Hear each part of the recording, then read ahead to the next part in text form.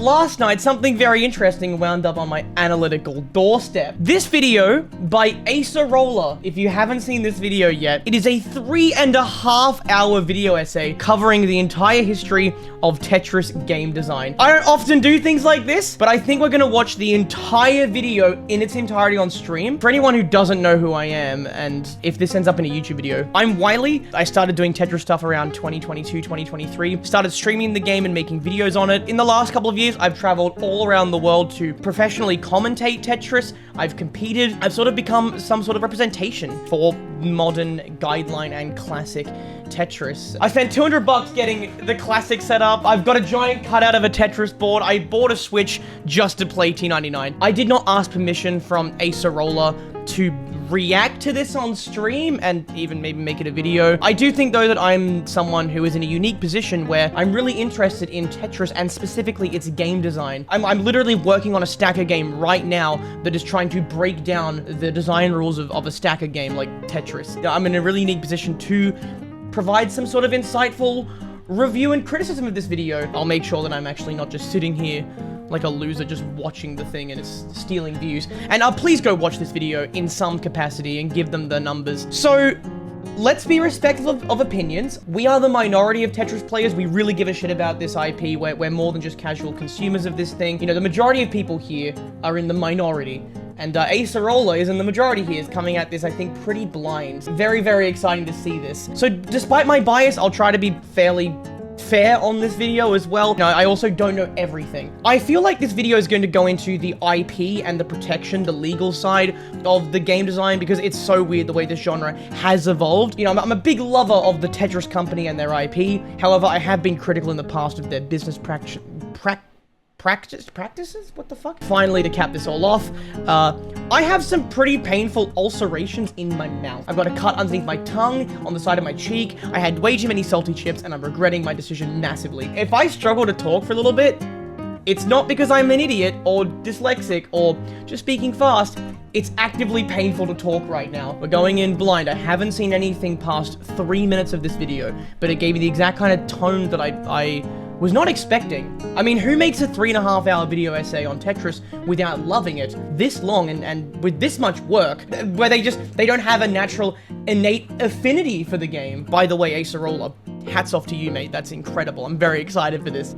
Hello everyone! Hello. Recently, I watched the 2023 biographical film Tetris from Apple TV, and I had two major thoughts. The first was, wow, this is one of the worst movies I've ever seen in a way that's difficult to put into words. Okay, straight off the bat. Yeah, I mean, like, the movie's not perfect. It's not, like, crazy or anything like that. I did enjoy it, but, like, I could take away more from that movie. I guess if you're not a Tetris fan, like, it's kind of just a story. Interesting. I'm curious if he goes into why he doesn't like the movie. The second was, wow, has anyone talked about Tetris beyond its financial success? Yes. It is an actual thing, after all, more than just an entry on the best-selling franchises list. Also, let's just talk real quick about this number. The 520 million game copy sale thing is kind of bullcrap. It's combining literally every single Tetris title ever, and there are like only like 4 or 5 games that prop up the grand majority of that number. Like 500 million sales can be dedicated to like 10 Tetris titles, and then the last 20 million. It's very weird to combine them all like that. It's kind of cheating. So this number's a little facetious, but anyway. So today, we'll be remembering Tetris through a developer's perspective, observing how it's evolved through the years, reverse engineering the games, and analyzing the critical design decisions that have accumulated over the years that have transformed Tetris into such a phenomenal gaming experience. I'm really excited to learn more things about the history of Tetris, because there's no way that he doesn't bring up something I don't, you know, how'd I word this? He is absolutely going to say something that I don't know. I'm very excited to learn new things about what I thought I already knew. I'm also excited when he gets to the unification of Sega and Nintendo. I had a lot of long chats with Hank and Alexi over in Dubai about the unification of the different rule sets to create guideline. Things like the SRS system and different, like, timings. Yeah, they are literally just releasing the same thing over and over again with different changes, so we'll just see what ideas he covers and what, you know, what developers have done over time. There are some titles, like, from the 90s that I am not aware of, that I've heard spoken about, but I don't know a lot about, so very excited. I've got to stop saying I'm excited, I'm just gonna watch it.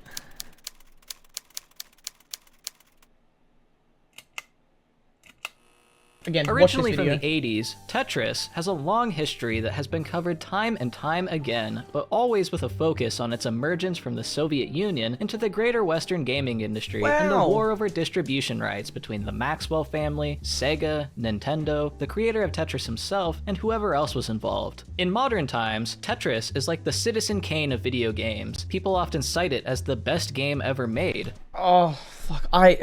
Hang on. I have a bit of a bone to pick with this statement. I know he doesn't like this statement. Probably because they heard someone else say that, then just started repeating it themselves. Yeah, like, it doesn't actually make any sense saying it's the perfect game, right? Even fucking Hank's book is titled The Perfect Game, which of course I fucking lapped up. I mean, the man signed it. That's cool. That's my flex of the day. This statement, I don't know where it quite came from. I feel like it came from a quote or a review with a quote. It's a bit self-indulgent, just like the sort of the lineage of this game and its origins and the way it's portrayed in the movie. The inherent, like, what the fuck of that statement that I think he's going to go into. But lately, I've been wondering about what actually makes the game so special. Me too. There's certainly some aspect of its design that leads to the so-called Tetris effect. I mean, when people say it's the perfect game, they just mean like, well, most people can pick it up within 30 minutes of playing and it has this addictive quality. I mean, anyone can put the block together, you know, that it happens to be one of those things that is quite satisfying to do. You can have something that anyone understands at the get-go, right, and get good at very quickly,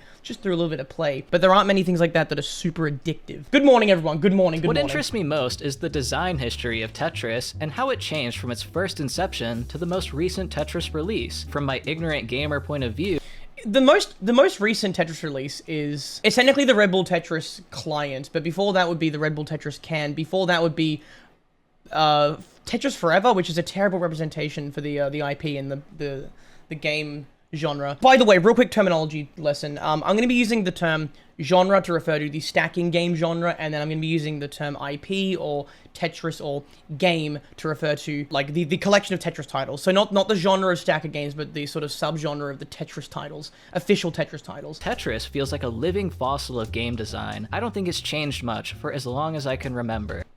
For as long as you can remember. Yeah, I mean, like, this is the consequences of the guideline. It means that, like, with the way that the guideline is licensed out to game studios to make this right, they're kind of stuck in this little way. And it's why I'm not happy about the way that the Tetris company has protected their IP, how they've protected the value of the license to make a Tetris title. And I don't know, to me, it's a bit of a loss. You guys know how I feel about the way that the Tetris company is protecting their delicious IP. But admittedly, I haven't really played Tetris a whole lot, so I'm looking to verify if my assumptions are correct. Has Tetris meaningfully changed at all over the... I mean, I'm sure he's found an answer by the end of this 3.5-hour video, but I can give him one from my biased perspective. the decades? If so, then how? If not, then why? To do this, we must go back to the past. Wow! To find the very first version of Tetris. Blow your socks off. Literally, all you do is wrap the text with a component or function. Okay, I call, think we will and skip this because general it's not really something translation that I'm interested in as, you know, as a consumer, but it looks interesting, and if you're interested, use his code. takes my wrists. Tetris Forever came the recently Oh, released- no! He's covering, like, the worst title in recent history first. Why? If you don't know, Tetris Forever released in, I think, 2025, and it was the biggest letdown. Now, I get it. They can only get the rights for, like, a few titles. They couldn't get the big hitters, but even the things that they bring to the table with the time warp mechanic, it's not that great. It's very limited. It's very basic. And the game is marketed as a game. It's barely a game. It is an emulator at best, and it is more of a documentary, and they're pricing it at the point of, like, a AAA title. You can buy Tetris Effect Connected for $6 more. It's undercutting Tetris Effect, and it's bringing in people to the community for a cheaper price point, but they're gonna be woefully disappointed. The only people who are gonna buy this thing are people who are infatuated with the history and the development of the game. People like me, and I don't like it. So who's it for? Sorry. That game will forever be a stain on my Steam account. Tetris Forever showing up in my Steam recommended. Tetris sorry, Forever I'm came sorry, out mate. in 2024 by Digital Eclipse, an American game studio. Oh, yeah, by the way, no shade to Digital Eclipse. This is not on them. I know that the Tetris company kind of forces them to a price point based on royalties and whatnot, but it's just the price point sets expectations for me. Yeah. Known for developing compilations of games from retro franchises combined with behind-the-scenes documentary-style information. Yeah. Tetris Forever is, of course, the Tetris version of this, a celebration of the 40th anniversary of Tetris, chronicling the The 40 anniversary thing is kind of annoying. So there's been a bit of a retcon to the anniversary of Tetris. Well, a lot of people in chat know this, but technically it was the 39th anniversary. Around the time that E3 was coming up. Does it address this? Okay, cool. Then, okay. Many grand releases in the Tetris franchise over the years, with an amazing documentary on the formation of the Tetris company. Wow, this seems like it was exactly what I was looking for. But before I went through with buying the game, I received some information across the morphogenetic fields, a thought from across time and space. The thought told me to Google Tetris Forever Reddit, leading me to a Reddit post for an article on the game from a real Tetris gamer. Tetris Forever is marketing disguised as a documentary, discusses the many holes in the game's retelling of Tetris history, choosing to focus on the story of the Tetris company rather than the story of the game, the players, and the general Tetris community. Thank you! I don't really care about any of that though. I care about the influential entries of the franchise so I can study the evolution of Tetris game mechanics, and unfortunately, Tetris Forever left out a lot of important titles. According to the article at least. I'll never know if this is true or not because I ended up not playing Tetris Forever. He's been saved! Oh my god, he's still an innocent, pure soul! Thank god, dude. Oh my... I can't get over my disdain for that title. Like, it's such a bait and switch. And it's not Eclipse's fault. Like, I think that the marketing needs to be tweaked a bit, and it doesn't really have what a lot of people look for when they want to see fucking a compilation of the history of Tetris. They don't fucking care about the legal side of things. They want to see that, like, this game they like and how it changed throughout time. And the titles they do have don't do a good representation of that change. They don't fully articulate the many ups and downs of some of the weirder mechanics. They just show kind of the bad, honestly. Do I look like a guy with $35? You can buy Tetris Effect for 40 USD and it goes on sale for 20 USD for half the year. Instead, we'll have to find the first version of Tetris somewhere else. You probably didn't notice, but we all pulled a trick on you just now. There was a little bit of misinformation slipped into the last section of the video, baked into the... I love this guy! I love him! I love him so much! Good! And again, I love the Tetris company. I love the IP. I love this game as it birthed a genre of games that I love. The puzzle game subgenre of stacking blocks. But the retcon... Damn, dude. It's like, what's the point? Game's release, and in the article I cited, a little bit of a marketing ploy to make Tetris Forever seem just a tad more special. A harmless dose of historical revisionism that I've now helped normalize. Tetris Forever was released as a celebration of the 40th anniversary of Tetris, and since it came out in 2024, this would imply Tetris was created in 1984. But is that really true? The 2004 documentary, Tetris, From Russia with Love, cites that's where he got the tagline of the book. I was wondering what that actually came from. I've learned something today. Spring 1985 as the date of Tetris's creation. So what happened between 2004 and 2024 E3, that baby! caused the anniversary year of the franchise right? to be pushed back? A post titled June 6th, 1984 on the Tetris Concept Forum discusses how prior to 2009, everyone agreed the release date of the game was 1985. The Tetris Zero copyright registration states 1985, and in a 1997 press release, Blue Planet Software, which would later become the Tetris Company, wrote that Tetris was created in 1985. In 2009, Blue Planet Software hired PR firm Grayling Connecting Point to market the game. On June 2nd, they launched a website celebrating the 25th anniversary of Tetris, scheduled for June 6th. So the goal was clearly to get people excited for Tetris by any means possible. In this case, it seems the any means possible meant just making shit up. 2009 minus 25 is 1984. Yeah, so to support this marketing campaign, history needed to be rewritten, but can you really blame them? Celebrating the 24th anniversary sounds lame. The Tetris Company told you to reject the evidence of your eyes and ears. It was their final, most essential command. Like, the thing is, like, there is at least a shred of a monicum of truth to the 40-year thing. Alexei was absolutely thinking about this idea at the end of 1984, but like, yeah, it's completely bizarre. And 15 years later, the lie is continually perpetuated. If you Google Tetris release date, you'll get June 6th. Yeah, it's not. AI Overview says the same. This national CIO Annoys review me. does the same.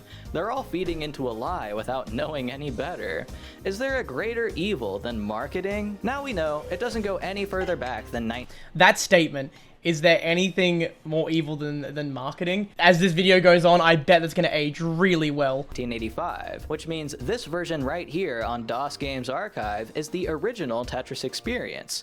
How different do you think it will be from your current mental image of the game? In 1985, Alexei ported the prototype Tetris created on the Electronica 60 to the IBM PC, which is where the real story finally begins, with this version's release in 1986. After pressing any key to continue past the title screen, we're met with a list of game settings. First, we can choose between playing the game or watching a demo. When he ported this, did he know how to code in plain English?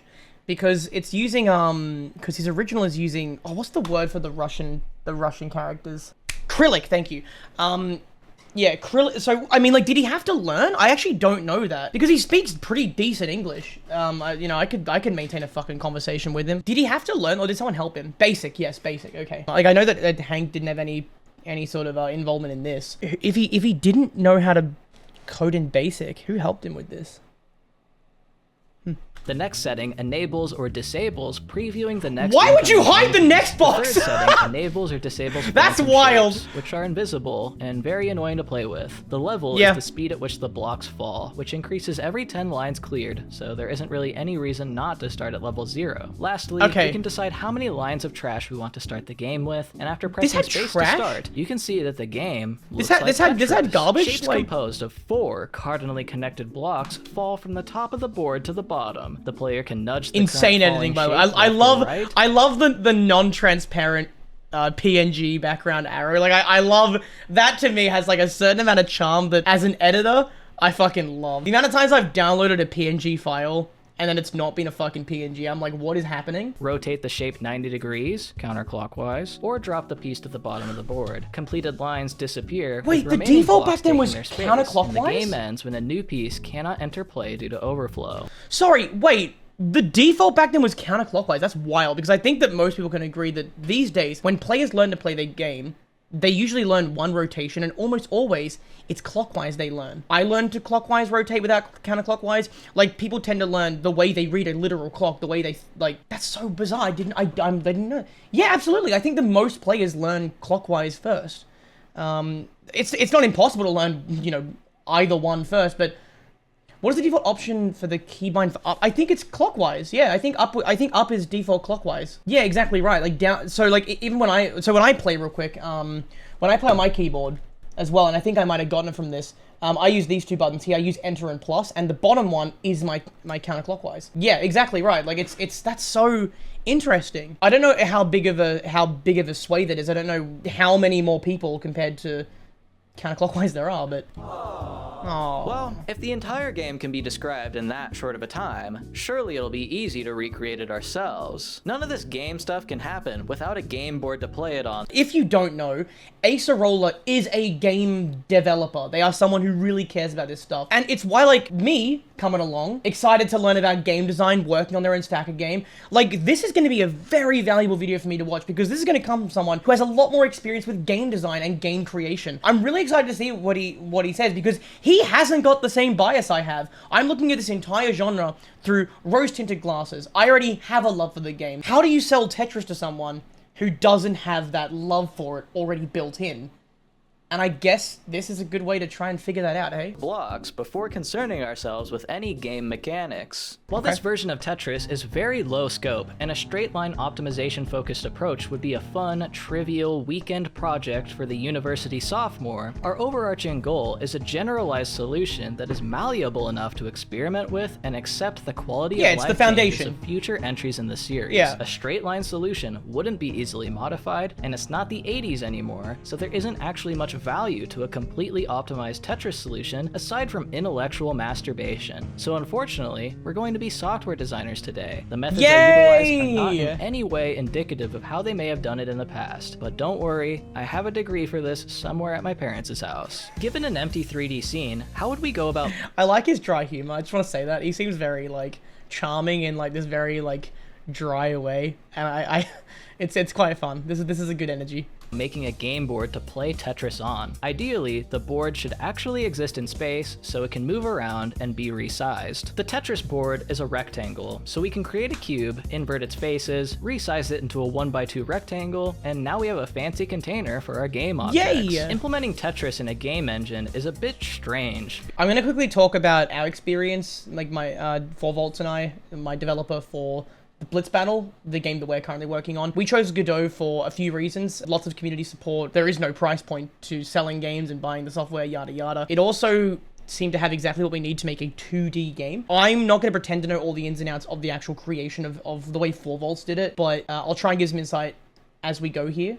Because it isn't really a game that lends itself well to what a game engine offers you, that being a space for different scripted objects to interact with each other. Instead, the creation of our game world is basically already finished, and our little rectangle is going to handle all of the game logic. This means the game we're playing is going to take place in an imaginary space, then displayed on a rectangle that is in the game engine space, which makes visualizing the game state a bit more annoying. Thankfully, our imaginary coordinate space isn't too complicated. If we look at Tetris, we know it's just a 2-dimensional grid of blocks at integer coordinates. We could say this spot in the bottom left is the origin, 0, 0. X increases to the right, and Y is up. Our game board— 19? Oh, he goes from 0. Sorry, my brain just broke for a moment. Arbitrarily large, but original Tetris has 10 columns and 20 rows, so we create our imaginary game board— That's how much I know. That's how good I am at game design and, you know, computer. Starting at 0? Impossible. By instantiating a list of 10 by 20 tiles. A tile is an object defined by us that knows its position in Tetris space, knows if it is occupied by We tend to use the word not, cell in modern Tetris, block, but sure. Any. The 2D position of the tile corresponds to its one-dimensional index in the game board array, so we can easily check if there's a block at any position, like 4, 5, or 6, 7, or whatever, and also easily place blocks wherever we want by instantiating a block and then asking the tile at a desired position to hold on to it. When our game is running, if a block is placed at the origin, then we want a block in our game engine world to appear in the bottom left corner of the rectangle board. While that block may be at 0, 0 in the Tetris space, it is not 0, 0 in the world space. Game objects all have their own combinations of translations, rotations, and scales called transformations. Child objects of a given node will inherit the transformation. I'm starting to recognize my meetings with 4 Volts, seeing these kind of things there, because we have to do, like, parent and childing of, there's the board state, there's the actual, like, placement of pieces. I'm excited to understand this better. Any subsequent operations are relative to the parent instead of the greater world. The hierarchy of our game objects is going to look like this, with the game engine world at the top, the parent node of our Tetris game object, and the game board itself, which holds the mesh and also the scaling transformation to make it a 1x2 rectangle. The reason this matters is because the cubes we're going to spawn to represent the Tetris game state will be children of the game board, and so we are not transforming from Tetris space to world space, but from Tetris space to the game board space. This means the origin is the center of our game board mesh, and also that we are inheriting the 1x2 scaling. Now imagine we overlaid our 10 by 20 Tetris space over the game board. 0, 0 in Tetris space would correspond to this spot right here. So we just need to move from the midpoint to the lower left corner by subtracting by 1/2 of the side lengths. Then to center the cube, we divide the horizontal side length by the number of columns to get the side lengths of the Tetris blocks, divide by 2 to get the midpoint of the columns, and add it to the position. Now we just need to properly scale the cube. Since we inherited the 1x2 scaling, we undo it by scaling by the reciprocal. I feel like this is not how it's done. I have a lot of experience not actually doing the dev work, but talking with Demantio. For some context, in case anyone's watching this on YouTube and doesn't know this, I created and host the SSL, the Super Streamer Lobby events, alongside my friend Demantio, who is an admin, a moderator and everything on Tetrio. So they work on the game directly. We will work on some limited time game modes that get played for one game in a giant Royale lobby. You have about 15 to 20 unique game modes. They get played once and that's it. We invite hundreds of streamers to come and play. Their viewers are free to play, and we've had lobbies that have numbered in the 800 players. This, I don't think, is how Tetrio operates. And I don't know if it's because of them working in as a browser game, but I'm like 90% sure that this is not what they're doing. I couldn't tell you what they're doing, but this seems completely backwards to the way from what I've seen. Can someone who knows better than me maybe fact check this? Is this what Tetrio does? Is this a very, very game engine-y way? Okay, I might have to talk with Demantio to see if this is what they're doing. I really wish I had known that they were going to be going into this angle, because then I would have researched a bit with Demantio first. To return to cube form. Then we want to fit snugly with all the other cubes in the row, so we scale by 1 over the number of columns. And now any cube in the Tetris game will find its proper spot in the game board. Oh my god, okay. This is just a simplified unrolled matrix multiplication, so we can combine. So if you're changing the width of the board, if you're changing the width and dimensions, you have to adjust the ratio, like the scaling of this squeezing and stretching of the minos. I guess that makes sense. This translation and scale into one matrix, and now we have a general use transformation from Tetris space to the game board space. To fully represent the game state, each frame we wipe the game board, then iterate through our list of tiles and draw all existing blocks. If I add a block into the game board every time I press space, we can see it works great. The original Tetris is 2D, so we want to change the camera from perspective to orthographic to get rid of the depth perception on our game board and blocks. That took more time to explain than I thought it would, but now we can implement Tetris game mechanics, starting with player interaction. In the wonderful world of Tetris, you have a whopping 4 decisions you can make at any given time. Before he goes into the very few ways you have to influence the game, for those who have seen this video, does he go into the legal chicanery of the Tetris company? Because that's going to sort of, I'm just thinking about some things. Move left, move right, rotate the shape, or drop the shape. Let's start simple by creating a basic shape to prototype our movement with, a single block. Our game master will keep track of all currently active blocks, so when we place our block into the top of the board, we also add it to the list of active blocks so we can apply our input logic to it later. Moving is pretty easy. Given a desired movement direction, the active block will take its position plus the desired movement direction, check that index in the game board, and move to it if it isn't out of bounds or already occupied. Okay. And that, yeah.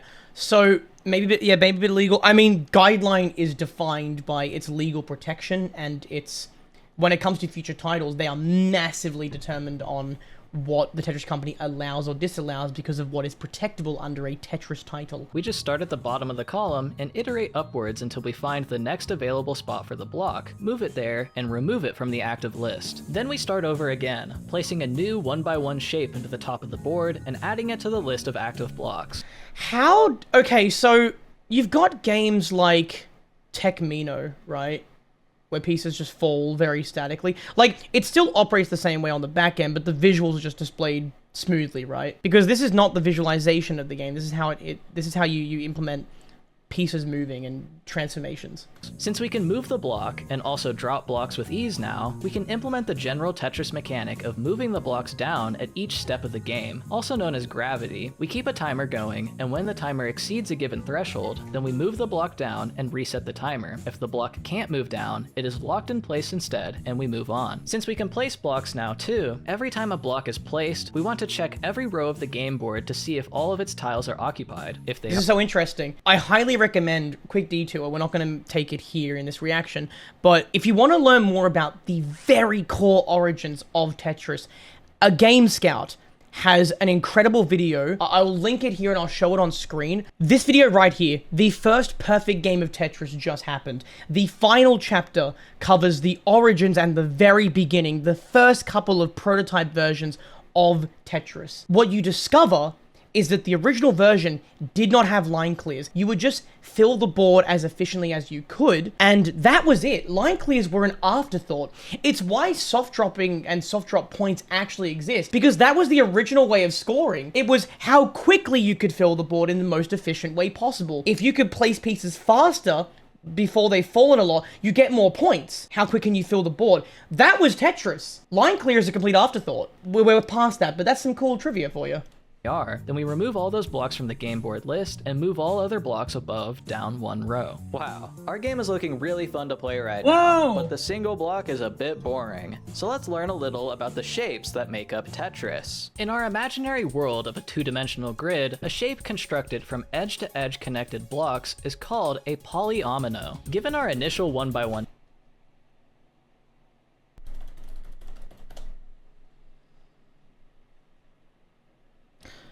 Wow. Have I been reading that word wrong for years? Is it not polymino? I think people refer to them as polyminos, but is the mathematically accurate term polyomino? That's crazy.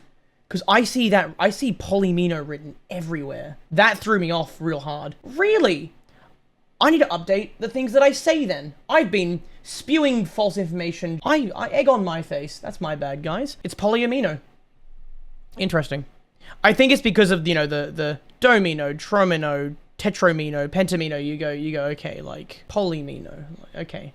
Yeah, interesting. Shape, also known as a monomino, we could add a block to any of its four edges, giving us four possible dominoes. You'll notice though that all of these are basically the same shape, just rotations or translations of each other, meaning there's only one truly unique domino, which we refer to as a free polyomino, a distinct shape that is not any transformation of another polyomino in the set. We could pick any one of these domino variants to be our free domino, but it erases the others from being free. Little fun fact, in the beginner mode for SSL, we discussed maybe having two different dominoes, like of the same, obviously the same shape, but different colors, just to sort of fill out the bag. The beginner game mode from SSL is a 5x12 board with simplified pieces. We call it baby mode. So it just has the eye piece, it has a trimino that is flat, a trimino that is the corner piece, it has a T piece and a square, and it has a flat domino.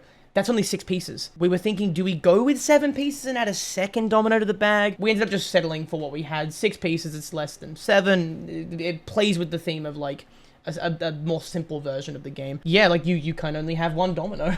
They are now transformations of the one we picked. There's probably a metaphor here. A fixed polyomino is any polyomino that is not a translation of another. So out of these 4 dominoes, only 2 are not translations of another. These fixed polyominoes form the greater set, which we build off of with more blocks. Moving up to 3 blocks, only 2 trominos are free, with 6 fixed shapes. Trominos actually have a pretty cool tiling pattern. Yes, dude, I love this stuff. Where things finally get interesting. So I may not be well versed on the fucking terminology. I cannot believe I've been saying that wrong for years. I feel very embarrassed, but I love this shit. I've read a lot about the tiling patterns of these different pieces. There's a great creator. Have you guys seen the tiling? Sorry, we're gonna take a lot of detours doing this, but there's a creator on YouTube who covers the tiling of different polyomino shapes. There we go. Is it Decad? This guy Decad. His videos on polyominoes, they're incredible. Yeah, hexamino one slaps as well. Highly recommend watching this guy. Some cool nerd things that he covers at a surface level. And where Tetris gets its shapes from, there are 19 fixed tetromino configurations, but only 5 are truly distinct. You'll notice though that this set of shapes is missing 2 from the set of Tetris shapes, and that's because what we consider to be a free shape includes checking translation, rotation, and reflection. But in Tetris, we can't reflect the shape, only translate and rotate. So Tetris uses the set of what we call one-sided polyominoes, which is where we get the extra L and S-shaped tetrominos, as there is no way to rotate these shapes into their reflected other. Tetris could have gone further if it wanted, with pentominoes or hexominoes. I mean, it did. It did. This is where we skipped some pretty important lore here. But the original version, as we know, had pentaminos. These do not fit together as cleanly and as nicely. They're a bit harder to visualize rotations. Some of them don't have a clear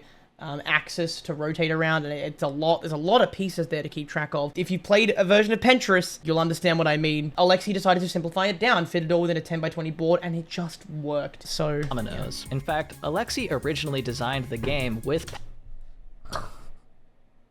shut up, Wylie. pentominoes in mind, but later realized that they just weren't as fun to play with, as they produce considerably more obstacles to navigate around. We need a pento tournament. That would be so funny to watch, and we know who's winning it. We all know it's gonna be Tetrian. Like, it's gonna be who comes second. That's gonna be the competition. Yeah, Oshi would be a good comp, but I mean, like, guys, no one understands pentos like Tetrian. This is not me. Yeah, for second, yeah. This is not me overstating anything. Like, we all know the answer here. It is absurd how good he is. He is the Siake Gohan of Tetris, right? Like, it's bonkers. And the shapes were too complicated for the hardware to run in real time. So he scaled the game board down and went with the set of one-sided tetrominoes for game pieces. Hopefully, if we design our version of Tetris properly, then testing out the game with pentominoes will be easy. But let's start by getting the 7 tetrominoes into the game. One thing I love, if there's a very cool way to do pentaminos, and the idea is that you have a bag combining everything all the way up to pentaminos. Having that single mino, and then having your dominoes, your triminos, and your tetraminos, they're things you're familiar with. It's not great, but it works. Generating sets of polyominoes with a given number of blocks is a widely studied problem and would be an interesting video topic, but writing an algorithm just to generate 7 shapes seems like a massive waste of my time. So instead, I'll be taking a more hard-coded approach because, spoilers for the rest of the video, Tetris shapes remain largely the same across the franchise. We've already defined a block as an object that occupies a spot in the Tetris grid and can move itself or place itself. The idea of a shape is going to be a bit more abstract. A shape will be defined by a list of positions. For example, a domino shape recipe would look like this. The coordinates are relative to where we want to initialize This is how I think most people do it. So our center block is 0, 0, and the other block is 1, 0.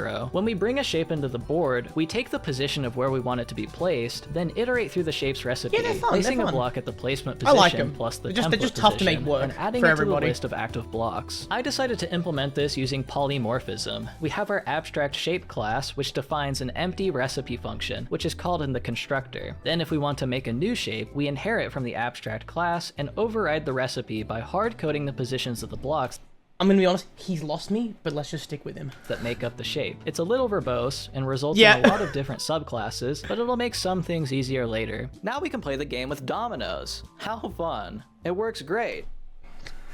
Sadly, everything gets more complicated once more blocks get involved. Our simple dropping logic no longer works, and if I wasn't lying to you about stuff this whole time, our movement wouldn't work either. In our Tetris grid, only one block can occupy a tile at a time. If we were to force a block into the same space as another, then our world will forget about one of the 2 blocks. The block that moves will overwrite the block that was already there. Oh wow, when our shape moves, the blocks move one at a time, which raises an issue. What happens if we move left, and this block moves first? It would collide into the other block of the shape and overwrite it entirely, turning our domino into a monomino. If we applied our general collision prevention logic, then in the same scenario, that same block would try to move left, see another block is there, prevent itself from moving, and then we'd continue the loop with the next block and then of it would shape, just split in adding half. a gap between them and splitting our domino in 2, which is not what we want either. It seems that having the active blocks actually occupy the grid itself causes many issues where they get tangled up with each other. While we could fix this by sorting the block positions and only updating left to right when we move left, or updating right to left when moving right, this is needlessly complicated. I never thought about these very simple problems, and this is where I fall short as someone who doesn't know a lot about development. You just don't think of these things, and I'm sure the developers don't think of these things, and they have to stumble through a corn maze they haven't fully looked at yet. They may have a bit of an idea of how they would like to approach it, but then they just find the most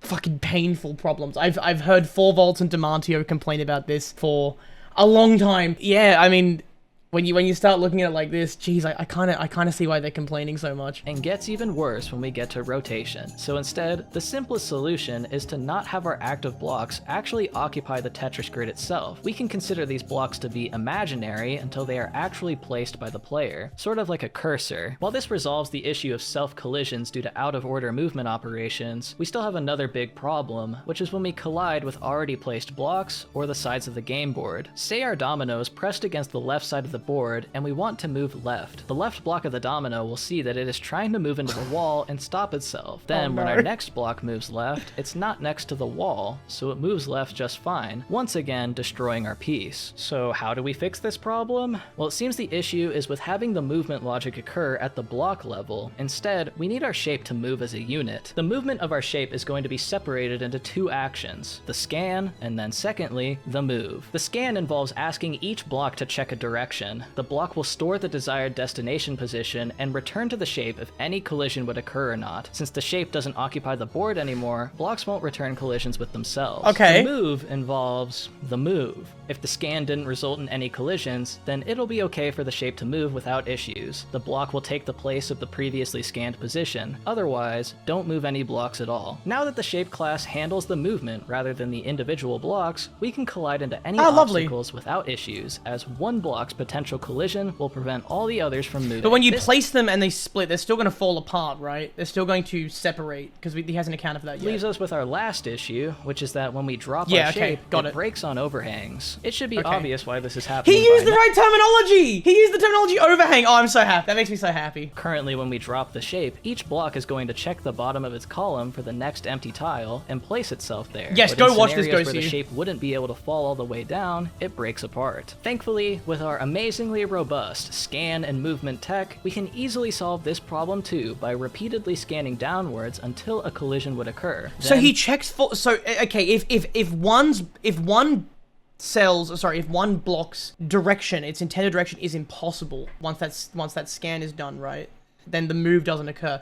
That's a cool way to do it. I had an accidental beef with him on Blue Sky because my stupid art just wanted to make sure he got his implementation right. Can you go into detail if you're okay with that? I'm curious. Oh, okay. All good, all good. Now that we have fixed the bugs that come with multiple block shapes, we can implement the actual Tetris game pieces, and every time we drop a shape, we randomly pick a new one to play with next. The world is saved! We can now move and drop our Tetris pieces in peace. But what we can't do is rotate them, which is so... You don't need to rotate. Kirby already has a mathematical proof showing that you don't need to rotate if you just get a specific loop of 70 pieces. I believe this is with 7-bag, though. This guy's playing with random, so what the fuck am I talking about? Sad, because that's 1/4 the fun of the game. So let's finally implement the most complicated part of Tetris. As previously mentioned, the rotation in Tetris is a counterclockwise 90-degree rotation. A counterclockwise rotation matrix looks like this, which when multiplied with a 2D position in space will travel counterclockwise along the unit circle based on the degree of the rotation. While it might look complicated, a 90-degree rotation is just pi over 2 in radians. With that, I understand what these symbols mean, but it didn't, which simplifies quite nicely to... I did physics in year 11 and I did fucking advanced maths in year 10. Doesn't mean I still understand it 9 years later. I hope I'm not coming across as a fucking know-it-all, by the way. Ah, well, I'm a Tetris player. That's kind of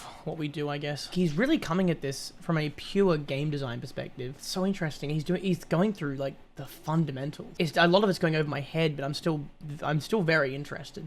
For each block, we multiply its position with this rotation matrix, but because rotation is done about the origin, if we want to rotate around the center of our shape, we first translate to the position of the center block of the piece, then apply the rotation, then translate back to where the piece was in the board. This works for every Tetris shape except the square. If the rotation logic worked the same for the square, then its rotation would look like this, but we all know that this is not how the square piece rotates in Tetris. It doesn't rotate at all in the game. Little fun fact with our game, it does have a rotation. It does have a kick table and everything, but it's only when you have certain abilities being utilized.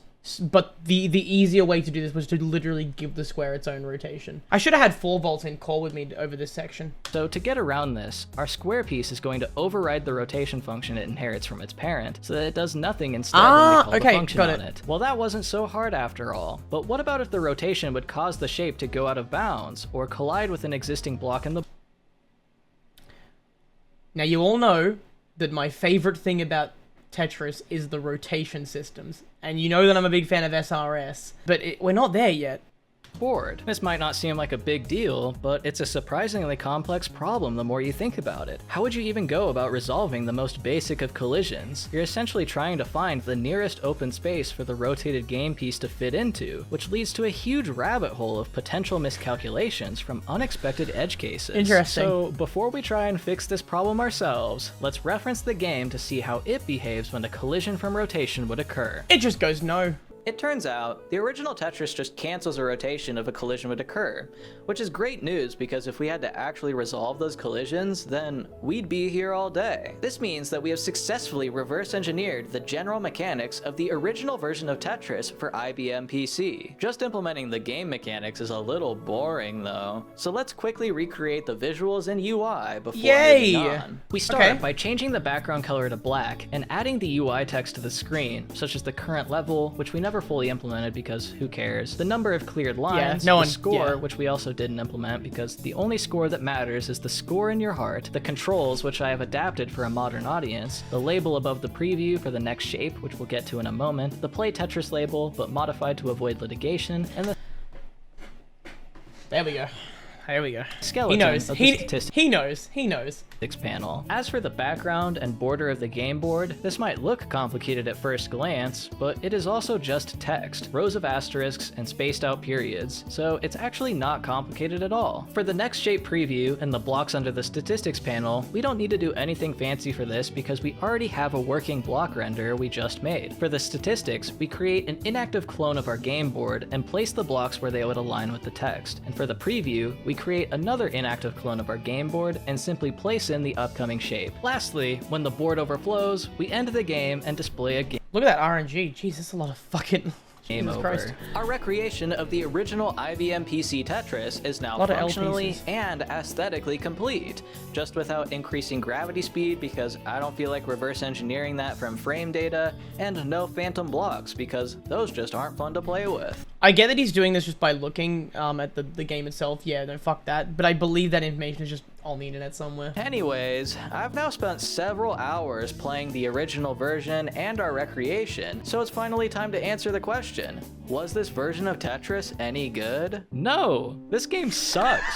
When I was putting the UI recreation together, the first number I tested as a placeholder for completed lines was 100, which resulted in the number of lines overlapping with the colon to its left, leading me to try as hard as I could to play the original version until I cleared more than 100 lines to see what it looks like when the number surpasses the 0 to 99 range. Despite hours of runs, I just couldn't do it. In original Tetris, the speed at which blocks fall increases every 10 lines, so past 90 lines, you're playing at the fastest gravity speed, which leads me to believe you're not actually intended to reach beyond 100 lines for perhaps this very reason. This is where we, as a community of dedicated Tetris players, are probably going to be a little mean-spirited. Let's try not to be that way. Remember, he's coming at this with next to no Tetris experience of actual play, so... Yeah, his stacking with the eyepieces, that to me is... Like, this had to be a misdrop, right? You've got, like, this shape here for this piece, and you've got this here to go for this. It's going to be a much more clean level stack. You've got a nice opening here, and the also, if you want to use these eyepieces for skims, you also had this originally as well, I think, for just a skim there. So that'd be all gone, I think. And then you just left with a really nice sort of architecture here. To see what it looks like when the... That, to me, I get why he did that. Surpassed.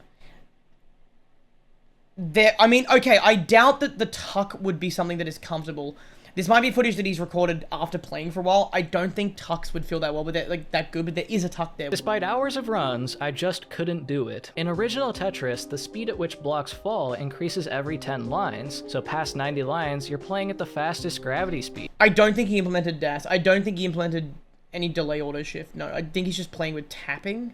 Which leads me to believe you're not actually intended to reach beyond 100 lines for perhaps this... Yeah, if he's going at this literally chronologically and going, okay, this is my first experience and I'm gonna go to here, then yeah, absolutely, Baron. I totally get everything. Very reason. While the controls took a while to get used to compared to the more modern iterations of Tetris, it doesn't really matter that much. The real reason this task is so difficult is the culmination... He clearly has some understanding and some experience with other games, though, if he's saying things like that. So I'm very curious as to, like, his experience at this point of creation and play. Of a number of minor design flaws that you probably otherwise wouldn't have thought about if you haven't played this version. The first, most egregious issue for me is the clunky rotation. Since we don't allow rotation if it would result in a collision, this counts for the top of the game board too, meaning that for the first few moments of a new piece being in play, if you try to rotate too early, it'll be cancelled out, which is something you have to be constantly aware of and prevents you from really getting...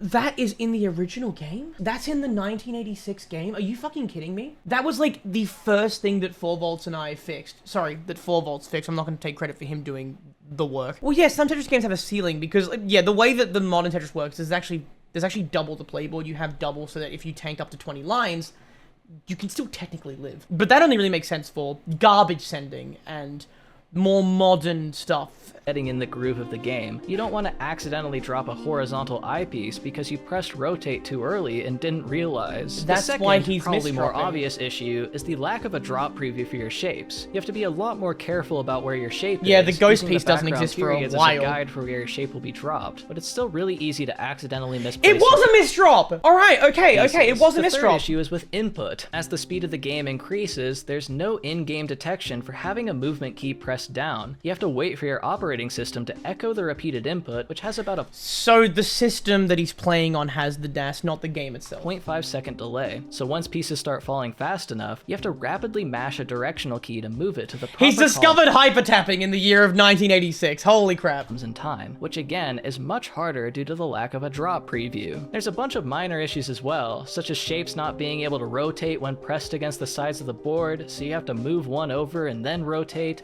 If only there was a system that accounted for this. Oh, wouldn't that be a world? Is instantly placing the moment they touch another block, so you can't quickly skirt past the top of blocks, or if your rotation accidentally hovers over a block, it will instantly place. So there's instant locking. Like instant, like frame zero, because yeah, like there's no lock delay. Yeah, when he gets to classic, holy shit, I cannot no way wait to for move a NES. shape down if you want, so you have to wait for the shape to fall before nudging a piece into an open space. But the worst, most important issue with the original Tetris is how the game is essentially rigged against you. I disagree with that last point. I don't, like, that can be infuriating to the very first players, but I think that once you get a taste for it, yeah, completely random pieces is a flavor. He is coming at this clearly with experience with the luxuries of modern guideline Tetris. I think that this might be slight bias. Now, I'm not saying that he's wrong about this being bad game design. I'm just saying that, like, it's a flavor that people still can enjoy. I prefer modern. That's not a surprise to anyone, but there's also some things to take away from the challenges that this provides, and I think the last one there specifically isn't necessarily bad game design. However, everything prior to it makes it way harder. I think that completely random pieces, in conjunction with all the difficult basics, that's why it's bad.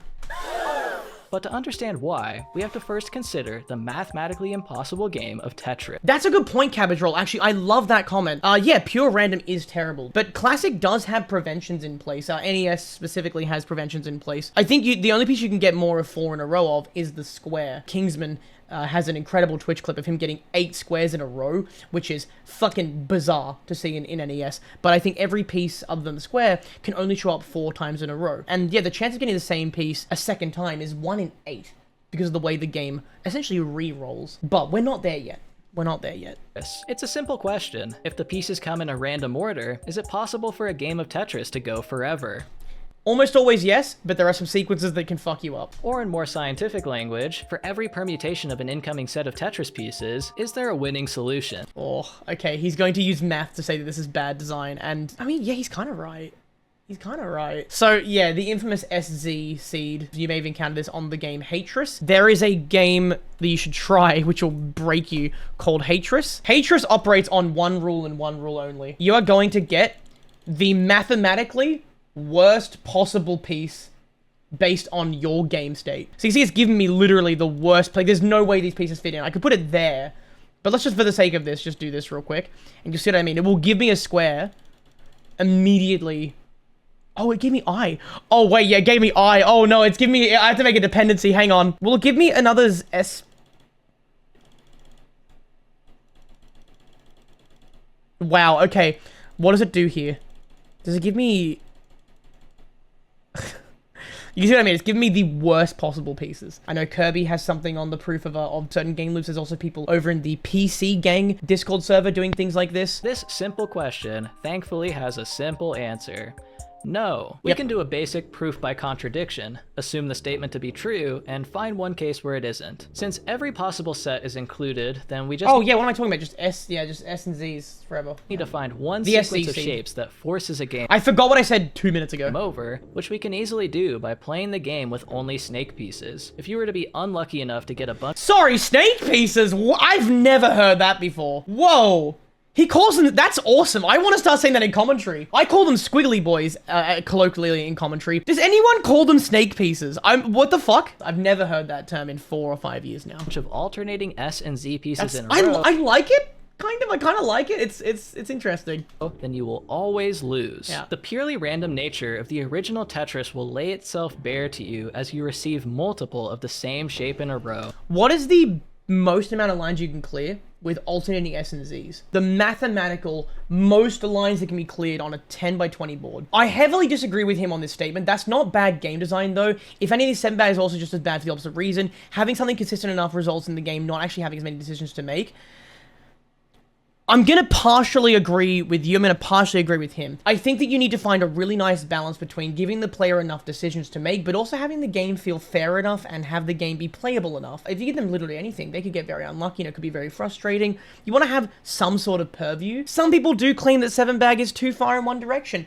I'm a big fan of limited pieces. Most notably, it appears in Tetris Effect Connected's custom zone battle lobbies. I've hosted a few tournaments called limited pieces that uses specifically this distribution. Here's how it works. You have the 7 pieces.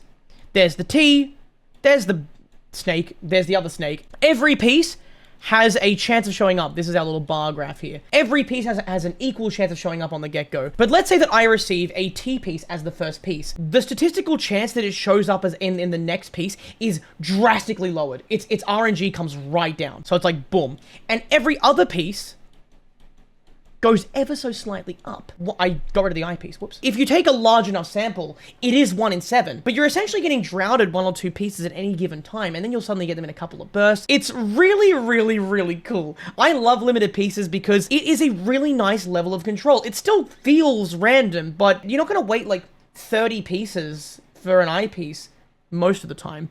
You know, there's some sort of overview from the game itself. So this is another option to 7-bag if you feel the 7-bag is too intrusive. And if I need to explain 7-bag, I can real quick. Put every piece in a bag. You get them one at a time. So you might get the T piece first, and you might get the S, and you go 1, 2, 3, 4, 5, 6, 7. They all come out, and then you repeat the cycle. You'll never go more than 12 pieces. The start of one bag, and the end of another bag.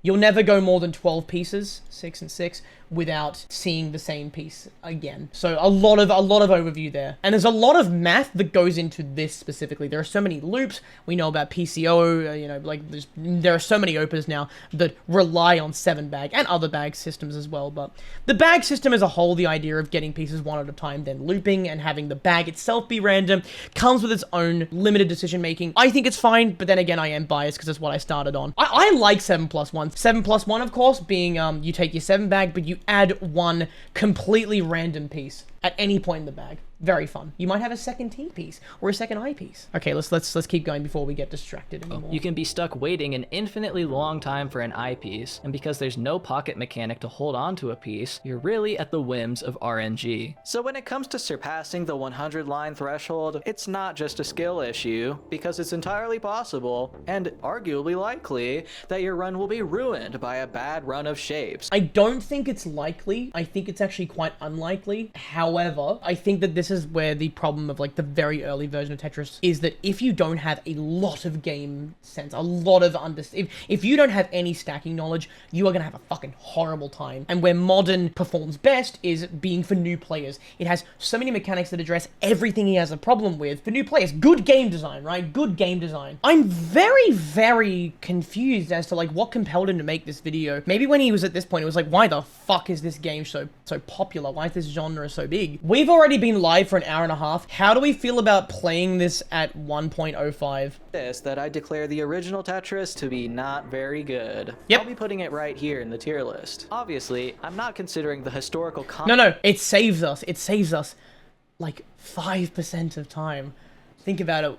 Every 20th frame is skipped. Context when I make these criticisms. It's likely that due to hardware limitations, it just wasn't possible to have a drop preview or a more sophisticated rotation system. But making that observation doesn't magically make the game more fun to play. I love that point. Absolutely. I think a lot of people tend to say, well, it's okay, we can persist through it because it maybe wasn't possible. It doesn't actually change how fun the fucking thing is. I think a lot of people in the classic scene, while trying to defend the older versions of Tetris to modern players who are frankly very cynical about the older versions of Tetris, will make this point, and I think it's one of the few points that classic players don't need to make. It's okay to admit some things are good, some things are bad, and when I say classic players, I don't mean people who are fucking in love with the Electronica 60 IBM version of the game, right?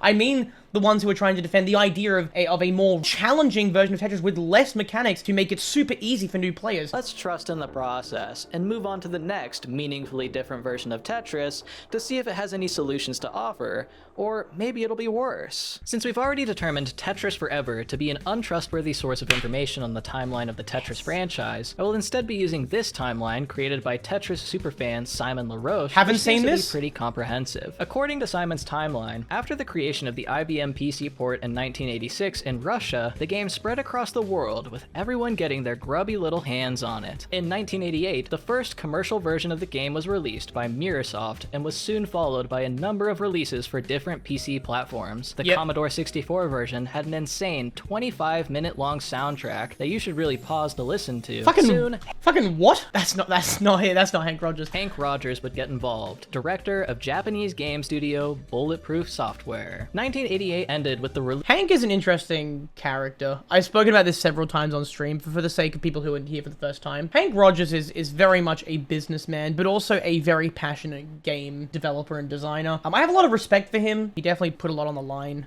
for something he believed in. These days, he just seems to be more of a passive role in the Tetris company. He's not like the main person anymore. He is always going to be, as long as he lives, a figurehead, a lightning rod of love and hate for the Tetris company and this fucking IP. I'm sure that we'll get into some of the eccentricities here, maybe, as to how we got past this era of the game. But yeah. Of the first version of Tetris for console. Yeah, dude! Yeah! Can someone get me one of these, a Famicom, please? Can someone mail me a fucking, a PAL Famicom? I got these signed at Dubai when I went to do the Red Bull Tetris commentary. Bit of lore behind this. I was already in Japan on a trip with my girlfriend, and I went to a fucking, what are they called? Like a book off? And I found this for fucking $5. 500 yen. Oh my god! This is the original first console release of the fucking game I love. It's in Japanese. So I bought it, and then I knew that I was going to be going to Dubai halfway through the Japan trip. I took these with me on my little detour to fucking Dubai, got them signed, then came back to Japan for the rest of my trip. Created by BPS for the Famicom, which is when Hank Rogers learned that no one actually had rights to publish the game on console, leading to the events depicted in the 2023 Apple TV Tetris movie. While all of these games had aesthetic differences and varying levels of sound effects and music, they all ultimately played the same as the version we just studied. Yes. Alongside these events in 1988, another Tetris scene was brewing, it's specifically in the arcades. Correct. In mostly. the West, it's there fine. was Atari Tetris. And I don't want to be Japan, the I'm actually there guy was right now. Sega Tetris. But which one came first? All the official sources and the timeline we're referencing say Atari Tetris released in February of 1989. But that just isn't true. There's arcade cabinets dated for 1988, and the game itself even says 1988. So I'm not sure how this switch up happened. Unfortunately, this means I couldn't find a specific date in 1988 when Atari Tetris released. But considering Sega Tetris released in December, it's statistically likely that Atari Tetris came first. So let's just go with that. Okay, so while Atari Tetris did release first, Sega Tetris is actually the technically inferior game. If we went in order, we'd do more work just to undo it when looking at Sega Tetris, which I don't mind doing. It's up to you. Vote now on the device on your wrist that I put there while you were sleeping. Just kidding, but how funny would that be? Sega Tetris, released December 1988, He's fun. I like this guy. He's very fun. is the foundational text of Japanese Tetris games. No one really cared about BPS Tetris. Sorry, Hank Rogers. Just like our IBM PC version, Sega Tetris is an endless game that goes until you overflow the board with the main goal of obtaining the highest score possible. His stacking's gotten better. Does this game have a lock delay that lets him tuck pieces? He missed the tuck here with the L piece. This L piece probably should have gone to here, but it looks like he missed the tuck. Which we will continue to ignore as a game mechanic. You get to see the next incoming shape at the top of the board this time, which is still just as random, and rotation also works the same. Counterclockwise only, no collision resolution, and the game has the same issue of preventing rotation when the shape would collide with the ceiling. Interestingly, Sega Tetris has 3 buttons dedicated to rotation, so oh my god, this fucking shit. all 3 can be pressed in quick succession to emulate a clockwise rotation, which is pretty clever and something I'd never thought about doing before with controls. So if it's so similar and has the same issues, what's the big deal about Sega Tetris? Let me show you. Ladies, gentlemen, shareholders, I'm proud to present the first innovation of Tetris design, a mechanic the community calls soft dropping. The ability to manually move your shape down. Woo! Unlike IBM PC Tetris, Sega's interpretation of the game forgoes hard dropping in favor of soft dropping. Yeah. Every piece must be manually moved to the bottom of the board, a gameplay change that makes sense given arcade cabinets. It's level 5 classic Tetris, gang. Holy shit. It's had a big stick attached to them that was fun to move around. Sadly, all those buttons are taken up by counterclockwise rotation, otherwise maybe we could have gotten a hard drop too, but let's just that's interesting, the cabinet limitations. Fuck, I didn't even think of that, that's cool. assume it's a hardware limitation. Sega Tetris didn't have just one innovation though, but 2, with the introduction of another staple mechanic of the franchise, lock delay. Unlike IBM Yes! You guys know I love my lock delay, but are there... Okay, but do they account for rotation and movement resets?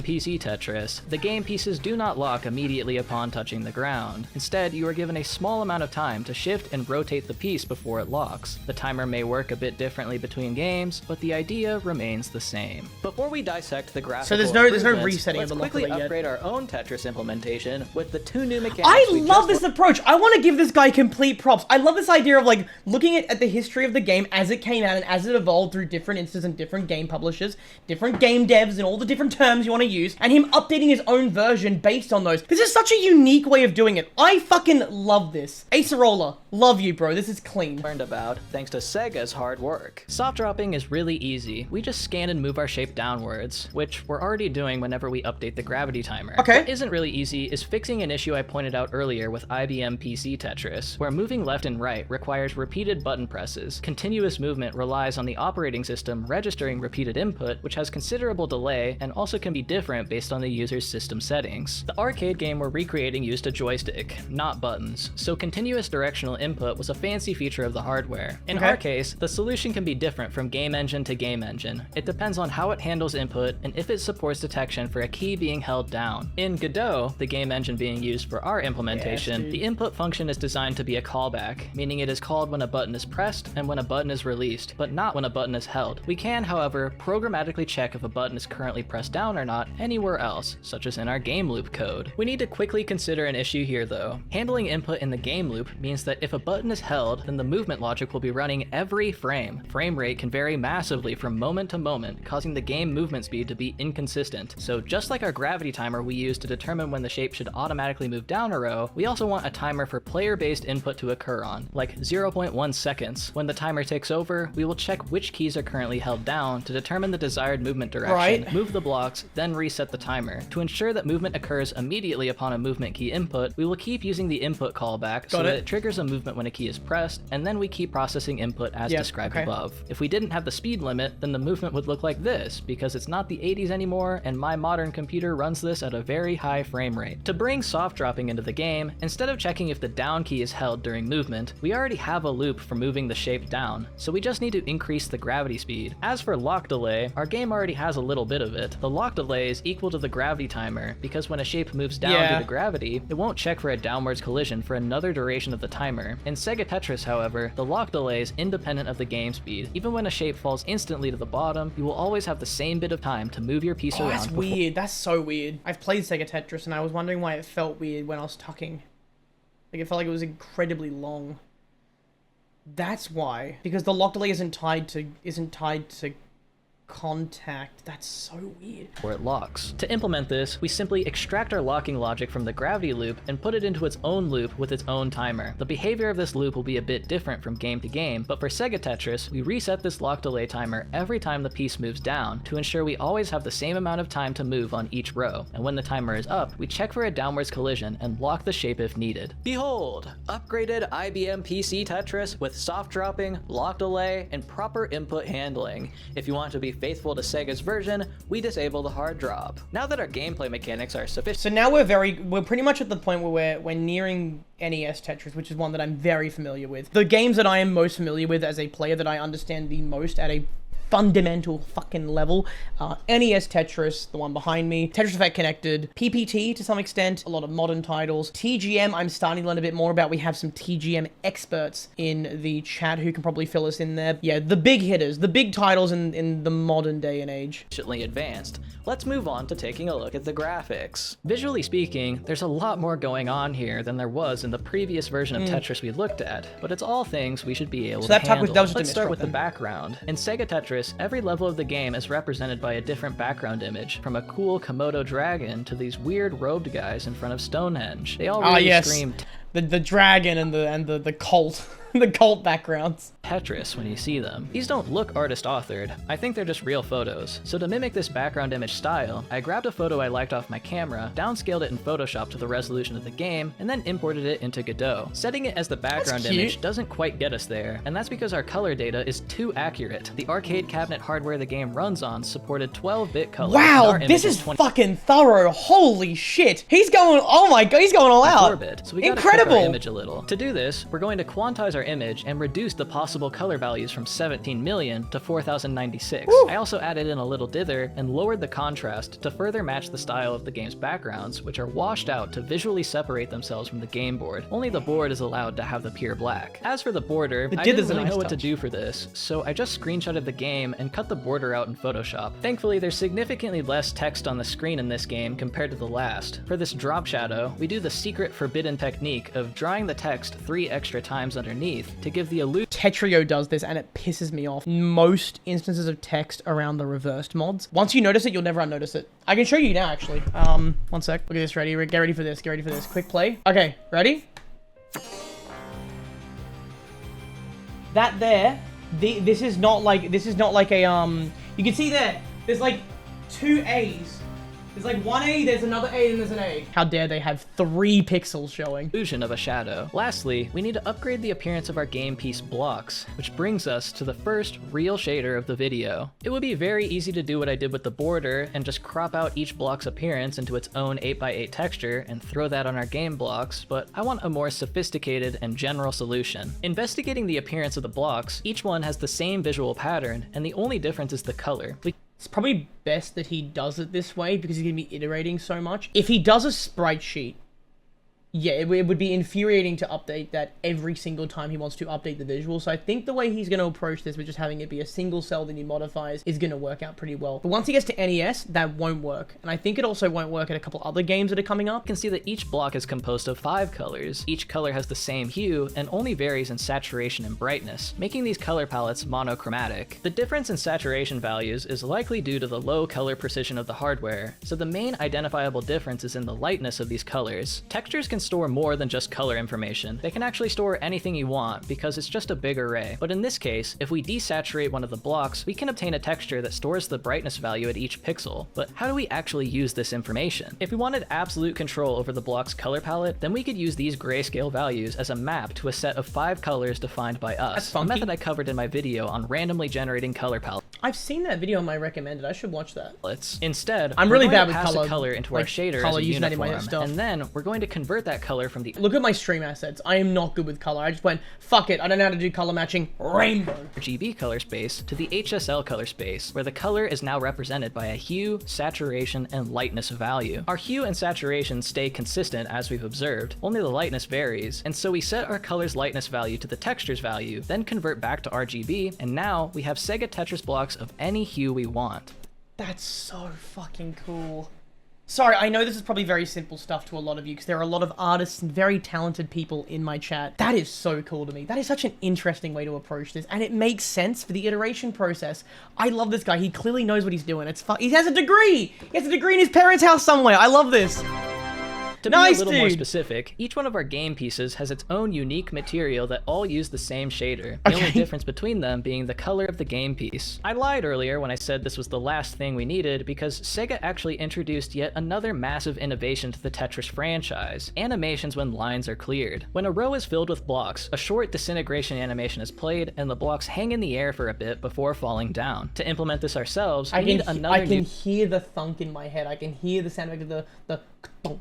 Shader, one that implements this disintegration animation. When a row of blocks is filled, we iterate through the blocks and swap their material to the disintegration material. The animation will be controlled by yet another timer kept track of on the CPU. However long we want our disintegration animation to be, we keep track of how long it's been since we triggered the animation and divide that by the total duration of the animation to normalize the timer to the 0 to 1 range before passing it over to the material. Taking a look at the actual game, we see that for the first couple frames of the disintegration, it is a grayscale inversion of our lightness texture, which is easy enough. If our timer is less than 0.1, then our shader will output the inverted lightness texture. After the inversion, it goes back to normal for another couple frames. So if our timer is less than 0.2, then our shader will output the normal lightness value. Then, for the rest of the animation, the block slowly dissolves, which we can achieve by Yeah, the way that I've done it, because I'm doing the art for the game, 4volts does the implementation. God forbid he has to work with the way that I view things. Probably a big flaw in our process that we need to address when it comes to working together. So we have a sprite sheet of every frame that I want to play upon a line clear, and it just gets pasted on that cell one frame at a time until it's done. This might be a better way of doing it. I don't know. I'm learning things. This is incredibly valuable. I love this. Subtracting the timer value from the lightness value. As the timer value increases, the lightness values will get closer to 0, aka black. Then, once the animation is finished, we start yet another new timer for how long we wait until the blocks fall down. Combining these two into one gives us a full recreation of the dissolve and drop animation we see in Sega Tetris.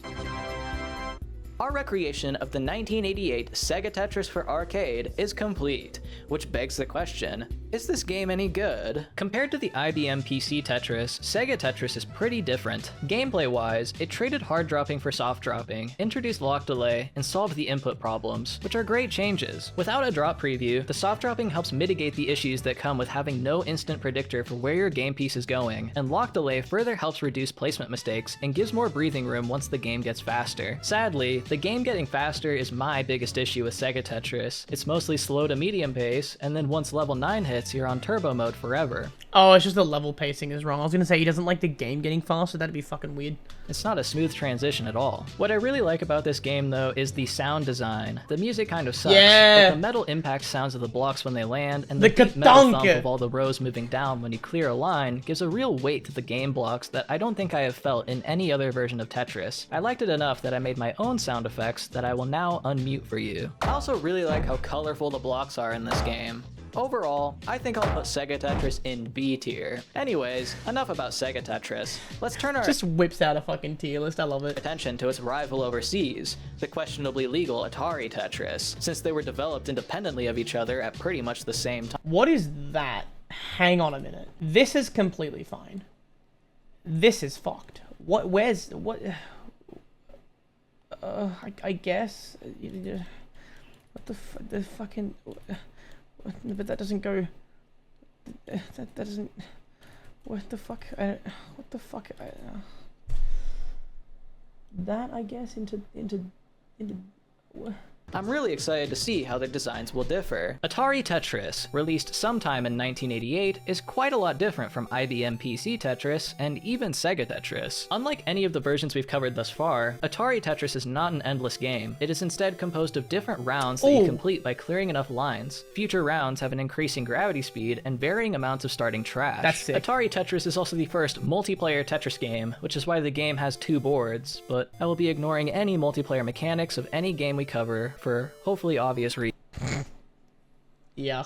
While that's a shame, I still hope he looks at some game tiles that have multiplayer. Like Sega Tetris, Atari traded hard dropping for soft dropping, except in this game, the soft dropping is a lot cooler, as there's acceleration to the game pieces as you drop them down. Since Atari Tetris came first, we can credit Atari with introducing the soft drop to the series. It's important to note that Atari Tetris has no lock delay, so Sega gets full credit for that at least. Lastly, the most important observation, Atari Tetris finally solved the biggest issue with all of these other games by introducing the world's first open ceiling game board. Rotation at the top of the board now works as it should, and you do not have to wait to rotate. So what we're seeing are essentially different development teams, different game publishers going, wow, this is cool.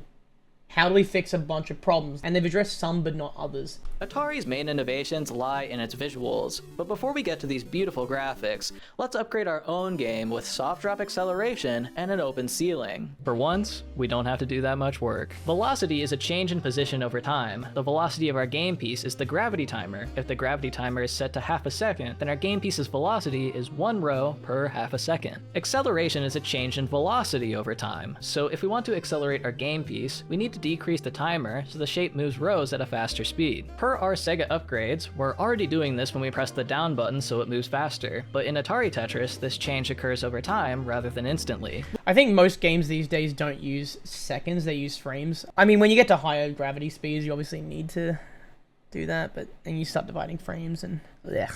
We could implement this in a lot of ways, but I chose to go based off rows traversed since the soft drop was initiated. If we set it to take 3 rows to reach terminal velocity, then we can set the time to next drop to an interpolation between the base gravity speed and the max gravity speed. As for the open ceiling, all we need to do is change our 10x20 game board area to 10x22 to accommodate the height of the tallest Is that what Atari does on a technical level?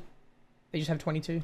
Tetris piece, so when it's placed at the top of the playable area. I'm curious, I don't know. I'm very curious. They wouldn't need more than that. As we said before, the playboard is double the height for garbage tanking, but he's not looking at anything multiplayer, which means really no garbage tanking, at least in most of the early games. Into the 2 rows of open space above board. Well, that was easy. Behold, Sega Tetris visuals with soft drop acceleration and an open ceiling. They just count frames because they don't have to account for... Okay. We now have a satisfying soft drop and no more frustrating canceled top of the board. My dude. This eyepiece does not go there, my friend. This eyepiece does not go there, my friend. It doesn't go there. How are we going to access this cell here if you put something on top of it? You've got to clear this... Oh, no. This eyepiece should really be going here. Or even better, chuck it like... Actually, no, chucking it there is the best place because then you avoid a spire, as we know. Good rule of thumb for stacking is... Too spiky, no likey. Flat is fantastic. We love a flat stack. It accommodates more possible piece sequences. You know, you have more options and you can make a better decision based on your current and next piece when you have more options on the board. So eyepiece goes here, basically turns the board into a 9 wide rather than a 10 wide. And then you have a really good spot for your Z piece here.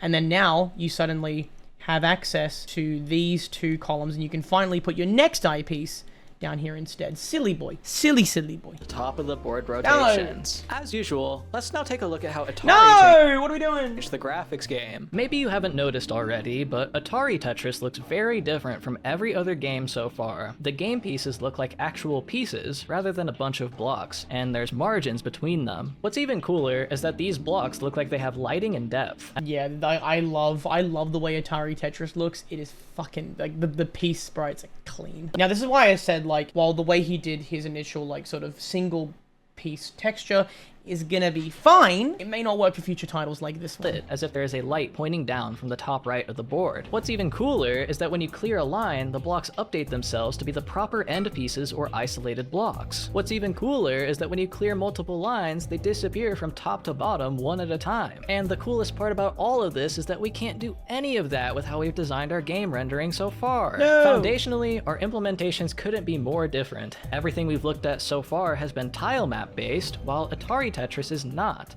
So this is why guidelines sort of started to become a thing. If you don't know the history of Tetris, like this guy is going to explain to us further and further, there were so many delineations of mechanics and the way these games are developed, and it meant that the rule sets of these games got too spread apart. We're going to see it happen more and more. There was too much stuff happening in different titles. You'd play one game and your skills in that wouldn't translate over to another game, and the mechanics would be confusing. This sort of thing doesn't work. Or is it? A square in our game is a 2x2 portion of the greater tile map. If our tiles are 8x8 pixels and we zoom in on the center, we'll see that the midpoint of the tiles is composed of yet another 2x2 square of pixels. Comparing this to the Atari Tetris square, you can see that the midpoint of the piece is a single pixel, or a 1x1 square of pixels. Whoa, I didn't There even... is no way to center the Atari Tetris square in our tile map, but that's because it isn't supposed to be centered. Atari is playing a dastardly trick on us. If we measure the width of the game board, it is 81 pixels wide. Every game we've looked at so far has featured 8x8 game blocks, so there's an extra pixel getting thrown in here on the side. If we take the Atari square again and place it into our 2x2 tiles, it obviously can't be completely center, so we offset it by 1 pixel to the top left, such that the top left tile holds the texture that contains the 1x1 pixel center. The other 3 tiles will then have a 1 pixel black margin border on their side. This is where the extra pixel of the game board comes in. If we add it to the left of our square piece, then the 1 pixel margin is now fully surrounding the tiles. If we added another square piece on top of this one, then the 1 pixel border on the bottom of the textures will continue the illusion above. This pattern of a 1 pixel offset to the top left extends to every other texture in the game, so it turns out that every block actually is 8x8, it just has the appearance of being 7x7. To give the illusion of contiguous game pieces, this margin is removed to connect the blocks to each other. This is one of those things that's pretty simple but hard to explain in words, so let's just get to implementing it ourselves. I'm gonna play the video at 1.1 times speed, and I feel like every hour we go from here, we'll probably go up by another 0.5. To keep things simple, I'm going to use the same shader we used for Sega. This means we'll miss out on these fancy purple shadows on some of the Atari blocks, but who cares? No, I care! Isolated block texture. We've got the 7x7 block and the 1 pixel black border margin. It's pretty! Which slots into our Sega shader quite nicely, and we can already see how the 1 pixel margin method works just great. Sadly, that's the end of our smooth sailing, as now we have to figure out how to implement connecting the blocks to each other to form the contiguous shape of the game pieces. There isn't really a clean way to do this, because now every block on the board is going to be behaving somewhat differently instead of all of them sharing the same appearance. We need some way to differentiate blocks from each other.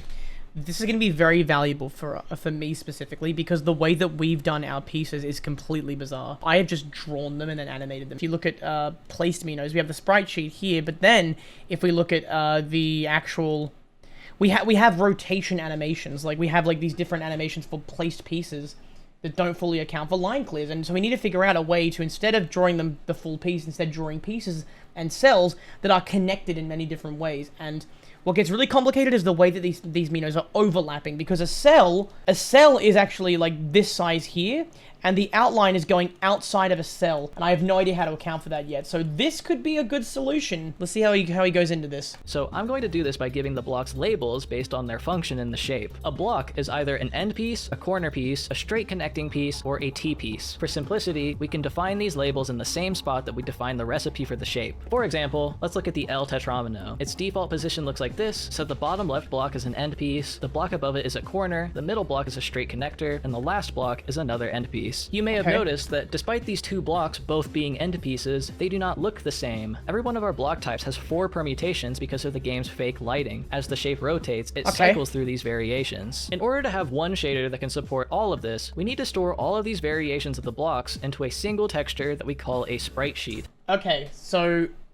Alright. Which is one big texture that has a bunch of different textures packed into it. In the top left, we have our simple isolated block which can't rotate. When you cut a piece, then the straight piece, then the corner piece, then the T-piece. Our shader currently works by scanning a small 8x8 texture, but now we have many 8x8 textures in one bigger texture, so we need to tell the shader where to sample. When we draw a block, we use its label to determine the vertical component and its current index in the sequence of rotations to determine the horizontal component. When we rotate a shape, we increase all of the block rotation indices by 1 so the shader can continue to draw the correct texture. After a full rotation, we wrap back to its initial index, so there's no need to worry about anything breaking. What does break is cleared lines resulting in wonky, disconnected texture.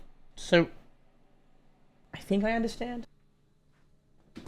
Let's keep going. To iterate through all of the blocks and do a quick von Neumann neighborhood to redetermine its label. This fucking jeez, I just got back from the bathroom after an ad break and I don't know what the fuck I just saw. So when we clear lines from the board, we want to iterate through all of the blocks and do a quick von Neumann neighborhood to redetermine its label. This fixes the visuals when we clear lines, and all that's left is the animation that plays on a line clear. In Atari Tetris, the clear animation is a rainbow effect, and it clears a lot faster than Sega Tetris. Since our shader is already using the HSL color space in order to support the lightness brightness texture data, we can simply increment the hue as well in order to shift through the color space and get a rainbow effect. As we're clearing lines from top to bottom, I'll leave that as an exercise for the viewer. All that's left is to rearrange our UI. Since we aren't doing multiplayer, I decided to redesign the UI to focus on just the one board, and we have successfully recreated Atari Tetris.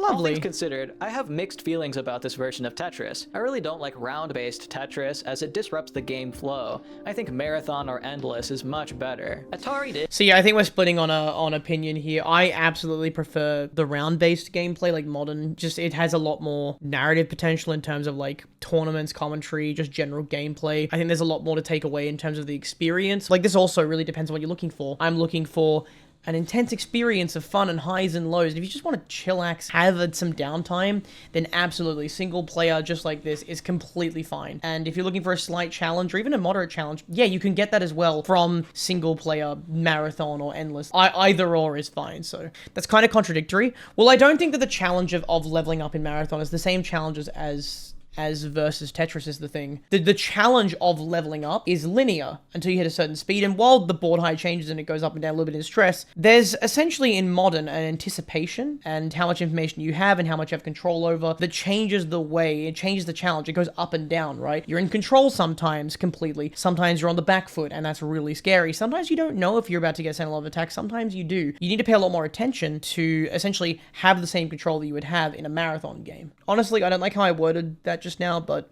I think you get the idea. It fixed top-of-the-board rotations, which I think is probably the most important improvement out of every game so far, and I really like playing with the soft drop acceleration. Yeah, I think that the top of the board thing is more than just a quality of life problem. I'm surprised it persisted to Sega. I feel like they would have fixed that, but apparently they didn't. I don't know, like that's such a basic thing to address. It ultimately serves the same purpose as the hard drop, and without a drop preview and no lock delay, it has the same problems as IBM PC Tetris, where it's harder to fix mistakes. Overall, I prefer Sega Tetris, even though it is mechanically and visually inferior. I'll be putting Atari Tetris in C tier. Anyways, that's Yeah, it for mechanically, I 1988. agree. Time to move on. 1989. Right, we're about to approach the Nintendo era. Now, he calls this in the YouTube timeline the Nintendo Dark Age. Very curious as to why he's labeled it that way. I wouldn't call this a Dark Age. I feel like I'm about to learn something. I'm a little bit biased. For the last 2 weeks, I have been learning how to roll on NES Tetris. So when we talk about players tickling the back of their controller, we're referring to players playing the original NES Tetris on CRTs and hardware. But when we talk about retro classic Tetris, we're most likely referring to this instance of the game. And this came out in 1989, so we're arriving there. Is the fifth studio album by Taylor Swift, and the next year we'll be looking at in the Tetris timeline. This is probably the most important year in the game's history. 1989 is when the battle over publishing rights occurred, Yes. with Hank Rogers securing the rights to console and handheld, which were by extension secured for Nintendo. There were two illegal console versions of Tetris made during this time, which were simple ports of Sega and Atari's arcade games. Nintendo blocked Sega from publishing Tetris for the Sega Mega Drive, and Nintendo also ordered Atari to recall all copies of their version for the NES. Now that ownership of Tetris has become mostly centralized, its development is going to be much easier to follow. But even if it wasn't, it would be hard to miss one of the best-selling games of all time, Tetris for Game Boy. Nintendo Game Boy is the other version that I think is the most sold. When we talk about that 520 million sales figure, this is the one that bumps that number by far the most. I believe it's 110 to 115 million, somewhere in that ballpark. 1/5 of the Tetris sales come from just this one title. If it were to be fair and say like the most sold games in history, this would be probably the Tetris title that is on the top of the list, and then every other one would trickle down. I see Omeo saying GB over NES. I've played both. I haven't had a lot of experience with Game Boy Tetris. I can see someone preferring this over NES. Packaged with the console, it's hard to say what contributed more to each other's success. Was Tetris's growing worldwide popularity responsible for the Game Boy's record sales? Or was it the incredible technology of the Game Boy that led to Tetris's?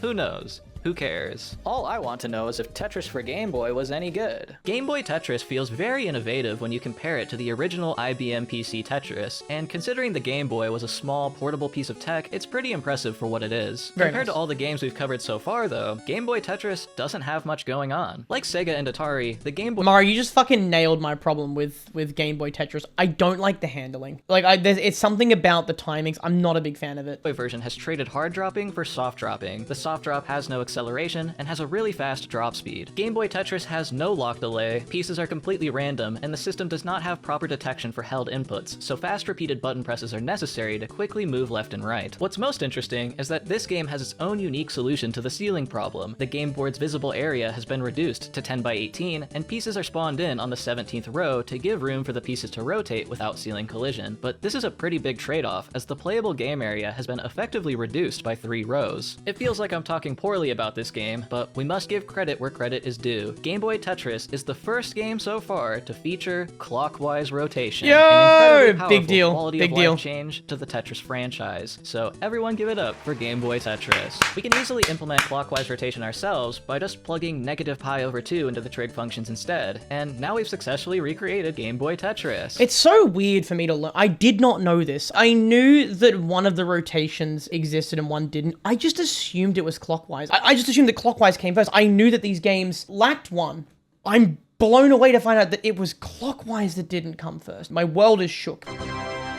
This game is also credited with popularizing the song that ultimately became known as the Tetris theme, but it actually has nothing to do with Tetris. It's just an old Russian folk song. In many ways, this game is just better Sega Tetris, so I like it a lot. If it had Sega's lock delay, proper input handling, and a full 10 by 20 board, I'd say it's perfect. But it doesn't have those things. What I like most about Game Boy Tetris is its pacing. It really steadily builds up to those faster game speeds, unlike Sega Tetris. And considering Game Boy Tetris fixed the ceiling problem too, I think I have to put Game Boy Tetris above Sega Tetris in B tier. I will say one thing about Game Boy Tetris, which I'm not sure how I feel about it. I'm pretty sure it can be played forever, correct? Like, the levels don't get too fast. You can kind of play forever. I'm okay with that. I'm okay with the game not having an end. Classic, I think, is the opposite of this. There is obviously an end, with rolling not so much anymore, but there was an intended end to the game. Game Boy Tetris can play forever. You know, it is the marathon endless. Yeah, it's difficult, but you can do it if you're a good player. And I think for a handheld portable game, that works. For consoles and whatnot, not the biggest fan, but for handheld devices and traveling devices, yeah. While Game Boy Tetris may be one of the best-selling, most influential video games of all time, there was another game released in 1989 that the community eventually grew to love much more. A version of Tetris that's often skipped over in other recollections of Tetris Tetris Splash! history No, not because really. it wasn't as financially successful. I am of course talking about Tetris for the NES. While doing my research for this video, I found NES Tetris to be the one that people talk the most highly of. Yeah. So let's find out for ourselves. Was NES Tetris any good? Oh, Released here we in go. November of 1989, I don't think he's gonna like NES Tetris. He won't despise it, but he just won't. It won't be his cup of tea. with no specific day anywhere on the internet, I'm going to hereby declare that NES Tetris released on November 30th because Hang on. Wait, I think... No, that can't be right. Hang on. There can't be a not published date. One sec. Wow, yeah, there's no date. Shit, there's no date. I'm looking at my cartridge and I don't see a date on here. I grabbed the wrong cards, but I'll show these off anyway. Here are my 2 cards of all the signatures from the players at the 2026 World Championships from a month ago. Cool, cool. That's a lot of signatures right there. Here is my card from my first year, 2025. And you can see, a lot of people. 20th seed in bronze and 5th seed in bronze. This is a PAL version, by the way. It doesn't work in my console, I'm pretty sure. Because I ordered an NTSC one. that's my birthday. From here on out, please Happy say that birthday. NES Tetris released on November 30th, 1989. Let's do some more fucking retconning. I like it. Despite its reputation in the community, NES Tetris isn't actually that special. It is Oh, he just broke the hearts of many. mechanically equivalent to Game Boy Tetris. The game once again uses soft dropping instead of hard dropping, doesn't have lock delay, lacks proper input handling for shifting pieces left and right, and pieces are completely random. Of course, it features the same innovations as Game Boy Tetris, that being the ability to rotate both directions, and an open ceiling prevents it from blocking rotations. Unlike Game Boy Tetris, His stacking worries me. however, the NES Tetris gives us the full 10 by 20 board in addition to the open ceiling, so that's nice. This Okay, hang on. I'm gonna keep it going, but hang means on. we don't have to make any changes to our own Tetris game. We've technically already made NES Tetris. Like I said earlier, NES Tetris has become Leveling. a favorite of the community. The Tetris World Championship has hosted competitions for the game since 2010, and Genesis, the Smash Bros. Tournament, features NES Tetris as a side event. I'm sure Oh, that annoys me. That annoys me. since 2010. Wait, that and annoys me. Genesis, Wait, that the annoys Smash me. Bros. Hang on. Tournament features NES Tetris. That is not NES Tetris. That's modern. That's guideline Tetris iconography. Tetris Ooh. as a side event. I'm sure there's many other examples, but I'm a tourist here. If you're online enough, you most likely heard about the recent achievement by renowned Tetris player Willis Gibson, better known as Blue Scooty. My who boy! became the first player in history to beat the unbeatable game of Tetris in 2023. As usual, NES Tetris is an endless game, but due to bugs in the game... That's a loaded statement. That's a loaded statement. Intentionally, no, it's not meant to be forever. Unintentionally, yes, it can be. But also, using the original hardware, if you use the original cartridge, it is functionally endless. But for a human to achieve that, they have to do some insane shit because of the game crash. In a practical sense, it's not endless. From a technical sense, it is endless. From a human achievement perspective, it's not endless. code, it isn't actually endless. After enough I need to stop pausing so early, sorry. lines are cleared and a sufficient level is reached, an integer overflow occurs, causing the visuals of the game to bug out, and after about 1500 lines cleared, another bug can cause the game to crash, which is what Blue Scooty managed to reach. Okay, but you can dodge the crash is the thing. It just takes some insane shit. And I highly recommend Guafi, who was in chat earlier. Guafi is someone who's experimented with actually skipping the crash because now the community is aware of all the crash triggers, different things, different points in the game, and different inputs, and different things being displayed that can cause a crash to happen. You can technically avoid the crash. It is fucking bizarre to do, and it takes doing it for dozens of levels, and humans have only really achieved a few levels.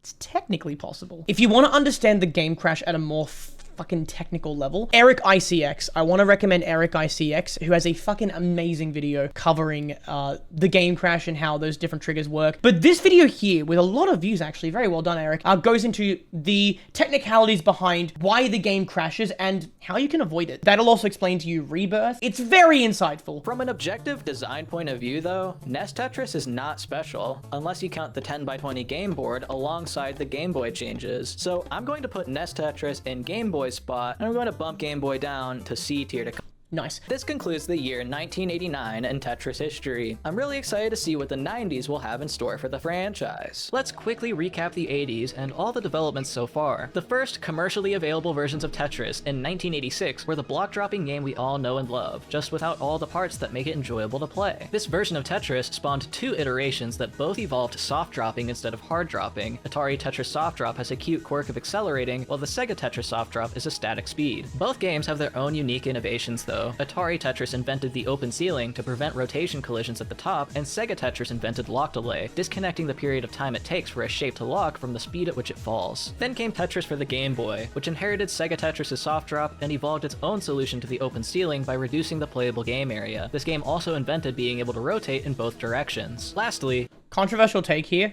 I don't like the visuals of Game Boy Tetris. Don't hurt me. I don't like how the eyepiece separates. I don't like how the eyepiece gets cut. I don't like it. Sorry, guys.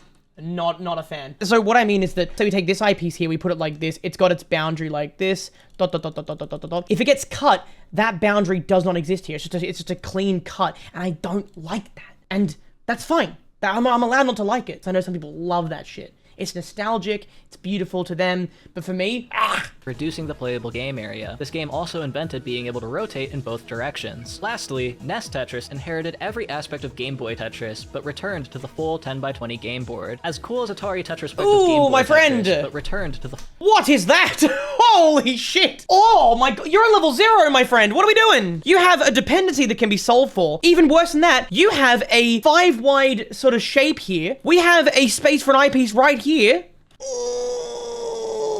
And yeah, actually, Mari brings up a really good point. We're not looking at rotational geometry yet. One thing that NES Tetris is known very well for, NES Tetris has a biased rotation to the right. What that means is that when you rotate a piece in any direction, counterclockwise or clockwise, the best example to demonstrate this is the eyepiece. So the eyepiece is not symmetrical, and when you rotate it, no matter if it's clockwise or counterclockwise, it always kicks to the right side of the board. It goes into column 6 every time. Full 10x20 game board. As cool as Atari Tetris was, I think it's a bit of a genetic dead end. While Sega Tetris reproduced, probably because it was in Japan, and so is Nintendo and BPS. Maybe it has something to do with that, but I'm pretty sure it's also due to the licensing fiascos that the movie gets into, and that if you read Hank's, you hear a bit more about, but it is a fucking nightmare. The movie massively simplifies things for the sake of narrative, but holy shit, is it a clusterfuck. Now, I know what you've all been thinking this whole time. If Tetris is so good, then why is there no... Tetris 2, released in 1991, is... That's fucking great. I have this also on my cabinet right now. I won't go grab it. It's the long-awaited sequel to the beloved game Tetris. Tetris 2 was developed by Bulletproof Software and Chunsoft for the Famicom. Woo! Yeah, the guys who made Dragon Quest and would eventually make Mystery Dungeon and Zero Escape, eventually combining with Spike and continuing the Danganronpa series. I really love all of those games, so surely I'll love Tetris 2 too. Technically this game is 2 games, which is why it's named Tetris 2 plus Bomb Bliss, but I will be ignoring Bomb Bliss as it is basically Nakamura's fanfiction, and I will instead focus on the Tetris part of the game. I've only played a little bit of Bomb Blitz through Tetris Forever.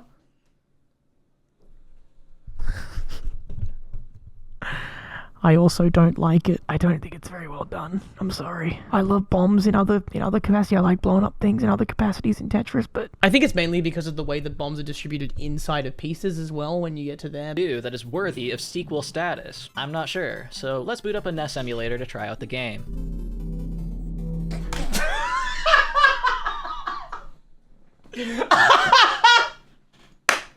Oh yeah, I forgot that's in this game as well. Hell yeah, dude! I'm not sure, so let's boot up a NES emulator to try out the game.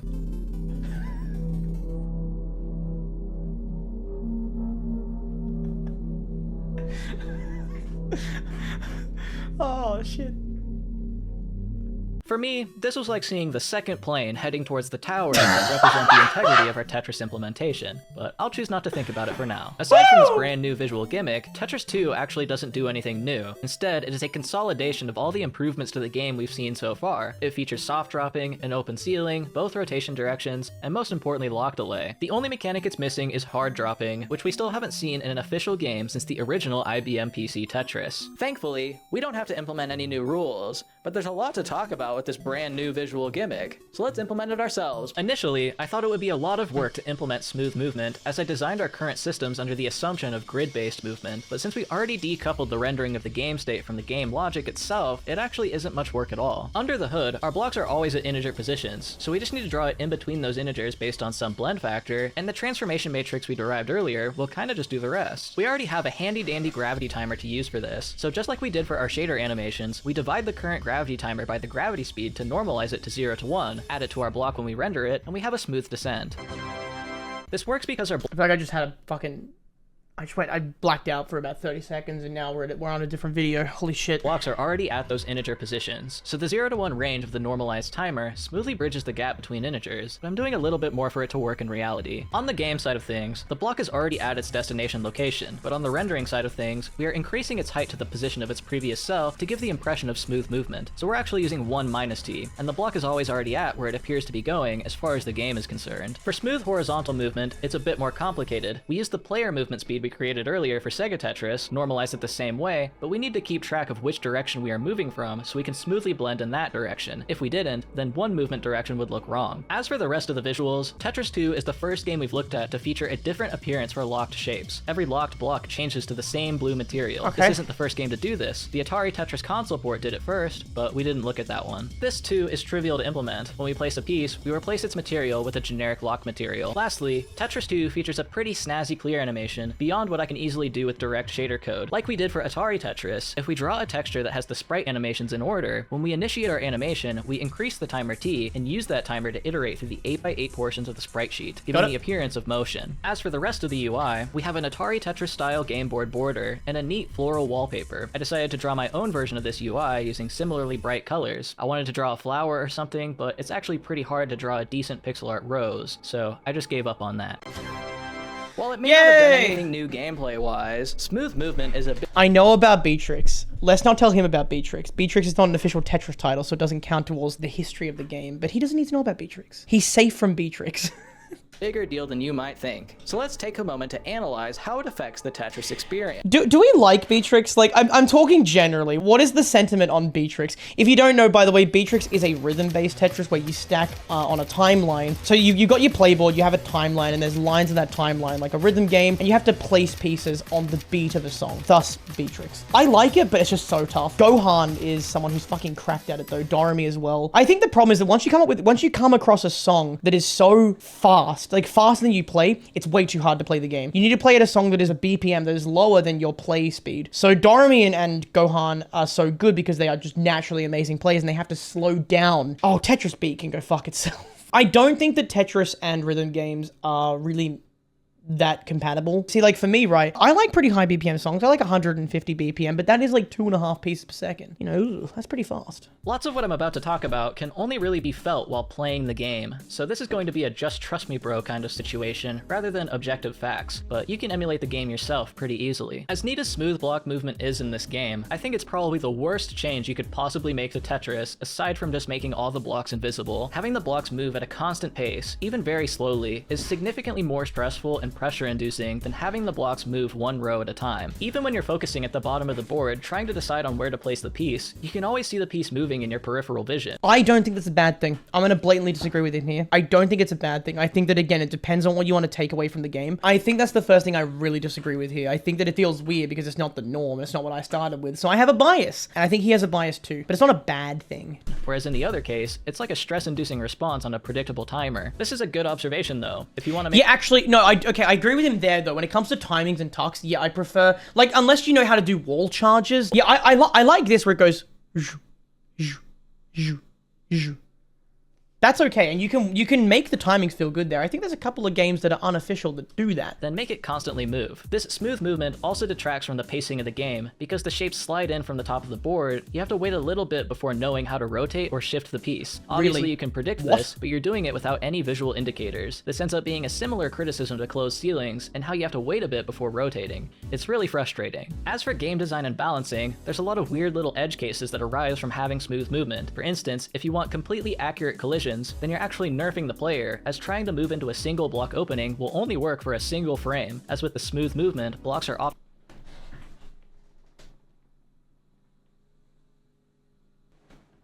That's how this one operates? Are you kidding me? That's not how we do it nowadays.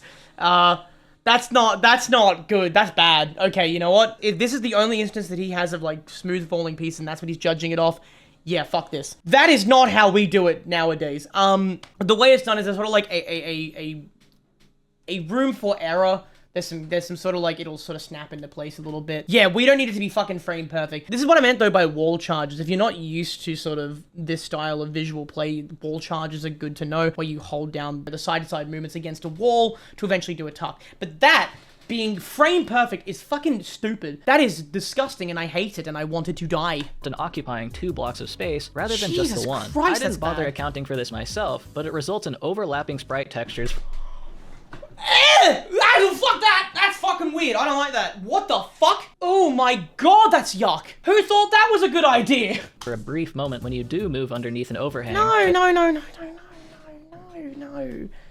Tetris 2 itself appears to have done pixel-by-pixel collision checks, only allowing this movement when the blocks actually would align, which technically makes this game harder than any previous— Yeah, that's like a really, like at the high level, that's a really tough timing thing. iteration, just to support smooth visuals. Even though I really like the visuals of Tetris 2, it's ultimately a worse gaming experience than every other game we've covered so far, for reasons I just explained. Thankfully, Tetris 2 was the only game released in 1991. So I'm seeing that he's only really focusing on games that are just pure Tetris as an architecture for more complex ideas. It looks like he's skipping a lot of gimmicks, which is a bit of a shame, but if he didn't skip gimmicks, we'd be ballooning out to a 10-hour video. And we already have probably a 10-hour reaction coming up, so.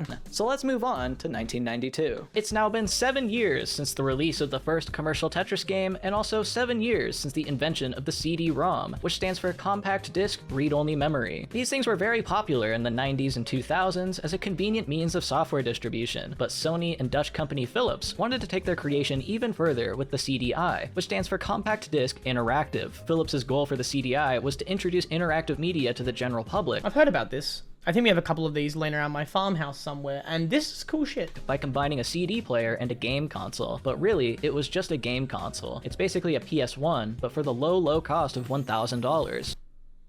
Back then, it was $1,000. Holy fucking shit. 1992, what is the 1992 1,000 USD 2026 conversion inflation calculator thingy?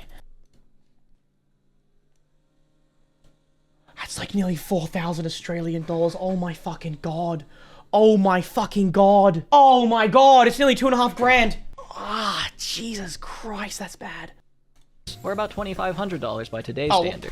Wiley, let the video play a smidge longer, please. Really makes you appreciate the fact that a PS5 doesn't cost like $10,000. Anyways, in 1992, the world's first version of Tetris on optical media was released for the Philips CDI. It's reasonable to assume that basically nobody played this, and it's going to stay that way because they couldn't find any means of emulating it. But thankfully, there's some gameplay on YouTube. This game is really visually impressive, and that's because the CDI was effectively designed to store loads of recorded video. Tetris CDI is like Sega Tetris, where every level has a different background image, except in this game, it's a background video. I love this version of the game specifically. I haven't played it, unfortunately. Obviously, I'm not going to spend 2,500 USD getting it today. I love this because I think this game is one of the only games that, for me, taps into the serenity of just low-level gameplay. I think the background just hits a really nice, almost nostalgic vibe for me that I don't need to be playing at the highest level. I don't need competitive gameplay. I can just sit back and just fall back on what I know, which is putting blocks together. I don't need it to be fast, and I don't think there's been a game quite like it that, to me, it fucking nails that, man. Sand. Blocks themselves have this pseudo-metallic reflective appearance, which looks really modern, and the best part of the game is definitely its background music. Like, just listen to this. 40 degrees. 70 degrees. Oh, 120 degrees. That's clean. I like that.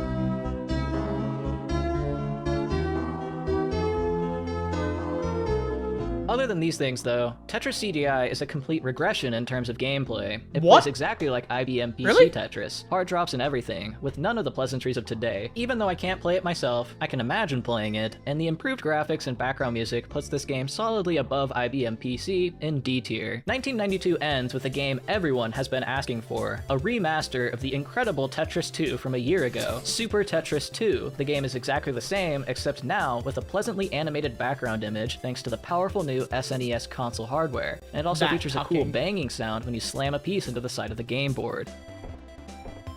It'll go with its sibling in C tier, since it is the exact same game. The 90s is kind of letting us down so far, in terms of meaningful contributions to the Tetris franchise. But no need to fear, 1993 has one of the most interesting Tetris games of all time. Released exclusively in Japan, Tetris Battle Gaiden is the first Wow, I've heard a lot of people talk about this one. I don't know anything about it, though. I'm really excited. multiplayer-only Tetris game. What does that mean? Well, every game is played against either a CPU or human opponent. Like most multiplayer Tetris games, the goal is to top out your opponent by clearing lines to add trash to the opposing board. The reason Tetris Battle Gaiden is exclusively multiplayer is because the main gimmick features a number of different characters to play as. Each character can cast 4 different spells to interact with the opposing board in numerous ways. You cast these spells by clearing blocks that contain crystals. For example, Yeah, so like this is why I've heard a lot about this game, because a lot of the times when I talk about what 4Volts and I are trying to make, they go, oh, you mean like Gaiden. So the main game mode in our game is that you go into a stacker game, you basically pick multiple abilities that you can bring in, and yeah, a lot of people sort of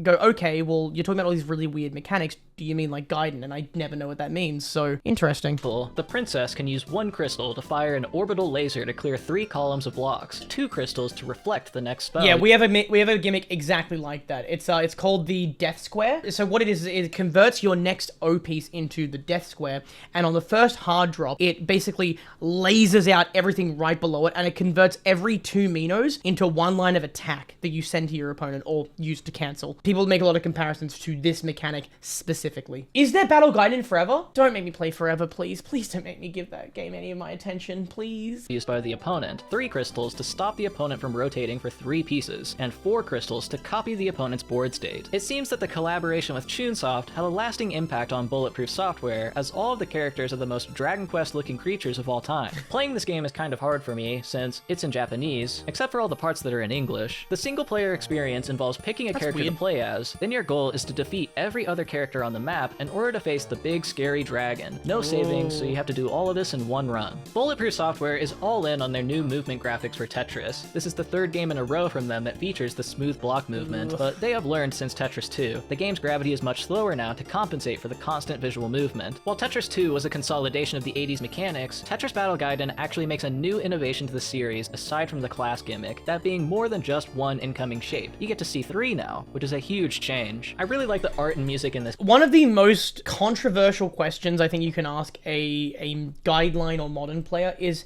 how many next pieces do you like? For me, I like about 4. It's not too much visual clutter, and it gives me enough foresight to really think about my decisions. 5 is quite nice as well. I think a lot of us will agree on 5 being really clean. But some people will like to say 6, and I think that 6 it's a lot. But the reason why we like 6 is because with your current piece and the entire queue, you can see an entire bag. You can see where the bag break might be. I started with 4 in Tetris Effect Connected, but I do agree with you, Ghosty.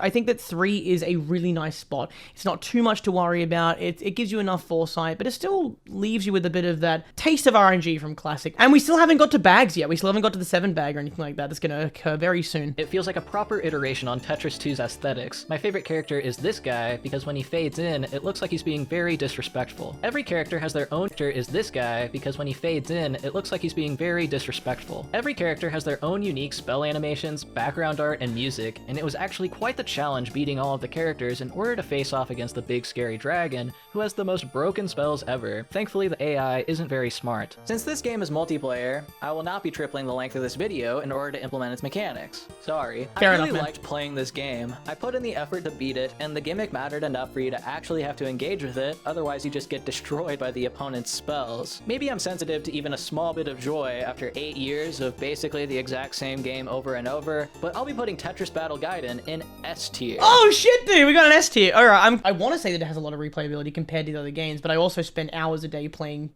NES, so it might have more replayability for someone who's not into Tetris. Because obviously if you're not into Tetris, it's just stacking blocks, you get bored pretty quickly. I can see why he's put it in S tier. You should give it a try. That's it for Tetris releases in 1993. Oh. Let's move on to 1994. Funnily enough, there are no games released in 1994 until December, where we get 2. Super Tetris 3, released December 16th, is the long-awaited sequel to Super Tetris 2. That is a really cool texture for the pieces. December 16th Woo! is the That's long-awaited clean. sequel to Super Tetris 2. This is the first Tetris game to feature a 4-player mode. It's fun for the whole family, minus the middle child. Other than that, it's basically the same game as its predecessors, smooth movement and everything, so it also goes in C tier. 2 weeks later, on December 30th, Tetris and Dr. Mario was released, a remaster of the NES games for an American audience. Speaking of the American audience, pretty much everything we've talked about lately has been Japanese exclusive. Tetris 2, Super Tetris 2, Tetris Battle Gaiden, and Super Tetris 3 only ever released in Japan. Tetris CDI was a Western release, but no one played that. So from an American point of view, it's been 5 years of basically nothing, as NES Tetris was 1989. Westerners can't even comprehend smooth block movement yet, and it seems they won't for a while longer, as Tetris and Dr. Mario is literally just the same game again. It is true to its description as a remaster of NES Tetris for SNES. It plays exactly the same, but brings some aesthetic improvements What a thanks to the fucking stronger hardware. All disastrous things considered, this sequence. version is just strictly better, I think, but a bit disappointing. Wait, the considering rotations drought were of Tetris smooth, were they, content for a in the second? West. I'll put it right next to NES Tetris in B tier, No, they're since not. it's the same game. In 1995, V Tetris was released for the Virtual Boy on Oh August 25th. shit, this thing.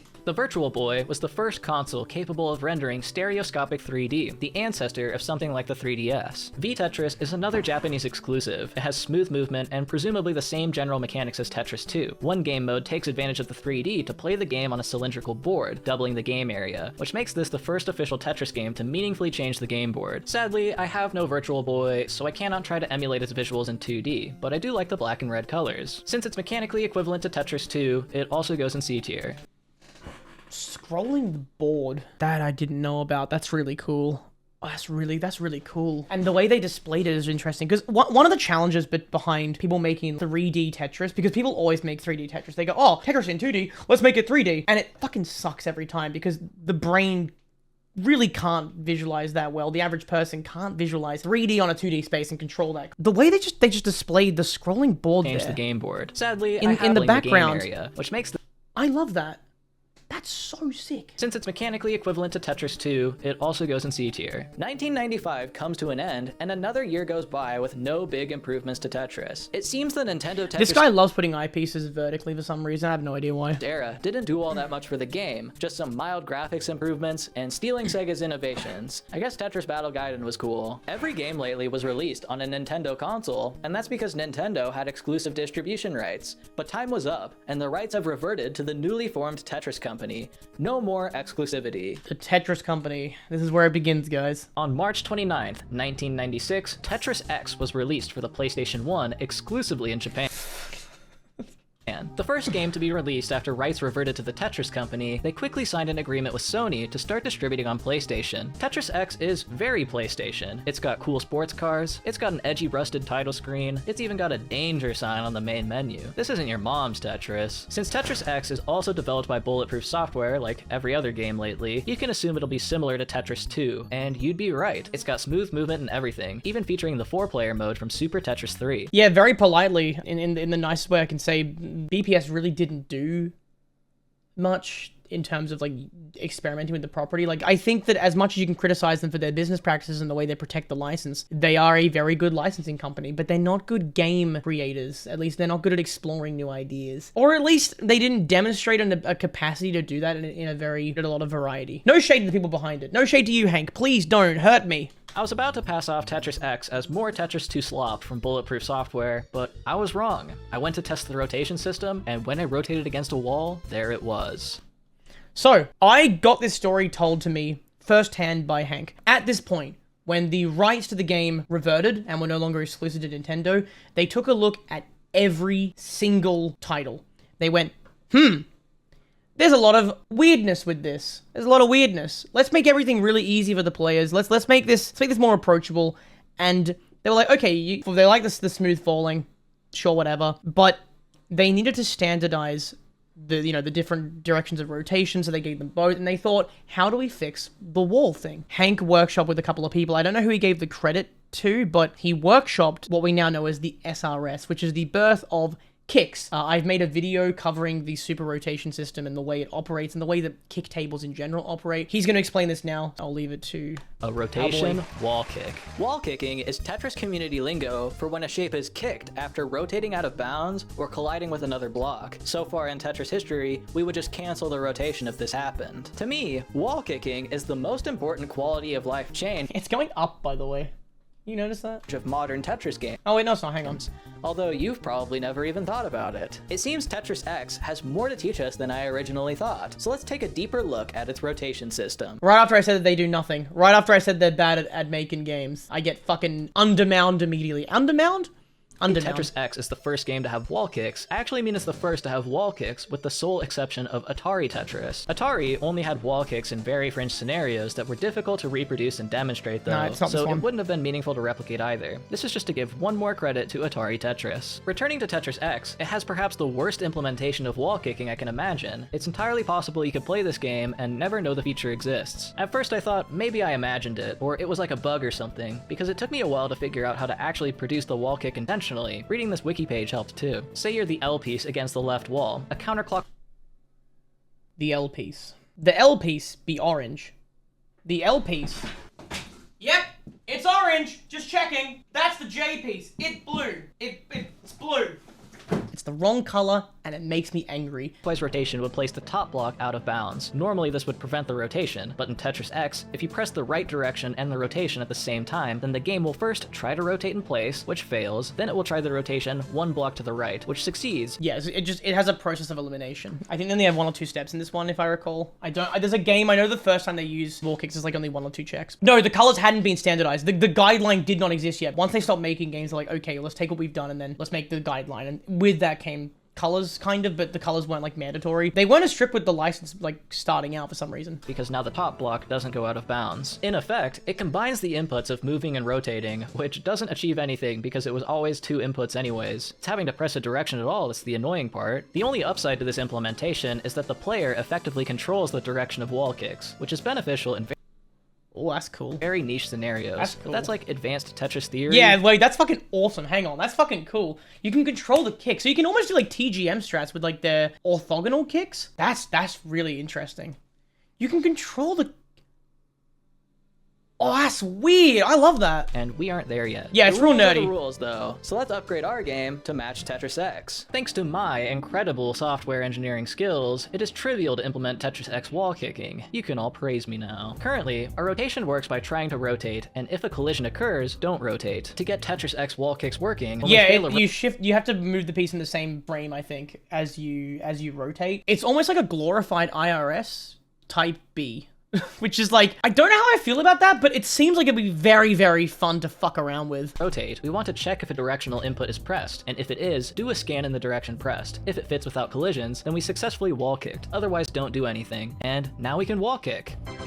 Yay! Underwhelming, but surely the wall kick. My favorite mechanic is SRS, the weirdness that comes with it, with having any sort of kick table at all, any rotation system, and this is kind of where it started, so very cool to learn that. Tech will improve in the coming years. As for the graphics, Tetris X is pretty funny, as it's like the desecrated remains of Tetris Battle Gaiden. The characters from that game even appear in the Versus mode in credits. Oh shit. It has a similar block texture, just without the 1-pixel margins, and this game brings back the Tetris 2 visual mechanic of a generic lock material. Every block turns pink when it locks. Like Sega Tetris and Tetris CDI, the background changes every level from something like a cornucopia to the cool epic sports cars. Synthesizing these Whoa, ideas that's to cool. create our own version, I took a picture of my own car because it's the coolest car in the world. That's his car? That's fucking awesome. What a sick-ass car. I love That's that. the background. If you remember from This guy's got style. my video on PS1 rendering, PS1 games were mainly 15-bit color, so we want to quantize the image to 15 bits, just like how we quantized our Sega Tetris background. The game board itself is pretty simple, with a basic border and This guy's nailing the styles. I love him. He's fantastic. Okay, we're gonna up the video speed again to 1.15 because currently we've been live for 3 hours and we're only a third of the way through. a transparent black background, so you can see more of my awesome car. For the blocks, Hell this game yeah. has 7x7 blocks instead of the 8x8 we've seen in I think literally every other game, so that's cool, but I'm still using the same method we used for Sega Tetris, a singular luminous texture that contains the block pattern. As for the clear animations, Tetris X is kind of annoying. It has a different clear animation for single, That's so cool! double, triple, and quadruple line clears. I like the double line clear animation the most, so I'm going to recreate that one. That's so fucking I love that! That's awesome! These are so clean. I've seen it done in a couple other games, but that just fucking has a taste to it. I love that. And you can figure out how to do the rest yourself. So far, everything we've done shader-wise has been a fragment shader modification, or a change to how the pixels decide what they look like. But if It's a little bit too fast. Gonna bring it back down.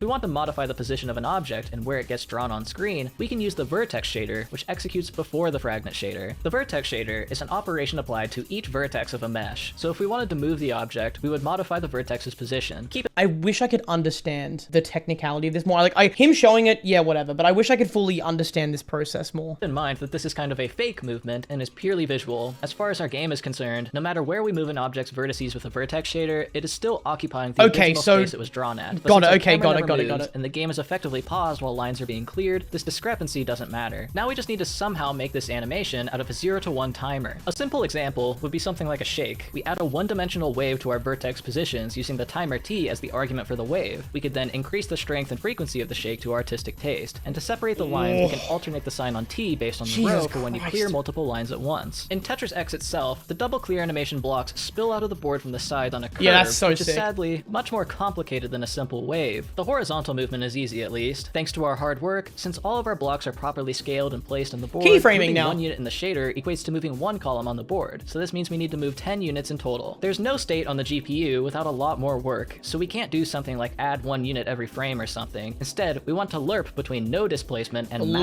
Lerp? displacement based on our timer t. Now the blocks Lerp? shift all the way out of the board. For the vertical movement, let's do the same thing. Lerp between 0 and some arbitrary height displacement. Is this just a normal term? I've never heard it before. What does lerp mean?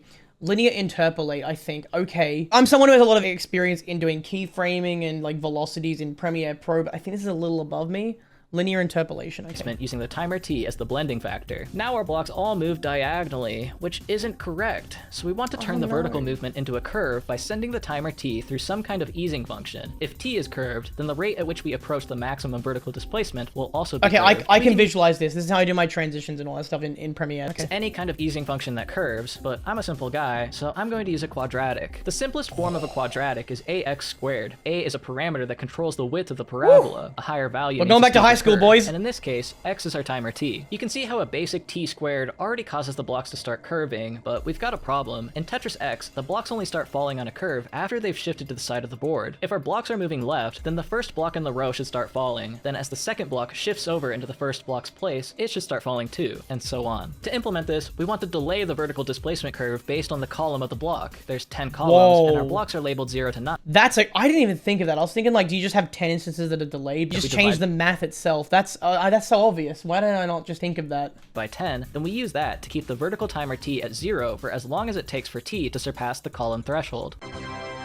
Lastly, that's so cool. It's now rotations, but that's so sick. The most complicated part, we need to rotate the block based on the displacement vector. Wow, that's cool. Think of our block as the single point origin of the universe, and our displacement vector is some arrow pointing in some direction from the origin. Since we know in our simple Tetris world that y is up and down and x is left and right, our displacement vector points somewhere in the xy plane. Now, if we were to think of our displacement vector like a side of a triangle, the axes of the coordinate system will do the rest for us and form the other two sides of the triangle. It has a 90-degree angle, which makes everyone very happy. If we want our block to rotate along with the displacement vector like so, then we just need to rotate by the angle between the displacement vector and the x-axis. We have a right triangle that we know all of the side lengths for. Surely all of you remember SOHCAHTOA from high school geometry. From the perspective of the angle that we're trying to solve for, the x-axis is the adjacent side, the y-axis is the opposite side, and the hypotenuse is always the magnitude or length of our displacement vector. We can then use SOHCAHTOA to calculate any trig function accordingly. He says it, I say SOHCAHTOA. Do you guys say SOHCAHTOA? But if you know your simple game optimization tips, you'd know you'd want to avoid unnecessary work. We technically haven't calculated the magnitude of our displacement vector, which is many instructions and even involves a scary square root, while we already have the x and y components of the displacement vector that make up the side lengths. The only trig function that doesn't require us to calculate the hypotenuse is tangent, so we want to divide the opposite and adjacent side lengths to get the tangent value of our angle. Then, the last step is to take the inverse of the tangent function to extract the angle, often called arctangent or atan. If you want to know how atan is derived, you can go watch a Khan Academy video, but here's where we use the I think I might need that. I think I'm sorry, I'm getting a little bit lost here and I feel very bad. I don't think I'm adding anything to the experience. For the most part, I sort of understand what he's gonna go with here, but is it not as simple as just repeating a degree change? Once it has now started to fall at a certain point in its arc, you just sort of have a rotation begin and then have that also apply an ease once it hits a certain point of time. Is that not what could be done? Oh, it speeds up as a okay, so like, okay. Shader language's built-in atan function to give us the angle, which we feed into the rotation matrix that is up. But like the frame rate of the game is so low at this point. Like I don't think you need to worry about that discrepancy. Like could you not just get close? And I guess he doesn't want to just get close enough. He wants to be very accurate here and show a way that anyone else could do it. Same form we used to rotate the game pieces earlier. Multiply with our mesh's vertices to rotate the block, then add the displacement vector, and we've successfully animated the blocks falling out the sides of the board.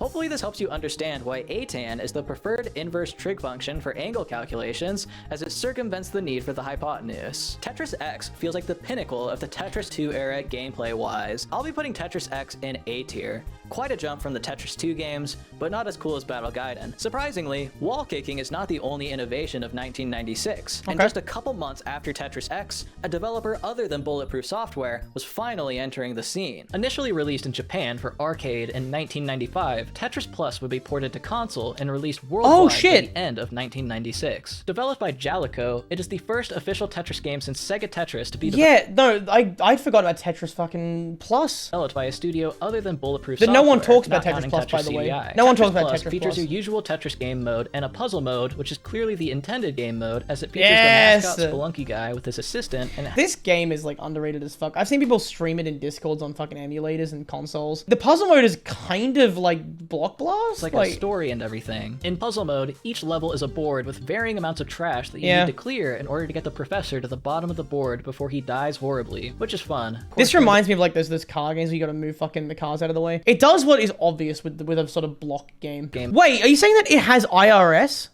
mode, as that is actual Tetris. What? It should be immediately apparent to you what's new to the series with this entry, but if it isn't, let me zoom in very slowly. Tetris Plus is the first single-player Tetris experience to feature not just one incoming shape, but three. Since this was an arcade game meant to support... Is he going to know about IRS? For people watching along, if this becomes a YouTube video, IRS is initial rotation system. There's also IHS, which is initial hold system, but there's no hold cue right now in this point in the story. IRS is the idea that if you hold down a rotation button prior to your piece being spawned, when you place a piece while holding down that button, holding down rotation, the piece that spawns next will spawn pre-rotated in that direction. He does talk about it. Okay, sick. I guess they had a hard time fitting all the blocks on the UI, so they just kind of fucked them up instead with no regard to how the texture would look. So that's interesting. Other than that, this game is clearly Sega Tetris inspired. This is the first game in Japan since NES Tetris to feature row-by-row block movement instead of the smooth movement. The game has a static 15-frame block delay regardless of game speed, and there's no wall kicking or any other pleasantries. However, this game does improve on Sega Tetris by adding the open ceiling, which plagued the original 1988 release. My least favorite part of the game... We're not at Hard Drop yet. I'm surprised Hard Drop wasn't brought back. My least favorite part of the game is how it constantly reminds me I don't have a girlfriend. Single. Single. Single. Thanks to Tetris Plus, we finally have an opportunity to think more deeply about our incoming shapes, so let's upgrade our own implementation to support this functionality. It's been a while, so as a reminder, our next shape preview works because our game has already calculated what the next shape will be, and we just draw that shape in the preview box. When the player locks their piece, the next shape becomes the currently active piece, and we generate a new shape to go in the box. It's about as basic a solution you can get, but it worked so far. From now on, I'm going to be referring to the pool of incoming pieces as the queue. Every game we've looked at so far, the next except queue, 2, has had a queue size of 1, while Tetris Battle Gaiden and Tetris Plus have a queue size of 3. As I've just explained, our queue in code is currently represented as just a single variable and not a collection, so we want to redefine the queue as a list of pieces instead of just one with length equal to the desired queue size. The index in the list will determine the order of the incoming pieces. If we had a queue size of 1, then index 0 would be the only valid index, which means index 0 is the next incoming piece. Once we expand to something like a queue size of 3, then 0 is the next incoming piece, 1 is the next, and 2 is the next. Yeah, in terms of like applying this to modern games nowadays, especially versus games where both players have the same piece sequence, it's generated like, I think the first 1,000 pieces gets generated and then sort of dished out and it goes from there. Because, yeah, both players need to have the same piece sequence. If one of them gets significantly further ahead by playing faster or clearing more lines quicker, you've got to calculate pretty far out so both players are playing on the same set. When the player places their piece, then the shape in index 0 will become active, and the pieces in indices 1 and 2 will move up, becoming indices 0 and 1, and we will add a new random piece in the third index to perpetuate the cycle. This is a fundamental data structure known as a queue. The first element to be added to the queue is also the first to leave the queue. With this change, it's already working as intended, but the problem is that this is purely a visual thing, and we aren't drawing the... Something interesting is that I just noticed that what game was it before? There was like the game that had the 3 queue at the start. It introduced the vertical queue. You know, a lot of games around this era I feel like had the horizontal queue, but we saw a game there and the first to introduce multiple pieces had a vertical queue, and that's been a mainstay of Tetris modern games for a while. Excluding TGM. Don't hurt me. Their shapes in the queue yet, so let's quickly recreate Tetris Plus graphics. I was kind of lazy with how the preview board works. The Game Master handles updating the blocks in the preview board, and it's all hard-coded. Expanding this to 3 would be easy by just copy-pasting the code a couple times, but I'd like a more robust solution moving forward. This isn't too complicated, really. We've got a new class of object called a queue preview that holds its board of blocks to render a piece. The piece it renders is going to be a user-defined index into the queue. So let's say I create a queue preview object and set its preview index to 0. It'll draw the next piece in the queue. I could then create any number of preview objects for my needs, and it's just kind of up to me to arrange them in the world properly to be displayed on the UI. As for the rest of Tetris Plus's visuals, I personally find this game very charming. I love the professor's assistant who walks back and forth on the other screen. She looks very happy to be here. Like Sega Tetris, Tetris Plus features a different background for each level, this time with a theme of archaeology, so I went outside and took a picture of some rocks. The game board is like Tetris X, although it seems like there's some kind of color burning going on. Yeah, what's going on here with the colors? I'm really confused about that. It's pretty, but like, what does it mean? Background. For the blocks, Tetris Plus is the first game to understand that the 1 pixel margin gimmick goes both ways. If you have a darker bottom side and a lighter top side, you get a neat thin shading effect. Lastly, for the line clear, it is thankfully the same for each...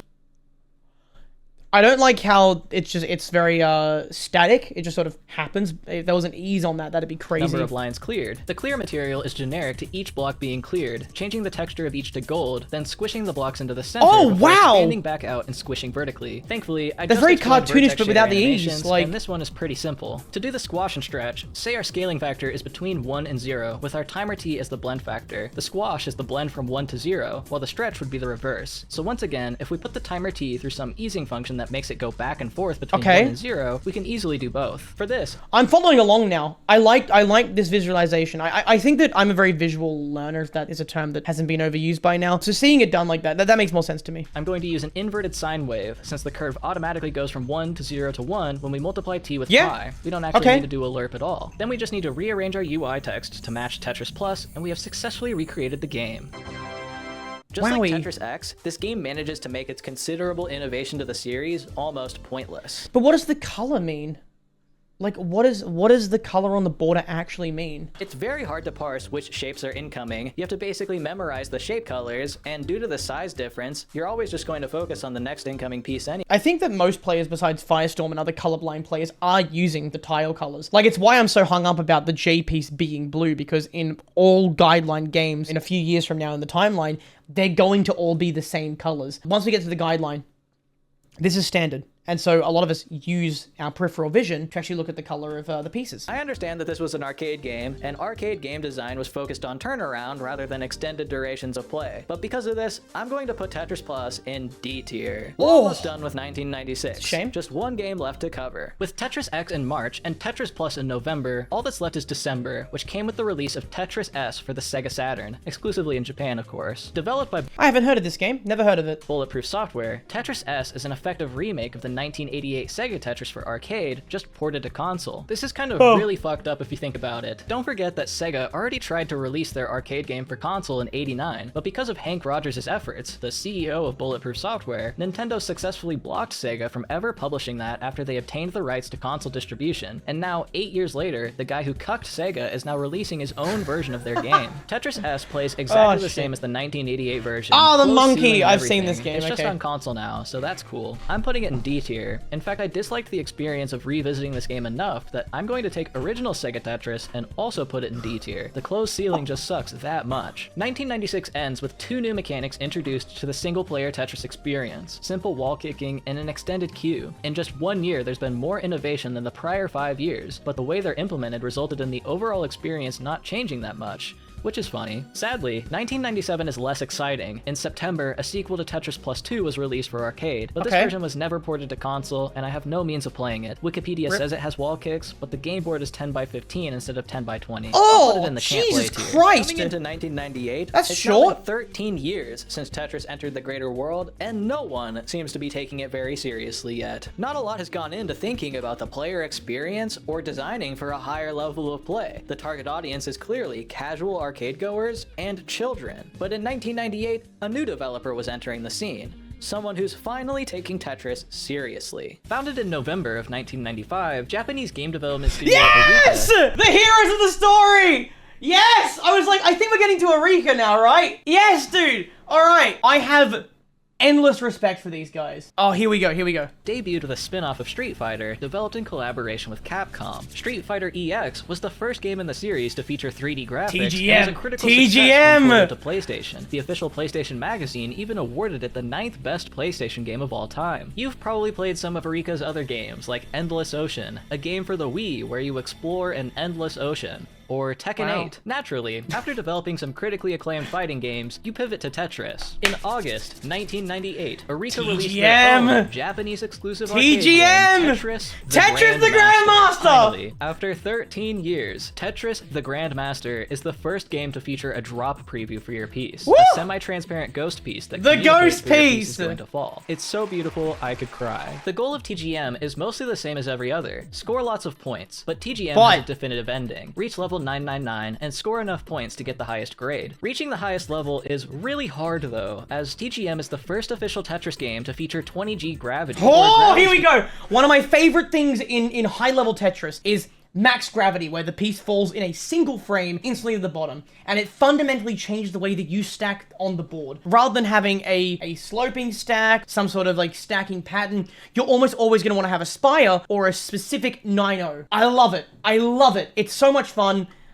Is so fast that the piece instantly falls from the top to the bottom in a single frame. It should be obvious why this wasn't a thing in predecessors. Tetris games that lacked lock delay meant that the player would have absolutely no control if the piece were to instantly fall from the top to the bottom, Yes, so it would instantly lock too. And when you're at 20G, he'll get into this, I'm pretty sure, the challenge becomes fighting the lock delay, the time before the piece locks into place, and I'm obsessed with the idea of changing that lock delay so that the game essentially operates faster and faster the way the player stacks. And for games that did have lock delay, depending on their rotation system, you wouldn't be able to rotate as the piece would collide with the floor. Thankfully, Tetris the Grandmaster is a child of Sega Tetris and uses lock delay to solve this problem, and a brand new game mechanic known as the Initial Rotation System, IRS for short. TDM features a brief buffer period between game pieces entering play after a piece has just been locked. During this buffer period, the player can cue a rotation, which will cause the piece to enter play rotated in the direction pressed, helping the player rotate fast enough once the game has reached higher speeds, while also just letting the player operate at a greater degree of freedom in general. Lastly, Tetris the Grandmaster is the first official game to feature basic automatic wall kicks. Unlike Tetris X, the game will automatically kick for you without having to press a direction to kick toward. This has even existed today, like Eureka and the original team as well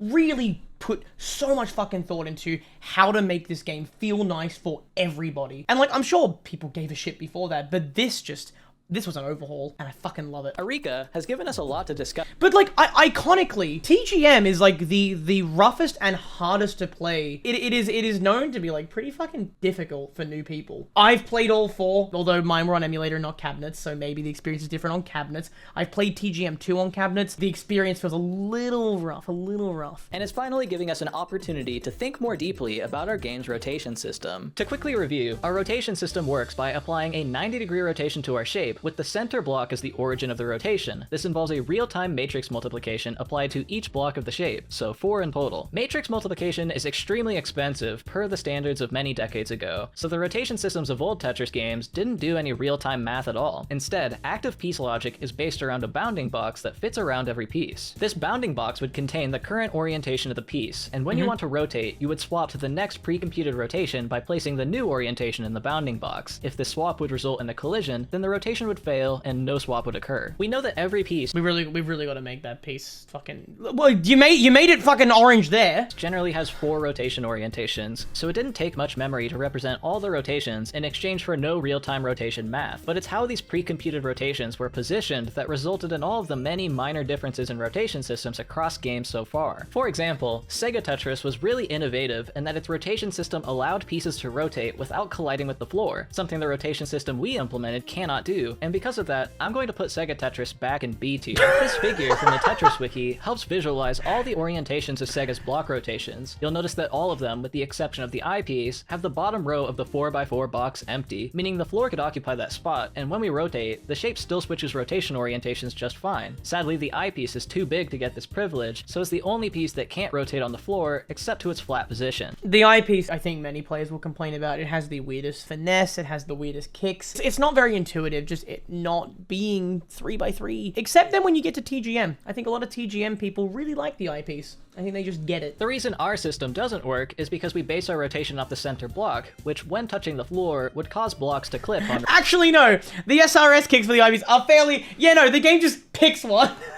Rotation. It feels like that some days. differences. Counterclockwise kicking an eyepiece down into like a sort of a cell like that. Oh my god, it feels like it's random, genuinely. Such as the eyepiece being biased to the center right, whereas with our math, the eyepiece ends up biased to the center left. The snake pieces in every game so far only alternated between 2 rotation orientations, whereas our snake pieces do a full set of rotations. The squigglies, and there are minor alright. differences, such as NES Tetris having a right-handed eyepiece, while Game Boy Tetris had a left-handed. So he never covered this until now, but yeah, so there is a bias towards the right in NES, there's a bias towards the left in Game Boy. Tetris the Grandmaster is the first game to feature Eureka's own proprietary rotation system, dubbed the Eureka rotation system. The positions of the blocks in the bounding boxes are the same as Sega's to get the free floor kicking, but Eureka introduces 2 new rules to implement the wall kicks. First, a basic rotation is attempted. If this fails, shift the piece 1 block right. If that fails, shift the piece 1 block left. If that fails, don't rotate at all. There are some other additional rules. The eyepiece can never kick, and the other pieces will never kick off their center column. The reason the eyepiece can't kick is because the collision logic in TGM is based off a 3x3 box, which the eyepiece doesn't fit inside. As for the center column rule, it's a bit harder to understand. Earlier, when we were looking at Tetris X, I mentioned that its rotation system was only superior in very fringe, advanced Tetris theory scenarios, which means it's time for advanced Tetris theory. As the rotation This is where we come in.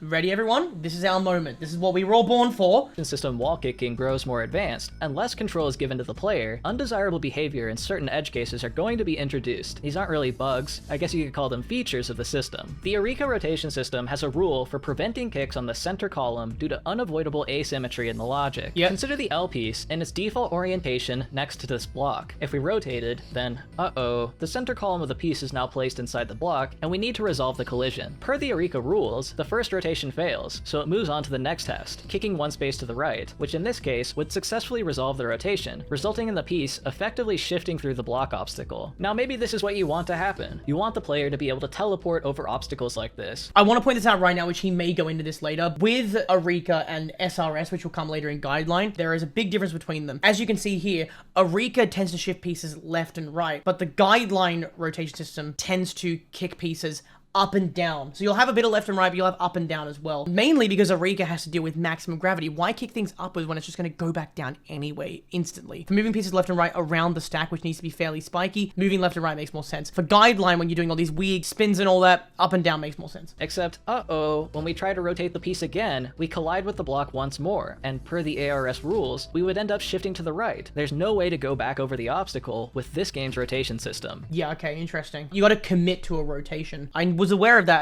I haven't really seen that visualized yet, so that's cool. Directional biasing of rotation systems in Tetris is known as Mihara's conspiracy. Is this why Nino was also beneficial in Eureka, though? Because of this commitment to the right bias? Whoa, Annie, thank you for the 25 bits. I love that. Oh, that's so bizarre.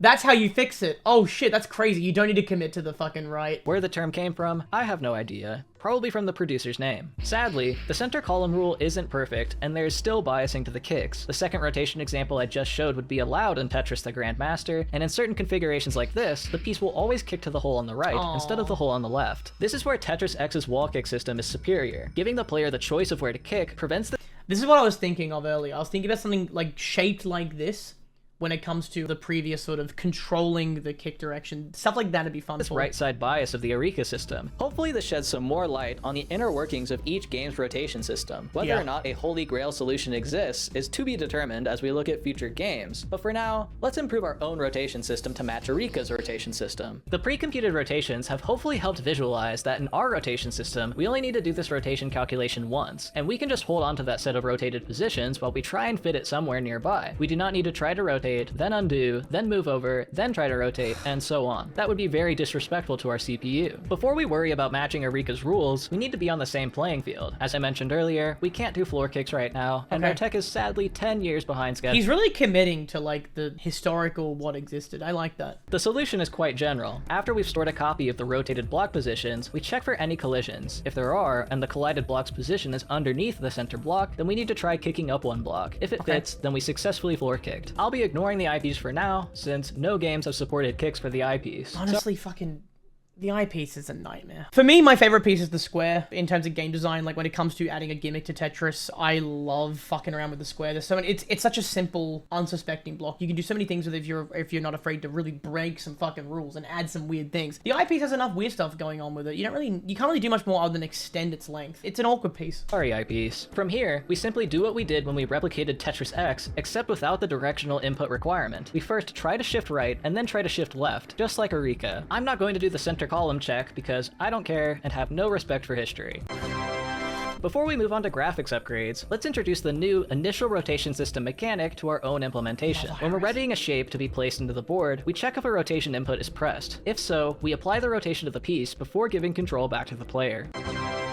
Does TGM allow 180? Because I know that TGM later on has 2 rotation buttons in both directions, the primary and secondary. Do they allow 180 IRS? Like you hold down both and then only in 4. Got it. rule set is up to date, it's time to study the game's visuals, which are fortunately more complicated than any other game so far. Maybe you didn't notice in the gameplay clips earlier, but Tetris the Grandmaster is the first fully 3D Tetris game, which makes sense since Arika also made the first 3D Street Fighter game. Before we consider that Wow, I didn't know though, that. They made the first 3D Street Fighter game? Fucking, I need to brush up on my bloody publisher knowledge. let's get everything else covered. From studying some emulator screenshots, the blocks are 16 by 16, or twice as large as we're used to, and the color texture of the block is very similar to Tetris Plus, just without this indent. The other games don't even have a 1 frame 180, so if you hit it oh, really? So you can't do it on the same frame? That seems intentional to me. Shading in the upper right. I will once again be using our Sega Tetris shader method to recreate these blocks. The background image is like hue-shifted red blood cells, and once again, the board is a color burn of the background texture, just like Tetris Plus. Weird similarity. Now, it's time for a very important question. Is the frame of the board a 3D mesh? No, of course not. No. It's just a 2D image. So I quickly made my own blood-inspired background by mixing clear corn syrup, powdered creamer, red food dye, blue food dye, and soy sauce. Going into my garage, pouring it on the ground, laying in it, taking a picture, and hue shifting towards green. The reason we know the...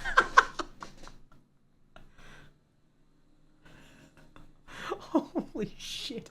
This guy's really fucking funny. I don't know, he just comes up with the most random shit. Completely normal video essay and then just that shit. Fucking Jesus Christ. Please go and watch this video, or at least segments of it in your own time, please. Holy shit, this is great. Frame is 2D is because of the actual 3D aspects of the game. We can see that the blocks at the top of the board are showing 1 pixel of their bottom face, the blocks in the middle of the board only show their front face, and blocks at the bottom of the board are showing 1 pixel of their top face. There's real perspective here, and it becomes even more obvious when we clear a line and all the blocks pop out in 3D. So how do we begin the monumental task of converting our game to 3D? Well, I've been waiting a very long time for this payoff, but we don't actually have to do any work at all. If you remember all the way back when we were recreating IBM PC Tetris, to make our game look 2D, we changed our camera's projection from perspective to orthographic. Ah, he set up for it. He's a clever man, I like it.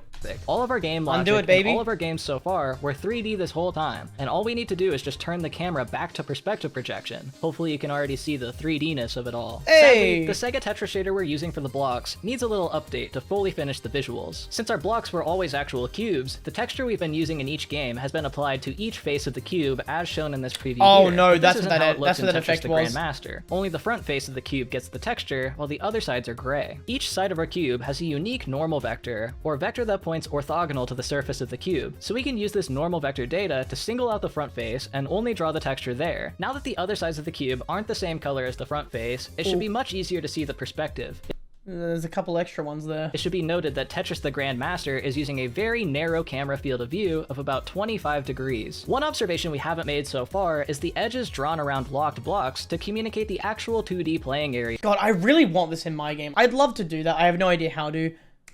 He's gonna make this. To avoid getting distracted by the 1 or 2 pixels of depth perception, but sadly, there isn't really an easy way for us to implement this ourselves. It would require a separate complex mesh because the edges are drawn out of the bounds of the blocks. Otherwise, we could do what we did for Atari Tetris. We could do it, but I don't feel like wasting 15 more minutes of your time on this. Please waste 15 more minutes of my time on this. Please, please, please, please, please. Come on, man. I want to learn how to do that specifically. Oh, rip. I will, however, recreate this very fun clear animation where on clear, all the blocks spring out of the board towards the camera. These blocks have no texture and are flat shaded. They have the appearance of lighting, but there is none, as when the shapes are rotating, we wouldn't be seeing their undersides stay in shadow as they rotate upwards towards the implicit light source. So that's nice. Once again, this is a job for the vertex shader, and it is birds towards interesting. The line clears, the space in there between the line clears has that outline, actually. That's interesting. Implicit light source. So that's nice. Once again, this is a job for the vertex shader, and it is basically a copy-paste of what we did for Tetris X. Instead of moving out of the board sideways, the blocks move towards the camera, and the vertical displacement, instead of being a quadratic blending, is going to be a wave where the block moves upwards and then down. For the rotation, the blocks are always just spinning on the x-axis. We don't need to do any of that A-tan bullshit. We can just do a constant x-axis rotation with this matrix. Combine all these transformations together based on our timer T, and we have recreated the clear animation. It's so clean. As for the last new mechanic introduced by Arika, the temporary landing system, or the phantom piece that previews where your block Guys, we got TLS. Community reference there. Is going to land, we already did all of the work to figure out these positions back with IBM PC Tetris when we had to implement a hard drop without breaking the piece. So now, we just do that calculation, but don't drop the piece, and instead, draw a copy down there with less exposure so it appears darker. We have successfully recreated Tetris the Grandmaster. Mostly at least. If you're a big Tetris fan, you're certainly aware of the grip this game has on the fan base. It's widely regarded as one of the best Tetris games of all time. At least the TGM series is like, yeah, it's top 3. I don't know about TGM1. I know it's very influential. It's very important in the development of this game. After playing it for a bit, it has me wondering, does this game deserve its reputation? Was Tetris the Grandmaster any good? It's quite obvious Yes. just how far ahead of the competition Eureka is with Yeah. Tetris the Grandmaster. It is definitely the most innovative title in the franchise at this point in history. Again, it came out prior to like, it was not a 2000s game. It's crazy. Like Tetris Plus, TGM is a true Sega Tetris-like, and once again features what most frustrated me about Sega's game, how quickly the game speed increases. What's really funny about TGM, actually, is that the Phantom piece that we're all very thankful for disappears at level 100, which is about 1 minute and 30 seconds of gameplay if you're going crazy style. Except, unlike Sega Tetris, where the game speed feels extremely unfair due to the primitive movement tech, in Tetris the Grandmaster, the options given to you don't make it feel unfair. It feels like a skill issue. Yeah, like the thing that TGM really fucking nails is that it gives you a massive spectrum for skill. Like the skill ceiling is absurdly high, but it doesn't feel really steep, if that makes sense. Like, I know you said that the ghost piece disappears after a while. I didn't know that. But from playing TGM 1 and 2, that curve of skill up to the ceiling doesn't feel steep. It's a nice, clean, linear arc. And I'm cool with that. More time in to get better at the game, I really could be the Grandmaster. The automatic wall Exactly. It feels approachable. kick, an initial rotation system, as well as the buffer between pieces allowing you to pre-jack certain inputs like quick shifts left and right, Yeah, exactly, significantly yeah. improves the gameplay experience at higher speeds. TGM's focus on precise inputs and advanced movement tech is very clearly influenced by Eureka's prior experience developing fighting games, where responsive movement and input is like the most important part of the game design. Yeah, I'm gonna say one thing right now that I don't think this is a hot take. I don't think Tetris in the modern era would feel as nice or be as popular if not for Eureka. Because their influence on the way that the guideline was then developed and refined, they wouldn't have half this shit. These systems reward the player's skill and game knowledge. Knowing what block configurations result in which wall kicks, and using that to your benefit at a moment's notice is a clearly intended feature and something good players actually do. In this gameplay comparison of high-level TGM play versus high-level Sega play, Eureka's new systems are allowing the TGM player to play at a way faster speed not possible in Sega's version. Yeah, I think that this philosophy towards how the player should experience and go through the skill levels of the game as they get better and better, like it makes Guideline to me feel so nice. That would not really exist without Mihara and their team. So hats off to you gamers. Massive respect for you, as I said at the start of this segment. Eureka did Exactly more than right, just Mario, improve exactly the game right. mechanics as well. If you haven't noticed yet, this game is very easy on the eyes and visually communicates what matters most, the currently active piece. Locked blocks are dimmed out with the edge clearly separating them from the playable game area, the phantom piece is even darker, and the brightest thing on screen by a large margin is the shape you're currently controlling. When your pieces reach the bottom of the board, the piece even visually communicates the lock delay as the color shifts towards gray before locking. Yeah, and this is a mainstay of like pretty much any game going forward. I don't think it's in every game, obviously. There's not a lot of things that are in every Tetris game besides the fucking line clears. Literally almost every game I've ever touched has that flashing. Is dimmed out sort and of you receive the strobing. audio cue, you know when to start pre-jacking your next Hello, input. Tio. Due to the YouTube medium, it's kind of hard to demonstrate the difference audio makes during gameplay. It's something you can only really feel while playing. But Yeah. all of these different minor improvements contribute to a truly grand Tetris experience. This Hey, game feels like lovely. the perfected version of Sega Tetris, but we both know that it's not. There's actually some strange issues with this game when you consider the environment it released in. First, there's no way Eureka wasn't aware of the increased queue size featured in Tetris Plus, as it was a direct competitor in the arcade Tetris space and existed for 2 years prior to TGM's release, and I know this arcade cabinet was powerful enough to render a couple more blocks on screen, so Eureka must have intentionally chosen not to feature a larger queue, which I think is bad. He's not saying it's bad, he's saying he thinks it's bad, as in his opinion is that he doesn't like it. He personally would like more pieces, and that's fine. If he wants that, it's fine. I don't think he's saying that it's objectively bad. It's a challenge. Like you've got to pick and choose your challenge. You can't make the game fucking shit easy, or else you have Tetris 99. You got to have a nice level of challenge.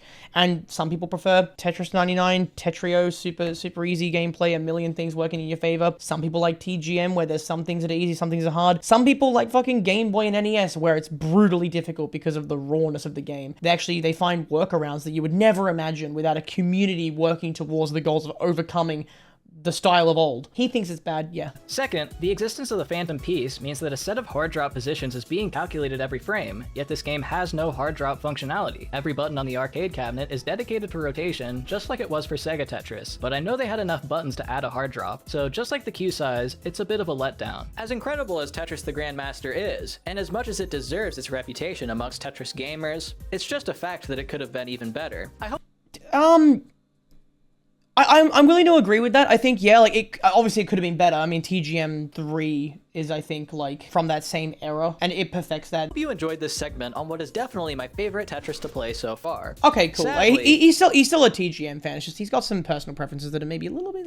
1998 has 4 games left for us to cover. Released 2 months after Tetris the Grandmaster, Tetris DX is the newest game from Oh, Nintendo I've heard a lot about Tetris DX, dude. for Game Boy Color. Tetris DX initially appears to be basically the same game as its 1989 predecessor, no different than what Nintendo did with Tetris and Dr. Mario by one-to-one copying NES Tetris again. But surprisingly, Nintendo put in some work with this release. Obviously, Yeah. the game has color now, since it's on the Game Boy Color, Yippee! but the main interest is Nintendo's new rotation system. Utilizing the same bounding box method we just discussed for the Eureka rotation system, Tetris DX actually has an unbiased eyepiece and has all 4 rotation orientations with the snake pieces, like our rotation. So I'm trying to remember if it's around now that the guideline begins to take place. I feel like it's around the 2000s. That at some point the guideline becomes incredibly strict. 2001? That's 2001, okay. System. Nintendo also implemented simple wall kicking here too, but not nearly as advanced as Tetris. So right now developers are kind of almost copying off each other and sort of like they're either copying off each other or they're stumbling upon the same problems and finding different ways or even similar ways to solve quality of life things. When yeah. a rotation fails, Tetris DX will try to offset the piece in one other direction. If the L piece was in this orientation against the right wall, a rotation would fail, and Tetris DX would try to move to this square to the right, which fits. This other offset that's tested is different for every piece and every orientation, which is a little verbose, but it gives floor kicking and covers most of the common So wall like that's a very, very archaic caveman version of SRS, right? Where everyone is different. I mean, the coordinates aren't the same. I need to think about that a little bit. making Tetris DX the first handheld Tetris game to have those features. It's another kick Other system, than some yeah. Yeah, glitches, it's- like abusing a bug in the rotation system to climb up walls, or abusing another bug in the Wait, what the fuck? That's awesome. We had elevators before elevators. That's crazy, dude. rotation system to infinitely reset the lock delay timer, Tetris DX is strictly better than Game Boy Tetris in every way, so I'll put it in B tier above it. A couple weeks later, on November 13th, Tetris 64 was released exclusively in Japan for the Nintendo 64. The first and only game in the console's catalog That board looks way taller than it is normally. No, it's not. It's not 30. It's like 22 or 23. Tetris 64 had a special game mode making use of your heart rate to make the game harder or easier depending That's on how so calm cool. you are. This game was published by Amtex and published by Seta. I can barely find any information on Amtex, but Seta was a game publisher who kept trying to make hardware gimmicks work and never really succeeded. So let's pour one out for Seta. Tetris 64, however, is a pretty interesting entry in the franchise. It is the first game to feature extensive settings to customize the gameplay, allowing you to remap which buttons do which rotations, Might be 24. enable or disable smooth block movement, an optional guide that highlights the current column you're in, options for 2 different rotation systems, I like the sort of pastel rainbow on the board as well. 10 by 22. and Yeah. options for if you want wall kicks or not. The 2 rotation systems included in the game are Sega Tetris's and Amtex's proprietary Tetris 64 rotation system, which works almost exactly how ours does, basing off the center block, except Amtex rotations check for a left kick first, and so all Tetris 64 wall kicks have the opposite bias of Tetris the Grandmaster. This, I remember Hank talking about standardization between the kick systems with SRS, because having 2 opposing biases in directions was completely disorienting to players that wanted to jump between Tetris variants. Your skill would be good in one game, but it would be dog shit and not apply in the other. Everyone welcome 4Volts, our developer. We've been learning about game development and game design, 4Volts. Absolutely watch this video in your own time, 4Volts. Crazy good video. And I think Hank Rogers should have sued over their use of Bulletproof Software's beloved smooth movement. But really, this is just a better game than anything BPS has produced, except for Battle Gaiden, because I'm biased. Since it lacks some of the beauty of Eureka's systems, like the initial rotation system, I'll be putting Tetris 64 in B tier. 1 week later, on November 20th, Capcom released Magical Tetris Challenge. a Oh Tetris my god. We're hitting some bangers, guys. We're hitting some bangers. game with Disney characters in it, like Kingdom Hearts system, I'll be putting Tetris 64 in B tier. 1 week later, on November 20th, Capcom released Magical Tetris Challenge, a Tetris game with Disney characters in it, like Kingdom Hearts, but for Tetris. I'm not exactly sure how Disney is involved with this game. Disney's name does not come up anywhere in anything related to articles on the game, it's only Capcom. So did Capcom just make a game with Mickey Mouse in it without asking? Magical Tetris Challenge is the first game in 13 years to be meaningfully different from IBM PC Tetris, while also featuring a hard drop. This makes it the first game to feature both soft dropping and hard dropping. I can't believe it took 13 years to get a game with this combination of mechanics, but it's finally here. Magical Tetris Challenge also features a larger queue size and the drop preview that they apparently licensed from Arika, meaning Arika patented their drop preview, but I can't really blame them when you have I'm pretty sure they didn't. Or at least the term isn't patented. I remember reading about this. Oh, come on, brain. Come on, you know shit like this. Come on, man. It's not a patent. It's no, it's not trademarked. They did something. I'm gonna let it go. I forget what it is, but they did something. I don't think it's a patent, though. I don't know. I'm sorry. Capcom really outdid themselves with this game that appears to be for children, but it's definitely top of B tier, and the game that looks closest to what a modern Tetris game looks like so far. 1 month later, on December 23rd, the newest game from Bulletproof Software is released exclusively in Japan for the Sega Dreamcast, Tetris 4D. This game is really weird, and I'm not just saying that in the YouTuber clickbait sense. Tetris 4D is Bulletproof Software's first foray into 3D graphics for their games. The main menu kind of makes me think of Psychonauts. I think it looks really good, and is once again making use of their signature smooth movement, but game mechanics wise, this game is quite confusing. It utilizes Sega Tetris' rotation system, probably because the last game BPS made was Tetris S, but that was a recreation of a decade-old game, so why aren't they using the Tetris X system they made that is objectively better? This game has no wall kicks, but the game highlights the currently active column, rather than providing a phantom piece. I guess Hank didn't feel like paying Arika for their better ideas. I can see why they've gone in the direction long term of being a licensing company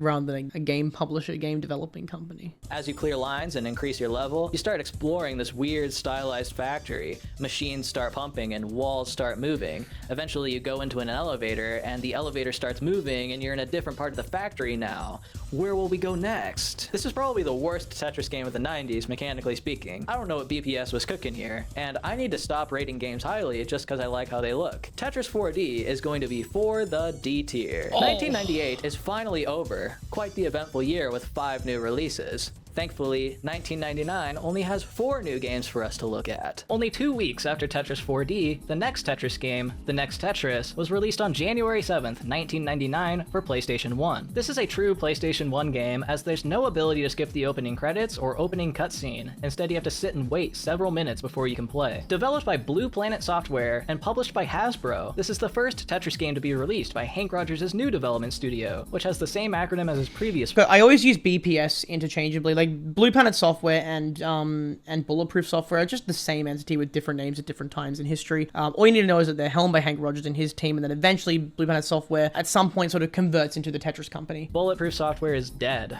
Rest in peace. Tetris 4D was the last game we will ever see from them. Let's pour one out for Bulletproof Software. The next Tetris did what Bulletproof Software could not, featuring a queue size of 3 in single player mode. And I hate the visualization on the next queue. Like, I like the stacking thing, but oh, Jesus Christ. System with automatic wall kicks. This game is already better than anything produced by the old BPS because it also features a smooth. If you're gonna do it, have it go, like, have them further away, as in have the next upcoming piece closer to the board than have the one stacking further away from the board, so that peripherals aren't fucked up, because then your peripheral vision is going to get confused. We are currently at the halfway point through this video, and we've been live for 4 hours. Do I order food? Like, do I get me some food?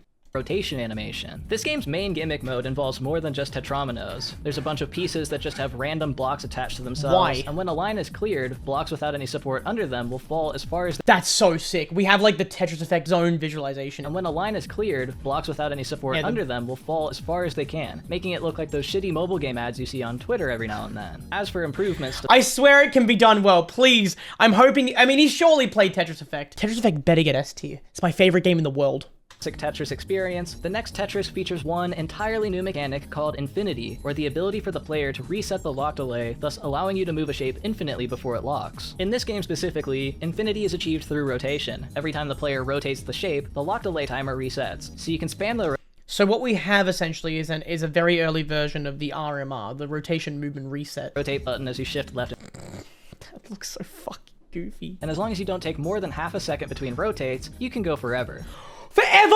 It's not partial! That's wild. In most games, I believe there's a bit of a variation. It's either 12 or 14. So I think it's either 12 RMRs or 14 RMRs, and that's it. That's all you get. Is it 50? I swear it's 14. Am I wrong? Am I misremembering again? I do that a lot. For Tetro, it's 15. Okay. For Guideline, I feel like it's 15. Let's double check. I'm not seeing a clear number here. 32. It's not 32. Guideline is 15 and then 16 forced locks. That's what I feel like. It's either 12, 14, or 15. I think there's some variation between games at this point, but eventually Guideline settles on either 14 or 15. So to be able to do it forever, infinite amount of numbers. It's more than 32, apparently. This game looks horrible. It's like the exact opposite of Eureka's efforts to improve the visual information. Yeah, what's with like the jello look there? That's really weird. Conveyed by the game. All the pieces vibrate for some reason, and it's really distracting. The lack of a phantom piece or even highlighted column sucks. And I've got like goosebumps in a bad way. I don't like it. Oh my god. the smooth rotation, I think, is really ugly. The title screen, I think, looks cool though. I'm going to put the next Tetris in F tier. If we wanted to implement Infinity in our game, we would simply reset the lock delay timer every time a successful rotation occurs. Infinity on Tetris Wiki. Most games since 2007 have a limit of 15 move resets. Okay, so the guideline must have standardized on 15, but I know there's some games that have less than that. Half a year later, Blue Planet Software said, I got another one in me, and released a new Tetris game, The New Tetris, on July 31st for the Nintendo 64. If you're like me, you're probably conditioned by now not to expect much from BPS. It's been basically 10 years of releasing the exact same game over and over and over again. Yeah. And considering their last game only came out 6 months ago, my expectations for the new Tetris are really low. What? Maybe Tetris the Grandmaster sparked an era of innovation, or maybe BPS just decided to try making a good game. Either way, Hank Rogers is finally taking the quality of his Tetris games seriously. Upon initial viewing of the new Tetris, there's a lot you'd love to see. We have a queue of 3 pieces, the drop preview, and automatic wall kicks, but this is to be expected nowadays. Instead, what's most exciting about the new Tetris is that it introduces 2 new player actions. First, the ability to hold on to a piece. No longer are you forced to place every piece given to you. We finally have the missing piece from Guideline Tetris, for modern Tetris, for the hold queue. Now you have a little bit more control over the RNG, being able to hold on to an eyepiece instead of waiting potential. Oh yeah, that's wild, Annie. You're right. For some reason, this is upside down, this is right side up. That's so weird. Forever for another one. Yet another core aspect of modern Tetris that I expected to see much earlier on in the timeline. The second new action. This is the game that makes 4x4s. Oh, that's why I know this title. You just saw it here. This game makes giant squares. Look. The second new action introduced in the game is known as the Sonic Drop. Not a soft drop, not a hard drop, but instead a third kind of drop. There was always a problem with the hard drop. Say you want to do a drop shift, move the shape all the way down, and shift it over underneath an overhang to fill space. This maneuver was never possible with the hard drop because it would also instantly lock the piece. Your only option was to soft drop to the bottom, then shift the piece. But now, with the Sonic Drop, the player can instantly place the piece to the bottom without the instant locking of the hard drop. Can I be brutally honest here? I don't know if I like Sonic Drop or not. Tetrio kind of has the solution of having customizable soft drop so that you can essentially give yourself Sonic Drop. Fractal, hello. When did you become mod on my channel? I don't know if I like Sonic Drop. I don't know. I want to like it, but something about it just feels a little off from what I know. Don't touch my boy Sonic Drop. Look, it's a cool mechanic and it's very, very intuitive. Oh, it's just like you can soft drop then move around. Guideline has fixed handling. All the numbers are the same. I like that things take time, and if you don't think things take time, just customize soft drop. We don't need 3 types of dropping the piece. That's a little intense. Any customizable handling is really hard to balance in a multiplayer mode, but in terms of single player, I think I can get behind Sonic Drop if I'm playing a single player game. Giving you half a second to shift your piece before the lock delay ends. Lastly, the new Tetris has one more major change in store for us, but it isn't visual, it's under the hood. Blue Planet Software is finally trying to solve the biggest problem that has plagued the series for random titles. Is that what it is? nearly 15 years, the random number generator and the mathematically impossible games of Tetris. So they're gonna get into the bag system. The new Tetris is the first game to implement what we now know as the bag randomizer. Alright, so many people here are like really split on the bag system. Oh, Fractal, you're not a fan of this? Fractal, we've been going all over everything. Instead of randomly generating shapes one by one, a bag of shapes is generated, which we draw from to add to the queue. Once the bag is empty, it is regenerated using the same rules. We'll go over the specifics of these rules in a little bit. Some of us don't have it as the preferred flavor, but there's very few that don't like this. It's clean. It means, you know, you get the same piece after a while. Droughts are now a problem of the past. I've said in the past that I like 7+1, and I went through earlier that I like limited. Is empty, it is regenerated using the same rules. We'll go over the specifics. Cool, of we these rules finally in a have little the bit, bag. But first, Amazing. let's add the pocket and the sonic drop to our game. These two things are really trivial to add. First, the pocket. When we want to hold onto a piece, we remember it by putting Sorry, Fractal, but people who complain about the RNG are literally just bad. I agree with you for the most part. I think what Classic does well, Classic does intervene with RNG. Yes, there are technically some incredibly unlikely sequences that can come up. However, Classic has some preventions in place. It's not entirely random. You're also accurate in the idea of like, 7-bag is made to, it does exist for the game to be easier. The point that I'm trying to make before my brain go melty, right, is that Guideline, I think, honestly, Guideline may be a little bit too far with its 7-bag. I like 7+1. Limited is interesting. I think Limited keeps the flavor of Classic. putting it in the pocket and then continuing as usual. The Popping pocket! The pocket! piece in the queue. If a piece is already in the pocket, we instead swap with the currently active piece. For visualizing the pocket, we use the same method as our queue previews, but instead of indexing the queue, we simply reference whatever is in the pocket and Does he gray out the pocket? The pocket when it has been used, indicating that it cannot be used again until the current piece is placed. Let's see. draw that. For the sonic drop, it's the exact same procedure as the hard drop. We just don't lock the piece, and instead let the lock delay timer do its thing. Now we can do easy drop shifts. Ooh, seeing that in TGM feels weird. Now let's talk about the bag randomizer. The new Tetris implements a 63-piece bag.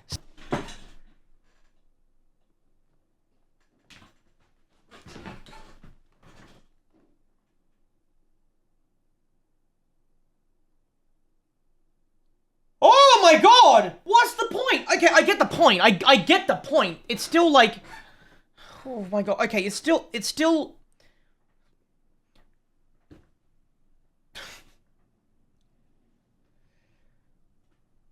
So you get 9 of every piece in a bag. So there are probably quite a few instances in a decent game where you get like 5 of the same piece. The point is because of the stupid 4x4 gimmick.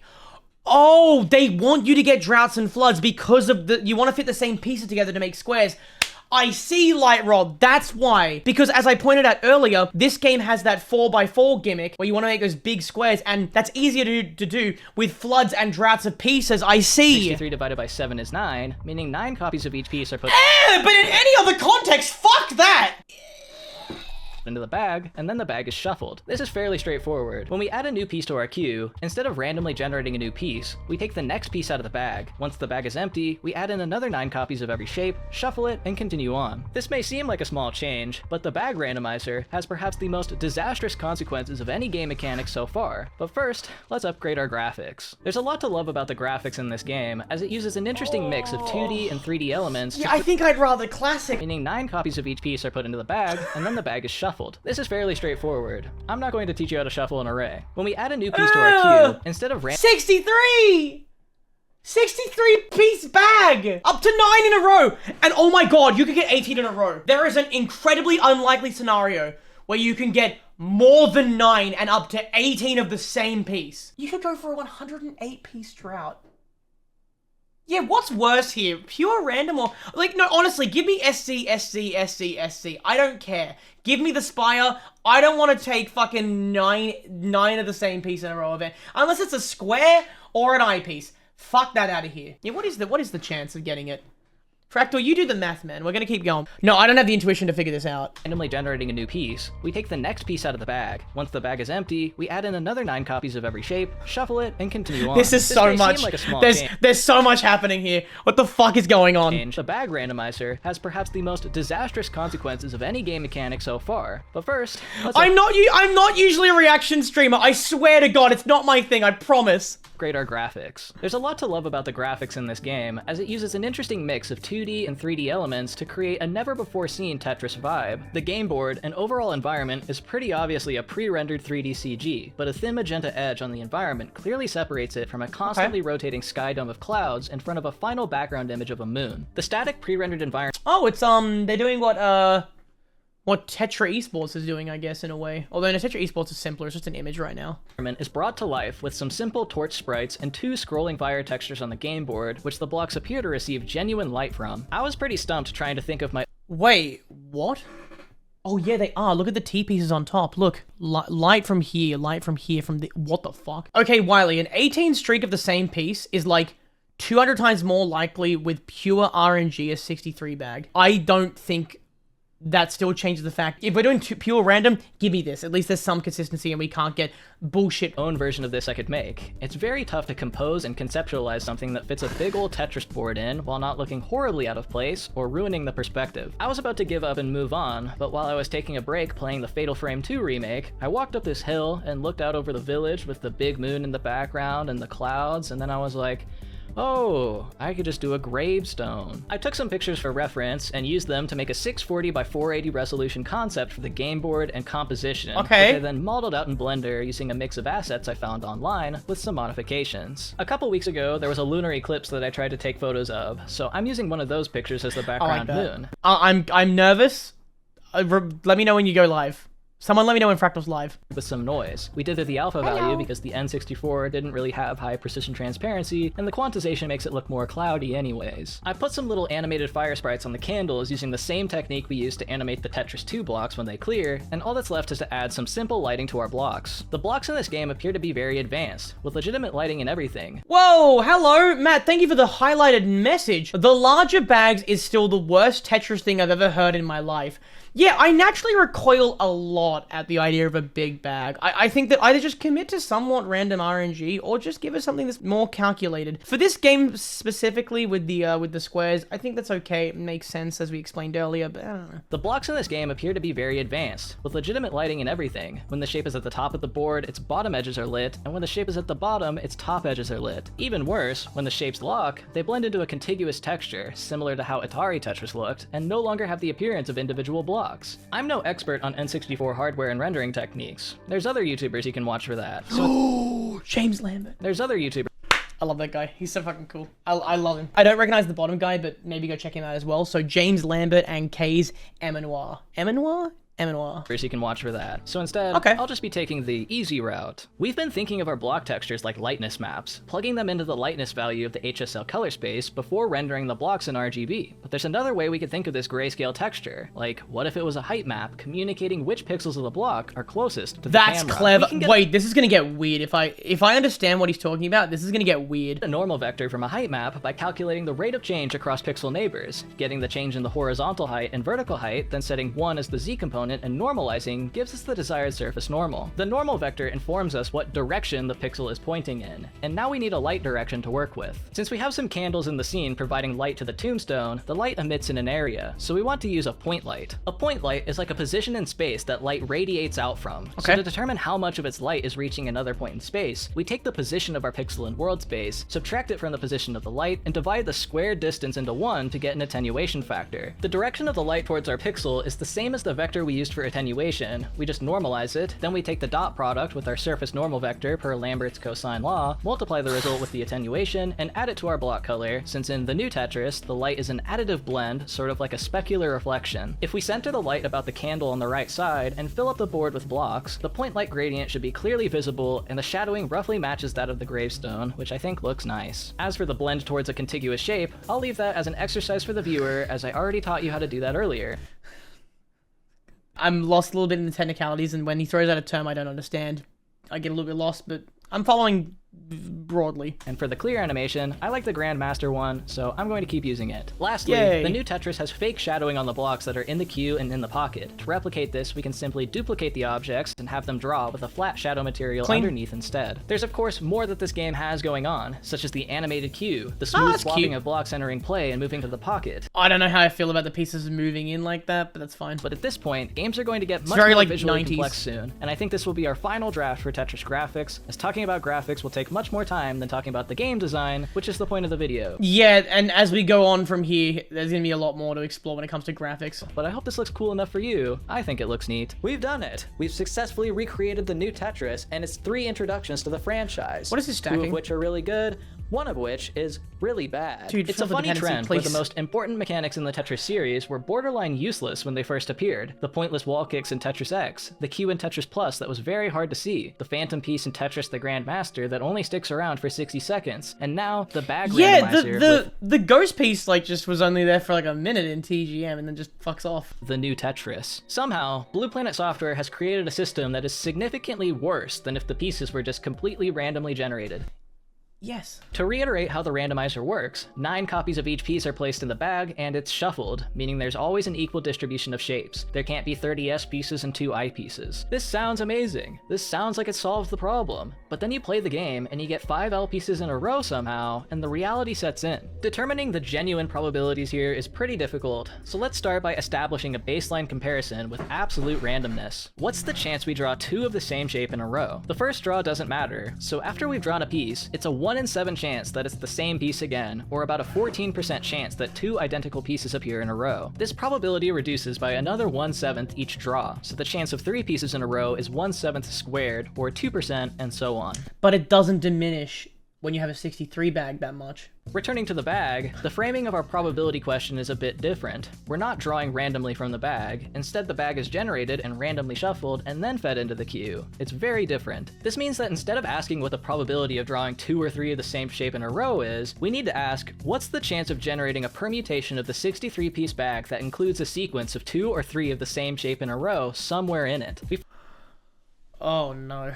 First need to know how many possible arrangements of the bag exist in the first place. There's 63 unique items, meaning for the first spot in the bag there's 63 possibilities, then in the second spot there's 62 possibilities, So 63 then factorial, 61, okay. and so on until there's only 1 left. The mathematical operator for this is called a factorial. 5 factorial is 5 times 4 times 3 times 2 times 1. So there are 63 factorial arrangements big of our number. bag. That means there's an 88-digit number of possible bag variations in the new Tetris, which is a cosmically large number. At this scale of possibility, the 63-piece bag may as well be no different than pure RNG.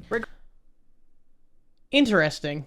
So it doesn't fucking matter. Regardless, let's try and figure out how many of the arrangements include a sequence of 2 L pieces. There are 63 positions in the bag, and 9 of them are going to be taken up by our 9 copies of the L piece. We can choose 9 positions out of 63 by dividing 63 factorial by 9 factorial, giving us about 24 billion possible ways to put the L pieces into the bag. From here, let's forget about the L piece and consider the 54 other pieces. If they were placed into the bag first, how many spots are available then for our L piece to go into? For each piece, there's 1 spot before and after, so there's 54 plus 1 gaps for our L piece to go into. Got it. If we were to place the L piece into these distinct gaps, then we would guaranteed get a set with no 2 L pieces in a row. So using the same logic from earlier, we can choose 9 gaps from 55 to get a little over 6 billion arrangements of bags without adjacent L pieces. I know, Evie. Don't worry. It's fine. We'll get to guidelines soon. We're nearly there. Impossible arrangements from earlier, and subtracting all of the arrangements without any adjacent L pieces, we divide by 24 billion to get a 73% chance that the bag contains multiple L pieces in a row. Holy shit. Holy shit. For starters, if I get 2 L pieces that are blue in modern, I'm gonna freak out. But if I just get 2 L pieces in a row, 73% chance, that is fucked. Sadly, extending this out to consider all permutations of the 9 pieces is a considerably more complicated problem mathematically and computationally, especially when working with numbers of this magnitude. But considering that there's a 73% chance for multiple draws of just 1 shape, we can reasonably infer that there's a near 100% chance that the bag contains at least a sequence of 2 of the same shape in a row. Holy shit, that's not good. Like, I mean, okay, in 7 bag, there's a 1 in 7 chance that you get the same piece in a row. So what's that, like 14.2%? That's way better than this. Although then again, that doesn't take into account that the bag is 63, so I guess it's like a 1 in 9. I don't know when it's like when it would come up. I don't know how to do the right math there. Probabilities is not my strong suit. Still, weird. It appears that Blue Planet Software failed miserably in solving the RNG issue. Yeah, but at the end of the bag. So like the start of one bag and the end of one bag and the start of the next bag could be the same piece. The end piece there, and there's a 1 in 7 chance that you get the next piece, you know, 2 in a row. But that was never their intent anyways. Getting multiple shapes in a row was an intended feature. The new Tetris rewards players for constructing 4x4 squares of tetrominoes. That's Getting fine. duplicate shapes makes it easier to construct these squares, but ultimately it comes at the cost of making the actual goal of the game far more frustrating. It's not like the squares disappear. When I was reading about this game, The squares don't disappear? Wait, what? I thought it was going to be an easy S tier, but after playing with this randomizer, I kind of just want to go back to playing any other game. I will say though that the Sonic Drop is probably my favorite addition to the series so far, and credit where it's due, this game does look very visually advanced, so I'll be putting the new Tetris in B tier. Hopefully a better developer steals their ideas soon. Interestingly, I almost completely forget to use the pocket now after so long playing without it, so maybe that mechanic wasn't as important as I thought. Right now there aren't enough mechanics to support using the whole hold. Like, the hold really benefits when you're in, like, modern trying to do multiple goals at once. Yeah, I don't think it's, like, relevant right now. It just makes the game easier. Either way, let's move on to the next game of 1999. 4 months later, Blue Planet Software said, I got another one in me, and released yet another Tetris game. Sadly, no obvious joke this time. Kids Tetris released for PC on October 24th. It's Tetris for Kids, published by Hasbro. I'm noticing that the 2 games published by Hasbro aren't very good compared to the one published by Nintendo. I've seen the photos of those graphics before, like those characters. Now I know where they come from. I can't find a way to play this game, so I'm just going off some screenshots and videos. If anything else, this game is certainly the most accessible Tetris game in history, with its clickable on-screen controls. I like how the most accessible game in Tetris history is not accessible to play.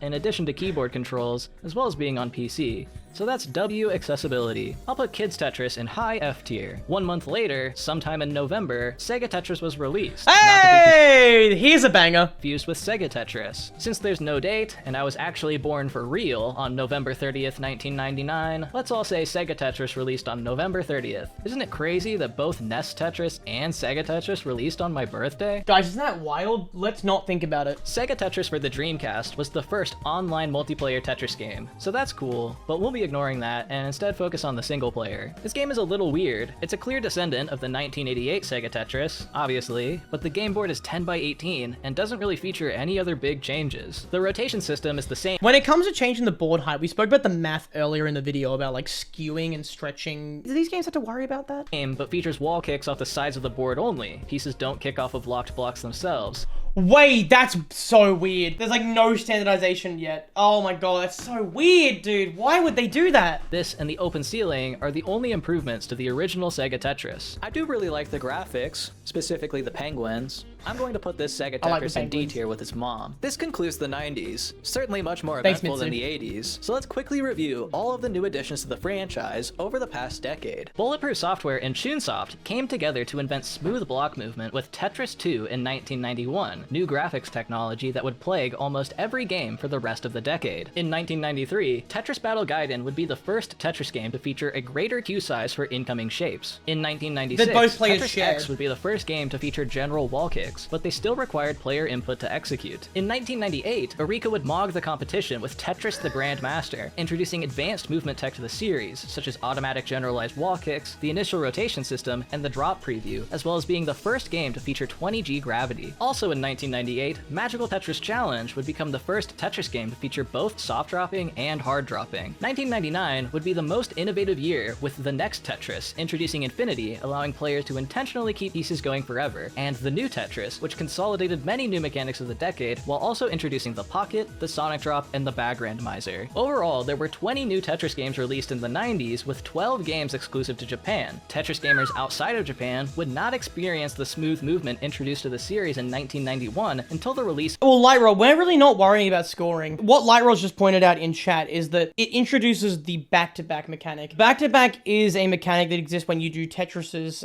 sequentially. Not in a combo, but just you do a Tetris, you place a few pieces, you do a Tetris. You don't break your Tetris streak with other line clear types like doubles, singles, triples. You'll get rewarded back-to-back by doing them in a row, 1.5 times the score of the Tetris. Lovely. But this guy isn't really focused on score. He's focused purely on the game design, the mechanics of Tetris, how you play and influence the board. And he is saying the freedom in game design is what I like so much about the pre-guideline era. Me too. The guideline has helped Tetris stay alive in the modern age amongst a sea of games and a landscape of very complex, much more advanced games, right? Like Tetris is not a complex thing. You put the funny blocks down, yada yada, right? So having standardization that sort of people can follow, and so everyone knows the rules, everyone knows how to play Tetris, it becomes iconic through that. Guideline surely helped in that. I don't think it was necessary, but it definitely kept the game as alive as it is today. The brand, I think, is a better way to put it, not the game. Anyway, I do like the experimentation. However, you do get some hit and misses. Personally, my favorite game aesthetically was Tetris Battle Gaiden, and my favorite game to play was Tetris the Grandmaster, yeah. Although that's probably not an unpopular opinion. Nope. The 90s ending with the first online multiplayer game is a bit foreboding. Oh shit! That means the I missed internet that. is finally here. The 2000s is starting strong, with the first Tetris game for the web, Shockwave Tetris, released on 4/20. I think this game has lost media as the website went offline online in 2002, and I found no other means of playing it. Looking at some videos though, this game appears to be by far the worst Tetris experience since 1985, so I'll be ranking it accordingly. A couple months later in July, the Super Light series version of Tetris was released, exclusively in Japan. The Super Light series were budget-priced games for consumers, featuring equally low-budget versions of games, and Tetris is no exception. Mechanically, this game is equivalent to Tetris DX, rotation system and everything, except this is the first game in history to implement the most obvious solution to the randomizer problem. This version of Tetris will not generate two of the same shape in a row. This doesn't prevent the mathematically impossible game of infinitely S and Z's, yeah, we've spoken about that already. Okay. So that's just all it does? Just you can't get two in a row? alternating snake pieces, but it's better than nothing, and this certainly could have been done 10 years earlier. I do like with some oversight by the game. I like 3 in a row. I think it's funny. I think it's fine. Because of this, I'll be putting Super Light 1500 series, D. The Tetris, in A tier. Now it's finally time for a real video game, something I've been waiting months to cover at this point. The Tetris game I have looked forward to the most, released on August 10th, 2000, Tetris with Cardcaptor Sakura Eternal Heart. Oh, fuck. I like to get an anime The girl newest next to game a from logo. Eureka, coming at you from the PlayStation instead of the arcade, but still exclusively in Japan, Eureka is once again doing their own thing, but this time, it's even more of their own thing. Instead of the usual endless Tetris experience, Tetris with Cardcaptor Sakura... Wait, are you guys being serious? I've never heard of this game, but like I thought it was just a meme based on the name. You're saying the game is actually really good? Eternal Heart has a story mode that is divided up into 18 individual rounds. Shit. Every round is a different Tetris board with a different amount of tracks. Demantio has shown me this game, actually. You need to clear to win. It's sort of like Atari Tetris, but Eureka said that's too easy and We have the ghost piece again. We have the ghost outline. added a time limit too. More specifically, each board has these gems embedded in some blocks that need to be cleared, and when you clear all of them, you're rewarded with a cute CG as the story progresses. Aw, So in a sweet. sense, this is like a Tetris visual novel. I just can't read any of it, but I'm sure the writing is fire. The final boss is the coolest thing I've seen in this video so far. Utilizing the 2 boards that you'd have in a versus match of Tetris the Grandmaster, your game state is duplicated on each board, but one is dimmed out intermittently, requiring you to shift focus between the 2 boards while you try to clear the gems and beat the round. The music is also insanely good for some reason. If this game had a classic endless game mode, it would easily be the best Tetris game of all time. It has the Damn, righto. Grandmaster gameplay, but with the new Sonic drop introduced by the new Ah, Tetris. okay. Eureka hasn't stopped innovating movement tech. In the new Tetris, they removed the ability for you to manually lock your shape. Even if you press down all the way, once it reaches the bottom, you have to wait the full duration of the lock delay, which is half a second. But in Cardcaptor Sakura, pressing down when the piece is at the bottom will lock the piece. Oh, thank God, dude. Thank God. I didn't realize until watching this, because that's something I didn't think about. I didn't realize how much Eureka had done. I knew the basics. I knew, like, that they had pioneered a lot of new things, especially Ghost Piece, right? But, like, they really are the unsung heroes. Emulate a hard I drop have even by more first respect for them than I used to. pressing up to Sonic drop, then pressing down to lock in one smooth motion. It feels great, it feels tactical, and it lets you further control the pace of the game. This movement can be further expanded by rolling your thumb from top to left to bottom Rolling? Guys, rolling! It was there the whole time. to do quick Sonic drop shifts. It's like a fighting game input. Some other things to note are the lack of the bag randomizer and cue size yet again. Eureka is way ahead of the game on movement mechanics, but falling behind in the logistics. This makes sense to me because Eureka were like building cabinet games. The like cabinets are just so iconic for that feel with your hands of playing. Everything just feels so smooth and natural. Trying to replicate that with a block game, they had to nail it, and they did. Really cannot begin to describe in words how much pain it causes me Yeah, that there is exactly. no standard mode in this game. But even despite that massive flaw, this game is easily top of S tier. You can play through the whole story mode in like 30 minutes, so you should go do that. 2 months later, Eureka said, I got another one in me, and released Tetris, the Absolute, the Grandmaster 2 on The way he reads it is funny to me. October 27th, exclusively Oh, in shit, Japan. dude. This game TGM2. features a lot of new stuff that we I got to play this on a cabinet. I was dog shit, but I loved it. don't really care about. As far as the main Tetris experience is concerned, it is mechanically equivalent to Cardcaptor Sakura with the introduction of the Sonic drop to the Grandmaster series. You will often see TGM2 credited with the introduction of what the community calls Zangi moves, which is the input sequence I just described of Sonic dropping, shifting, and locking in one physical movement. But now we know,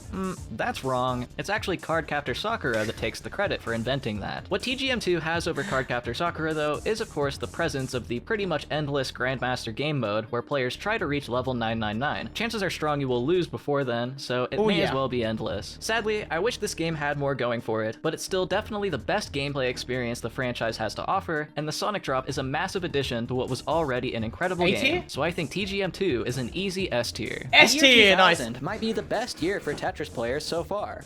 in Japan at least. But in 2001, a disastrous event would change the course of history forever. Guideline. On September 5th, 2001, Blue Planet Software released Tetris Worlds. What looks like any other Tetris...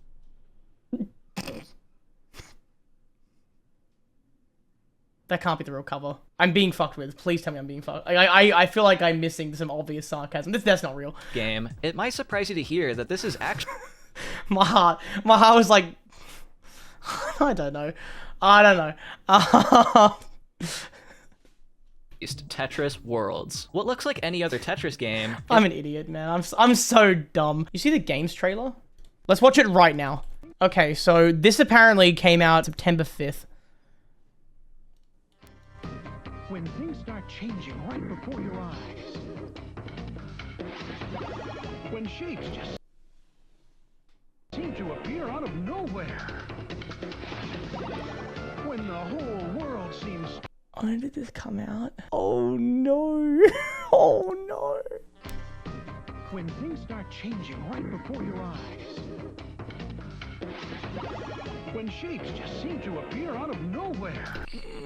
Let's go back to this, shall we? Tetris players so far, history forever. On September 5th, 2001, Blue Planet Software... It's a week away. It's a week away, and that's the fucking trailer for it. Released the commercial. Tetris Worlds. What looks like any other Tetris game, it might surprise you to hear that this is actually the first Tetris game. Let's move on from fucking 9/11 and let's keep watching the video because I've been live for 5 hours now. You see, Blue Planet Software, with their rights to Tetris, were looking around and seeing all these different variations of the game that people have made over the years. There's no consistency, there's no cohesion, just some unspoken agreement and general idea of what it means to be a Tetris game. For instance, in one game the eyepiece might be red, but in another game it might be cyan, and that kind of inconsistency is just unacceptable. So Hank Rogers said, enough. It's time... He did. There were some rules in place when I grant you the privilege of developing your own Tetris game. For 7 days and 7 nights, Hank Rogers locked himself away and drafted what would become known as the Tetris Guideline. Alright, so, look, I have so many opinions on the guideline that I think it would turn this stream into a fucking 15-hour tangent. Look, it's a good thing, it's a bad thing. It's done a lot of good things for the genre of stacker games. At least it's been a good thing for the brand and the IP. It does make the license easier to protect and more valuable because of that. However, it has massively stifled experimentation for unofficial titles in the stacker genre and other Tetris publishers and developers. So... I'm mixed on it. Look, we'll see what he says. We'll see what this guy thinks of it. Set of rules that all future Tetris games must abide by. Jokes aside, this is actually pretty neat and respectful, as the Tetris Guideline is a yearly specification that is decided on by a committee, with Alexei, the creator of Tetris, having final say in all changes to the guideline. I'm not a big fan of that back in the day because I've spoken to Alexei and his game design philosophy is a little off from what I like. Alexei tends to not like overcomplication.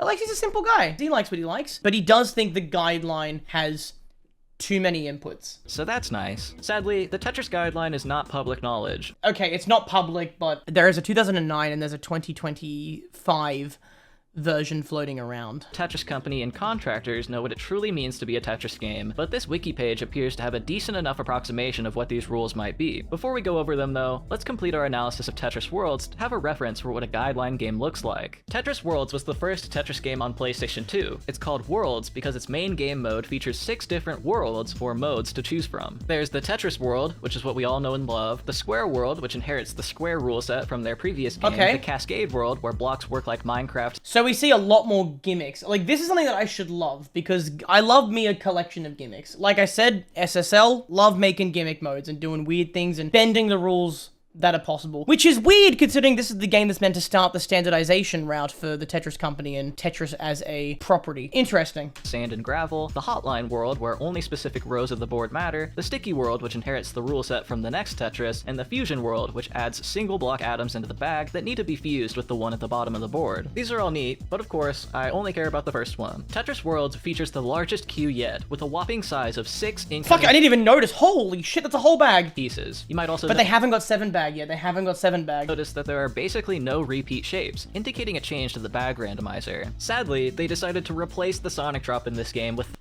That's fine. The hard drop. No cool movement tech here, but what we rip. do have is a fully realized block rotation system. All blocks have proper wall kicks now, eyepiece included. The funniest observation to make is that Tetris Worlds does not feature smooth block movement, making it the first BPS game in a decade not to make use of the tech. Not They gave counting up the on it, recreation guys. of Sega Tetris. I was wondering when they would finally give up on this, or maybe we'll see it come back in the next game. Well, since this is supposedly the guideline game for Tetris, hopefully that means it'll be our final stop in history for upgrades to our own Tetris implementation. So let's finally bring our rotation system into the modern era. The super rotation system. Yes!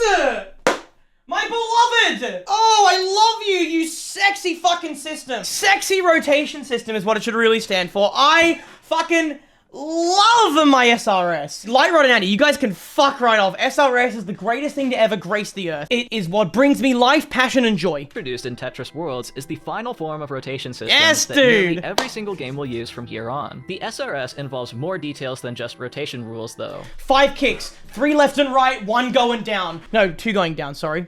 Straight down then to the right or left. It also includes specifics on piece orientations and spawn locations, so let's double check that ours match so we have the same baseline. On top, we have the initial orientation of our rotation system, and on the bottom is Tetris World. Yes, okay, everything's now upright facing, so then things fall flat. You have everything sort of laying flat with the broadest side of the piece coming down to land flat on the stack. Shapes are flat side up, while the others are flat side down, a design artifact from when we created our position templates while studying IBM PC Tetris. Yep. Flat side down makes it easier to complete lines on flat surfaces. Yes! In our system, we have to rotate twice to get this orientation, while in Tetris Worlds, the game flows much more smoothly, especially at the start of the game. It's definitely the superior starting orientation, which we can replicate by simply rewriting our shape recipes to be flat side Can't get the down. team locked in. As for the starting positions in the board, in Tetris Worlds, pieces spawn in on rows 22 and 23.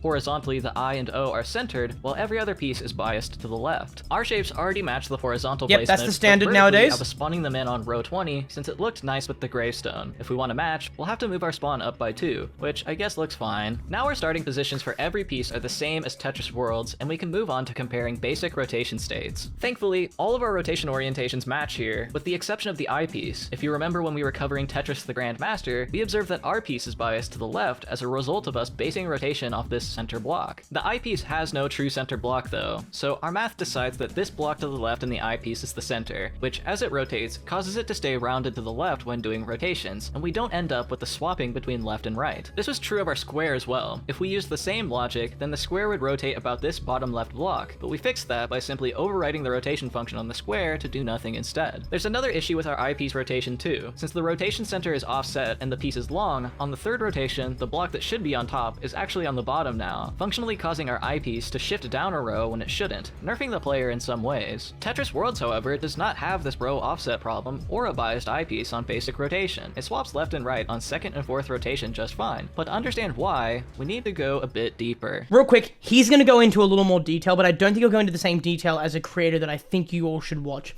There is a video that directly inspired me to make my short on the rotation system. You all need to watch this video by Superclass. Tetris's rotation system is wonderfully broken. The visuals are amazing. Check it out. He goes into incredible detail on the eyepiece and its finesse, specifically being really weird. He does a step-by-step breakdown. Check it out.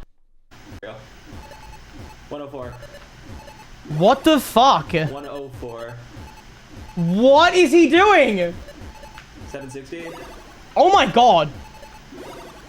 81. Okay, not gonna lie, this actually does make it harder.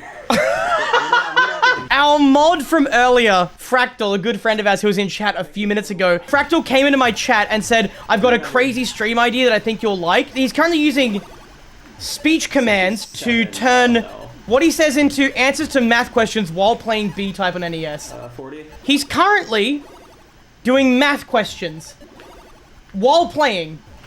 86. 11. 159. Oh my god. The crazy part is that I can feel my ability to like think drop off a cliff as soon This as is I like touch me the with numbers. learning rolling, by the way. 92. He's the pole vault while doing math! Okay.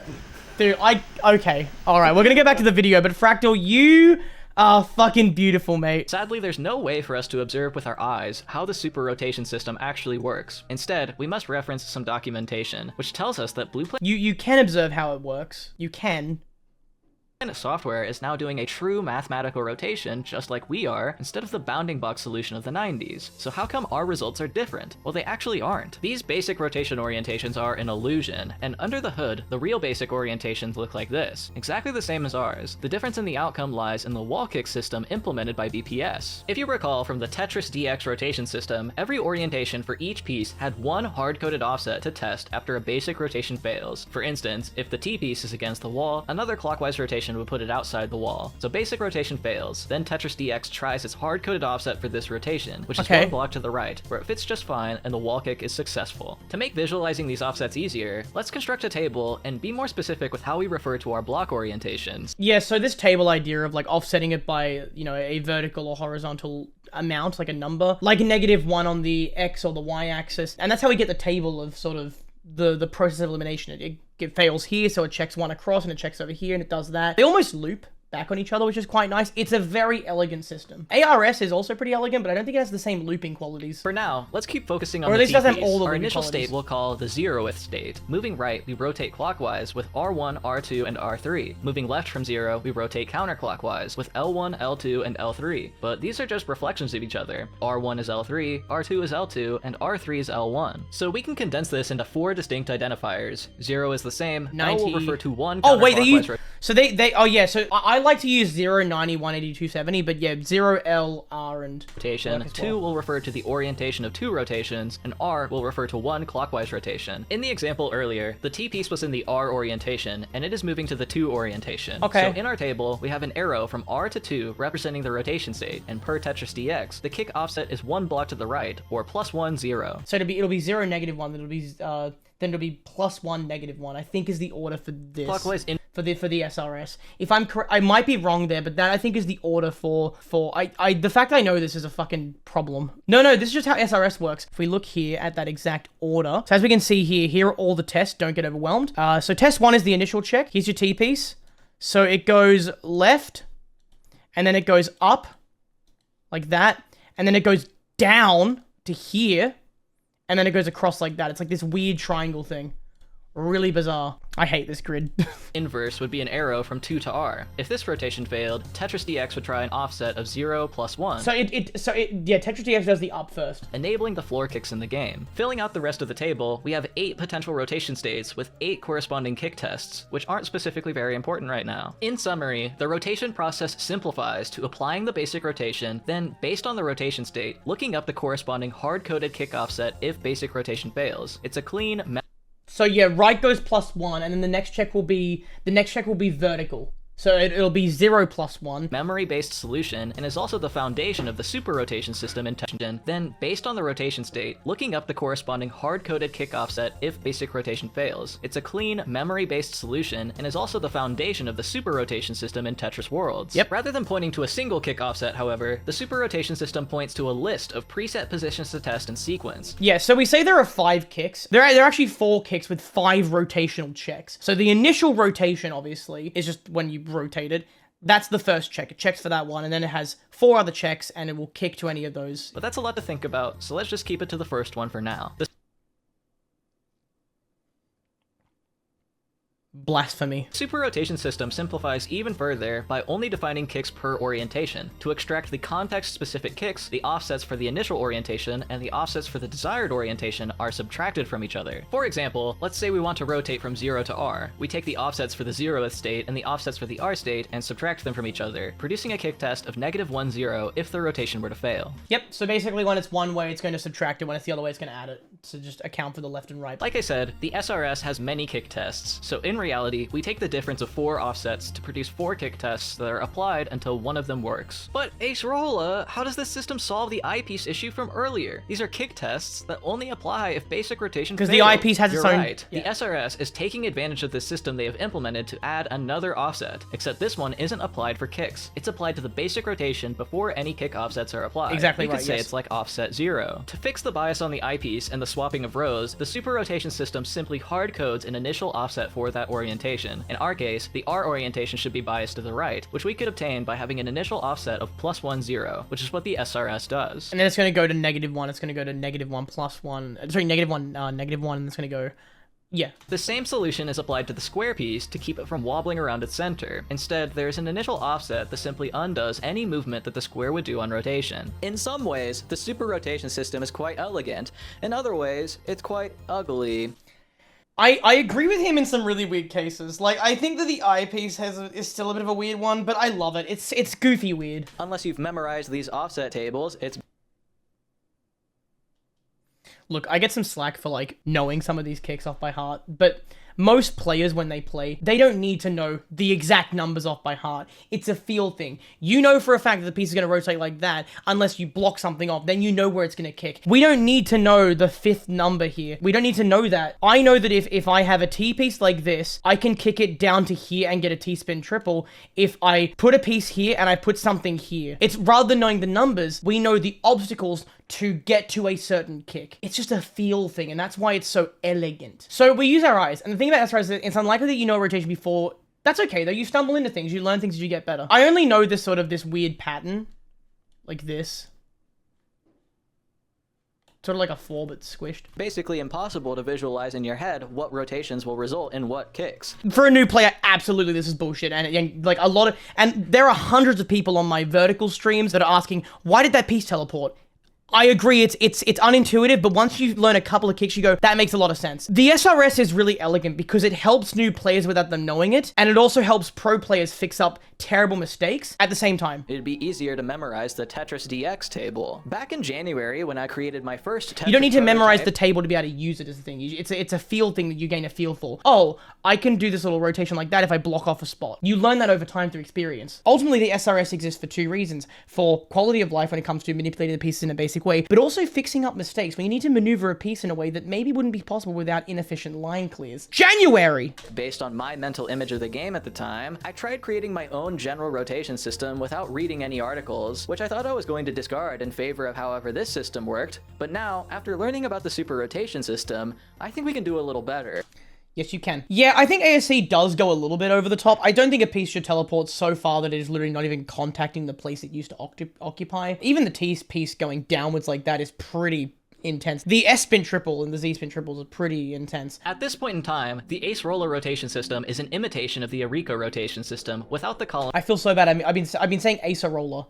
It's Acerola. My bad. center test and only has 1 kick offset Here we with no go. support for eyepiece kicks. Before we upgrade that, let's try and solve the eyepiece bias issue without any of this table offset bullshit. Now the reason the SRS does It is this a little is because bullshit. their matrix multiplication was certainly integer only, but it's 2026 now and we have the privilege of floating point arithmetic. For the eyepiece, if we simply adjusted the point of rotation from the center block to a half cell Okay, offset, yeah, we would now be rotating about the actual middle point of Yeah, the sure. piece. Now our eyepiece matches the basic rotation orientations of the super rotation system. We could apply the same logic to the square piece, but quite frankly, overriding its rotation function to do nothing instead is just objectively better and more performant. Now let me explain how I tried to solve the wall kick problem before I started on this video. My approach was quite simple. Say we moved our eyepiece over to the wall here and attempted to rotate. Uh-oh, 1 block has ended up out of bounds. Obviously to us, we would simply move left or kick -1, 0, but it isn't so obvious to the computer, who is stupid and doesn't know anything. So how could we programmatically figure that out without having some hard-coded list of kick tests that every other game has used so far? Just like before we apply a rotation, we subtract the center block position from the collision position to translate the origin to the center of our piece. From this, we can derive a generalized wall kicking system. To keep it simple and resolve this scenario, we only need to try kicking 1 tile in the opposite direction of wherever a collision occurs. Already with this system, we have proper wall kicking for whenever a piece ends up with 1 block inside another object. The square's funny, but that's really clever. That's really clever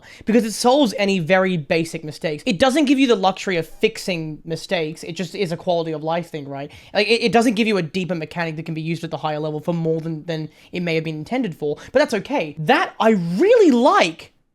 I really like that. Pieces properly kick off the walls, except the eyepiece, and all pieces properly kick off the floor, except the eyepiece. This is actually pretty much exactly how the rotation system worked in Tetris with Cardcaptor Sakura Eternal Heart. Real quick, I want to explain for people who may not understand what I mean by fixing mistakes being used in a greater means than what it was intended for. Well, let's say I'm stacking on my board like this. All right, that's a wonky board. Let's redraw that. Still wonky? We'll go with it. Hello, howdy dandy. I'm stacking my little board, and uh-oh, maybe I've made a mistake and I've done something like this. Oh no! Now, absolutely, I could tuck in a square like this using Sonic Drop. That'd be fun, wouldn't it? We could do the whole do-do-do with our buttons. But I could do this. I could soft drop an L piece like this, and then I could spin it like this. And the SRS would kick it downwards like this. And in fact, let's go one step further. Let's say I have a shape like this, a staircase, and then I burn an L piece by mistake somehow. So I've burned away the actual, like, the L piece. This is the final board state after taking that burn with the L. So in this state, we can take a Z piece, which, oh my god, that Z piece will fit so well in here, but oh, it's just impossible to get in there. Well, we can use this SRS system to kick the piece into there. First, we rotate it to the left position with counterclockwise. So now it's in the L state, okay? And then we keep rotating it. So we rotate it again counterclockwise, and it's going to kick downwards like this. This is a move that would not be possible without a rotation system this robust and deep. Now, the thing that he described doesn't get us there. Eureka has a kick table that kind of only goes one way. You have to commit to things. This one has loops. I can spin this piece back and forth from here to here over and over if I want to, you know, maybe change what I did, or that was a mistake. Oh yeah, clockwise would then kick it the other way. It would go this way, wouldn't it? Because it goes the other way. Anyway. Sadly, our general system isn't good enough yet. It can't even resolve all the basic eyepiece collisions. If the eyepiece is in the L orientation and against the right wall when a rotation is attempted, 2 blocks will end up out of bounds. Our system tries one to the left, but sadly, 1 more block is left out in the cold and the rotation fails. To resolve this situation, we needed 1 more kick. So instead of just choosing the opposite direction of wherever a collision occurred, we need to keep track of the collision that is furthest from the center. Then we just kick 2 to the left instead. Sadly, this introduces a funny edge case. The center block is not always adjacent to the colliding blocks. If the eyepiece were in this position and rotated, there's only 1 block out of bounds, but the distance of the collision is -2, 0, causing the piece to kick 1 more block than it should, injecting empty space. To resolve this, we should split up our single large kick into 2 small kicks, giving us the following list of offset positions to check. The first check resolves the kick, so we don't need to do the second one, resulting in— So he's finding a middle point between SRS that doesn't really give you the more high play we like as crazy gamers of Tetris, but this still assists in situations where you might expect a rotation. Now our eyepiece kicks off walls and floors. On the left wall, we generate the following kick tests. On the right, we get the reflected set, and on the floor, we get the following vertical tests. I'm sure the eyepiece is very happy being thought of first for once, but it's also the easiest as all the possible collisions occur on the same axis. Yeah, Other okay. pieces, however, can have diagonal collisions. So let's consider the J piece now. Oh, it actually just works. Well, that's great. When the J piece has a diagonal collision, our system generates a list of kick positions equal to the area between the origin and collision. It includes all horizontal, vertical, and diagonal tests. That's just SRS. It goes left or right first, then it goes up 1, and then it checks down 2, and then it goes left or right while being down 2. That's just SRS. Let's compare with the same scenarios we looked at for the Eureka rotation system. The L piece is hugging this locked block, and when it rotates, the L piece collides with it. In the Eureka rotation system, this would be a center column collision and would thus cancel the operation. In ours, however, the collision occurs 1 block underneath the center, and when it with the same scenarios we looked at for the Eureka rotation system, the L piece is hugging this locked block. We finally have an orange L piece. In the Eureka rotation system, this would be a center column collision and would thus cancel the operation. In ours, however, the collision occurs 1 block underneath the center, producing an upwards kick, pushing the L piece above the block, and now the player can traverse the obstacle, which I think is a win over Eureka. For Mihara's conspiracy, or the right side bias of the Eureka rotation system where the L piece can fit into this gap but the J piece cannot, since our kick offsets are based on the direction of the collision, we fix this asymmetry and the L and J pieces can both fit into their holes. Another win for us. As for how we compare to the super rotation system, it turns out it is functionally equivalent for the most part, but the main difference is that the SRS was designed such that every rotation is reversible. If a clockwise rotation was possible, then the counterclockwise reverse should also be possible. This is not true of our system or the Eureka rotation system. A number of the kicks we produce are not reversible. Yeah, it's the looping factor. In exchange, we have a programmatic kick solution that should generalize to I still like his system a lot. I think it's quite nice. And in my opinion, is much easier to visualize than the SRS offset tables. The Acerola rotation system is fully realized. What did he call it? Offset tables. The Acerola rotation system is the ARRS. The ARRS, right? The Ace Roller Rotate. I'll take it. The R's. It may be the same, but it's also kind of different. The good news is we don't ever have to talk about rotation ever again.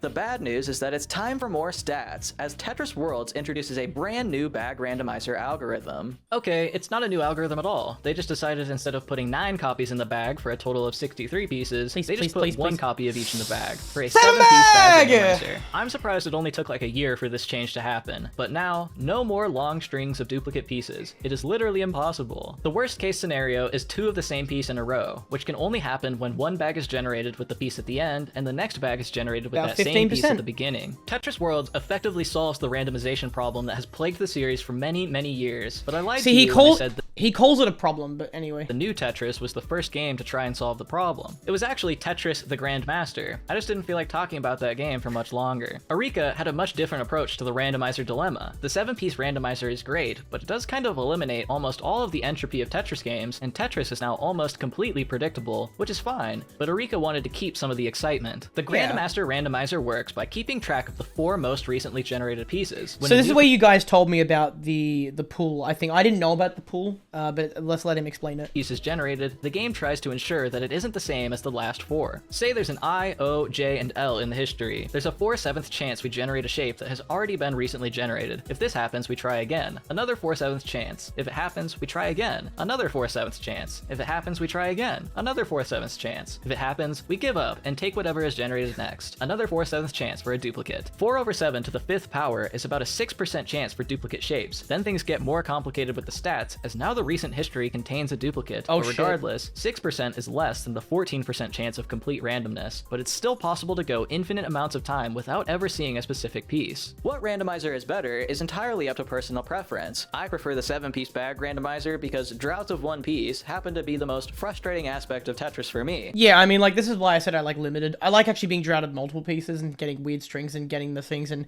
having those droughts be a limited size. And if you want to get really experimental, 14+1 is also pretty cute. But there's certainly beauty and appeal to the Grandmaster randomizer, yeah. and it certainly could be improved upon as well. Sadly, it will never be improved upon, as the 7-piece bag randomizer is part of the Tetris guideline. Every officially licensed Tetris game must use this randomizer. The SRS and new bag randomizer are the main new improvements to the series with Tetris Worlds, which we have now effectively reproduced. So let's answer the question, was Tetris Worlds any good? Yeah, it is.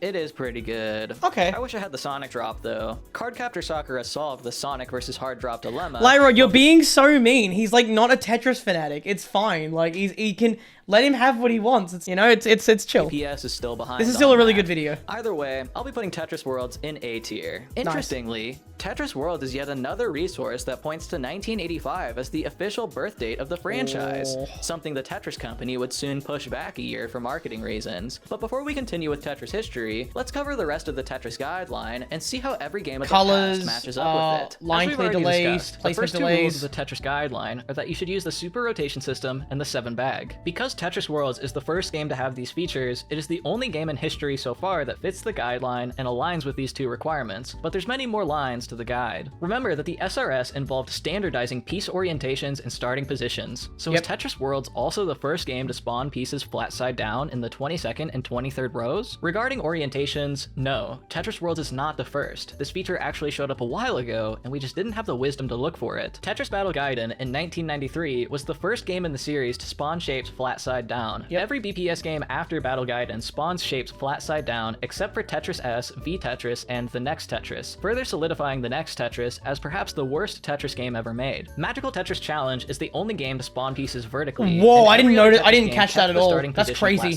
What if I don't follow the guidelines? That would be an unofficial Tetris title, and this is where I don't agree with the company's business practices, because they try to claim ownership over essentially an entire subgenre of puzzle games. They try to claim that every stacker game that clears lines and places pieces is a Tetris game. You can be as experimental as you want, but they're going to try and push back on that because that would devalue the value of their license. I mean, this is iconic. It's good. And the developers are allowed to experiment. They're allowed to do that, but under the purview and clearance from the Tetris company. If you don't work with them, you don't buy their license, you can't make a stacker game at all. You're not allowed to. They're not going to let you. There are several instances of community projects being DMCA'd, and some of them fairly. Like, I want to say this, honestly. Some of those projects deserve to be DMCA'd. They were so close to Tetris that they did nothing to change the expression, the game rules of a stacker game. They just really cloned Tetris. But there are some games that really experiment with the idea, change the fundamental rule sets, the way that line clears are considered, the way that pieces move and rotate, many mechanics added on top of it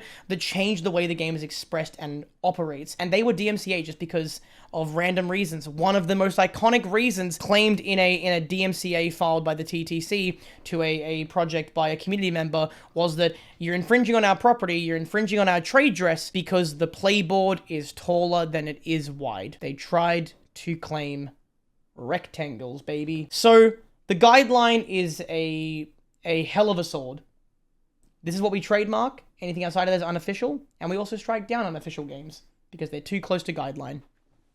They say a block stacking game is Tetris. They like to make the claim that fundamentally a block stacking game is Tetris. Now, I'm not going to get into how Tetra Esports and Techmino and Jstress and Tetrio and Tetrachroma can all exist despite what I just explained. There are reasons why. They're outside the scope of what we're talking about right now. And you know, the TTC has not really filled the void for Tetris as of late. I'm sure we'll get there in this story, so we'll keep going. Of credit for this innovation. I'm honestly surprised Eureka didn't make this change themselves, but maybe they just wanted you to have to rotate more and further utilize the initial rotation system, which is a mechanic still exclusive Tricky to Towers Eureka doesn't games. clear lines and has physics. Row, this is pretty different across games, but Tetris Worlds actually is the first game to spawn in specifically the 22nd and 23rd rows. So, okay, this will change going forward from here, but eventually the guideline becomes at some point through those yearly revisions that were mentioned, pieces would spawn contact in the 20th row. So that square would be 2 cells lower, so it's contacting row 20. One of the top out conditions is not that your piece is blocked, but you place a piece outside of the playboard. Like, even if your piece isn't blocked off, if you place a piece outside the board, it's considered a game over. Original Tetris spawned on rows 20 and 19 due to the closed ceiling system, same with Sega, but because Atari Tetris was the first game to solve the open ceiling problem, it was also the first game to spawn pieces above the board in rows 22 and 21. Nearly every other game is like Atari Tetris. Notably, Tetris the Grandmaster spawns pieces on 20 and 19 despite having the open ceiling, making the game harder just for fun. That's so funny to me, like the fact that like they have the roof, but the kicks don't really kick vertically, they kick sideways, so what's the use for the top? Oh, actually I know the use for the top, it's IRS. The eyepiece, IRS in, so pre-rotated, you gotta have at least 2 rows for that. Of the guideline is the hold system. This is another feature that pretty much only Tetris Worlds has, as well as its predecessor. Next up is the size of the playfield, which is now 10 by standardized 20. to 10 by 20. No game's ever really deviated from this significantly, except Tetris Plus 2, but this does mean no more cringe 10 by 18 games like Magical Tetris Challenge. I'm a big fan of 10 by 22. I like having a couple extra rows. I like the piece spawning. I like the piece spawning in rows that are part of the board, but I like having that extra wiggle room, so 22 by 10. Yeah, it is, yeah. Blitz Battles is the game we're making. Mechanically sound. After the playfield size is a standardized Plus, color I find palette for an artist. Tetris pieces, which is as follows. Cyan for the eyepiece, blue for J, orange for L, yellow for O, green for S, red for Z, and purple for T. The color theory is pretty simple. The reflected pieces get complementary colors, and the 3 distinct pieces grab the rest of the color wheel. This color palette is quite different from even the original Tetris, which had a palette of red, gray, blue, fuchsia, green, cyan, orange. The only piece that is the same is the S. So is Tetris Worlds the first game to make use of these colors specifically? Sega Tetris was red, blue, orange, yellow, purple, green, cyan. Atari Tetris was red, yellow, purple, blue, cyan, orange, green. Game Boy Tetris had no palette. NES Tetris had every palette. Super Tetris 2 was light yellow, blue, orange, yellow, green, pink, purple. Super Tetris 3 was blue, orange, green, purple, cyan, red, yellow. Close. B Tetris was red. Tetris X was pink, orange, blue, yellow, pink, green, purple. Close. Tetris DX was orange, blue, red, yellow, purple, orange, green. Not Tetris close. 4D was red, gray, pink, blue, cyan, yellow. The next Not Tetris close. was cyan, blue, pink, gray, green, red, yellow. The new Tetris was Not close. cyan, purple, pink, gray, green, red, yellow. And then Okay, the Tetris S pieces Worlds, and Z which pieces are getting right. actually is the first Tetris game to feature the guideline colors. Nice. Every other game used Sega's palette. So the games were either getting the L's and J's mostly right, or the S and the Z's mostly right. Yeah, and then you've got a few examples where they're not. Actually is the first Tetris game to feature the guideline colors. Every other game used Sega's palette, which makes for 9 total games. If anything should have been the guideline colors, it's this palette. In this instance here, they've swapped 3 colors. Okay. If anything should have been the guideline colors, it's this palette, but I guess the red eyepiece was mostly a Japan exclusive thing anyways. After a lifetime of mentally picturing the eyepiece as cyan, it's interesting that it was originally usually red. If I had to guess why they chose cyan, it's because of marketing reasons. A blue-toned eyepiece fits better into their generally blue logos. A red eye is really loud. Ah, I never thought of that. And that totally makes sense because they have been a very, very particular brand. Yeah, those colors being flipped is a lot easier to see. On blue, but I also feel cyan is the more harmonic tone in this palette, which fits the eyepiece's role as the 4-line finisher. Yeah, valid. So that could be it too. Whoa, whoa, whoa, what the fuck? Tone in this palette, which fits the eyepiece's... He could have used a PC solve. You could have easily used a PCO.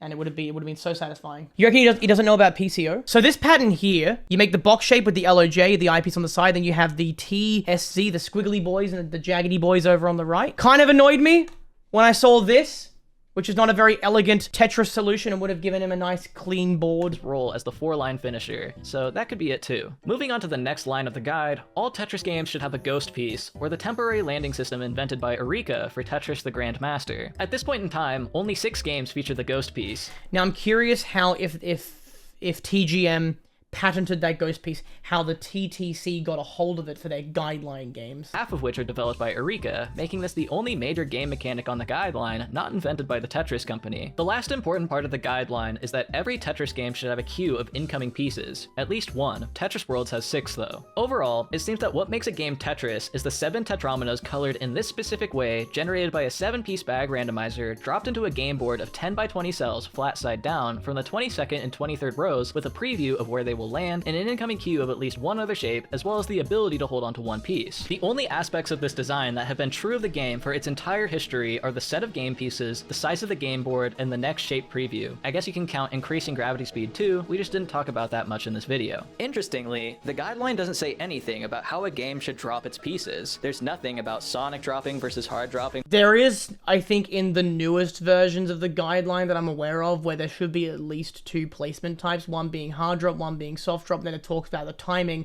of these placements and the delays involved that they recommend but not enforce. Versus soft dropping, or whatever people come up with next. It is true though that this version of the guideline we've referenced was created by the community just guessing what it might be. So hopefully— Yeah, absolutely. There was a leaked version in 2009, but after that onwards, we've kind of guessed. So I mentioned there's one in 2025 that was kind of leaked, but not really. It's a long fucking story. There are also 3 different guidelines. There's the marketing guideline, there's the branding guideline, there's the game design guideline. So what we're talking about now is just purely the game design guideline, but the color thing is actually a branding guideline thing. Okay, it would be in the game design guideline, but it appears in everything because they want to standardize across their branding and the marketing that you use of the game, but we're getting ahead of ourselves. Either way, it'll be very interesting to see which games moving forward break away from this guideline. Released March 15th. They're not really allowed to, man. They're not allowed to go too far from that. Well, okay, they will between now and 2007. Pokemon Tetris breaks the guideline with a 10 by 18 game board, no advanced rotation system, no ability to hold a piece, and no color at all. But it's Pokemon Tetris, so you have to forgive it. This game features the ability to reflect your piece, making it the first Tetris game in history with this functionality. We had a 180 in 2002. Hello? We had a 180 basically. I mean, it's not an actual 180. It's literally changing the piece and manipulating the shape of the piece, but it's kind of like a 180. During gameplay, different Pokemon will appear on the side of the board, and if you clear 4 lines at once, you capture the Pokemon. There's a Pokedex of 249. This sounds like the foundation of a great game, but as a Tetris game, it's kind of just worse than everything, so I have to put it in F tier. Cool that it's the only game to have reflection as a— Why'd he put it in C tier? Oh, okay, game action. 1 month later, Tetris for the WonderSwan color was released. The WonderSwan was Bandai's handheld console exclusive to Japan, which seems pretty successful. The Tetris wiki describes this as the first guideline game, which appears to be true as it has guideline colors, the SRS, the ghost piece, the pocket, and a queue of 3. What's not guideline though is its randomizer. Tetris for the WonderSwan features a 7+1 bag. It's the same— Oh, we got 7+1 in 2002. Interesting. I thought it was way later than that. Same as the guideline, except each bag has 1 extra random piece thrown in. Now this is a real gem, but now it introduces a lot more potential runs of— That's okay. I like that. I like a little bit of 7+1. It's a nice flavor. You can technically get 3 in a row, but often it's just going to make things feel a little less coordinated. And I think in Tetris, that's a nice little touch. There's 28 ways to place 2 objects into 8 slots, 7 of which are adjacent. 7 over 28 8 is 1 in 4. There's a 1 in 7 chance we roll the duplicate, and from the duplicate, a 1 in 4 chance we roll the adjacent placement. Multiplying these probabilities gives us 1 in 28 bags, or a 3.5% chance of a run, not counting for runs across bags. If we did count for those, we'd probably get closer to the chance that the Grandmaster randomizer had for duplicates, but this time, we also guarantee that every type of shape will show up fairly quickly, which seems like a nice middle ground, Yep, but alas, no more it than is 13. not guideline. While this game still lacks the Sonic drop, it Well, feels no more great to than play and belongs right next to 15? Tetris Worlds. It's definitely the best handheld Tetris experience so far. That's it for 2002, but one important event of the year is that Hank Rogers founded Blue Lava Wireless, the exclusive licensee for mobile Tetris games, not to be confused with handheld. This is important because 2003 starts off with the first ever mobile Tetris game released on June 13th, Tetris Blue Lava. But sadly, I can't find any footage of this game, so it appears to be lost media. In December, the next entry in the Super Light Tetris series is released exclusively in Japan. Is he gonna cover? He won't cover Jamdat, right? The one that got struck down. Budget-friendly series of games. This time it appears to be fully guideline compliant, so nothing new here. A tier it goes. 2003 ends with Tetris Advance, published by THQ a week later, also exclusive to Japan. Yep. This title for the Game Boy Advance is nearly guideline, with proper colors, a 6-piece preview, the pocket, the ghost piece, as well Sorry, as that soft and hard preview drops, is but its bizarre. I rotation don't like system that doesn't preview. properly work for the eyepiece, and all pieces spawn biased to the right. Overall, it's pretty middle of the road. You'd probably just want to play Tetris Worlds instead. In 2004, the sequel to Tetris Worlds was released, Tetris Elements, but it was worse in every way, and not Yeah, Elements is not a great one, but I'm surprised that it's this early in the timeline. guideline compliant, as its rotation system was a regression. I also do like the placement animation. Weird since it's a sequel, so it goes in F tier. There haven't been a lot of exciting releases lately, but don't worry, 2005 starts off with a big hit. In February, released exclusively in Japan, Tetris the Grandmaster 3, Terror Yes, Instinct would dude. appear in arcades. Alright. Arika has proven themselves to be the big dog in the Tetris scene. So TGM3 had to somewhat coalesce into what the guideline is, while still keeping what's unique to Arika. And their games are also better, so I'm really excited to see what changes they've made since their last game. TGM3 has 2 rule sets, the classic rule set and the world rule set. Yeah. It appears the Tetris company asked Arika to include guideline rules in their game, which Arika responded to by putting them in as an optional side mode. General additions to the game include Same thing with TGM4 as well. increased queue size of 3, which I'm very happy about, and the ability to hold a piece. However, that's it for guideline conformities. I'm not a big fan of the horizontal next queue. I don't know. It's not really for me. It's a staple of TGM. This time it has been extended to include eyepiece kicks, making it functionally equivalent to the SRS, but like ours, where some kicks aren't reversible. As for the world rule set, it uses hard dropping instead of sonic dropping, and the SRS instead of their own rotation system. It's interesting that the guideline rule set doesn't use sonic dropping, which is some evidence I think it's interesting that they don't use IRS.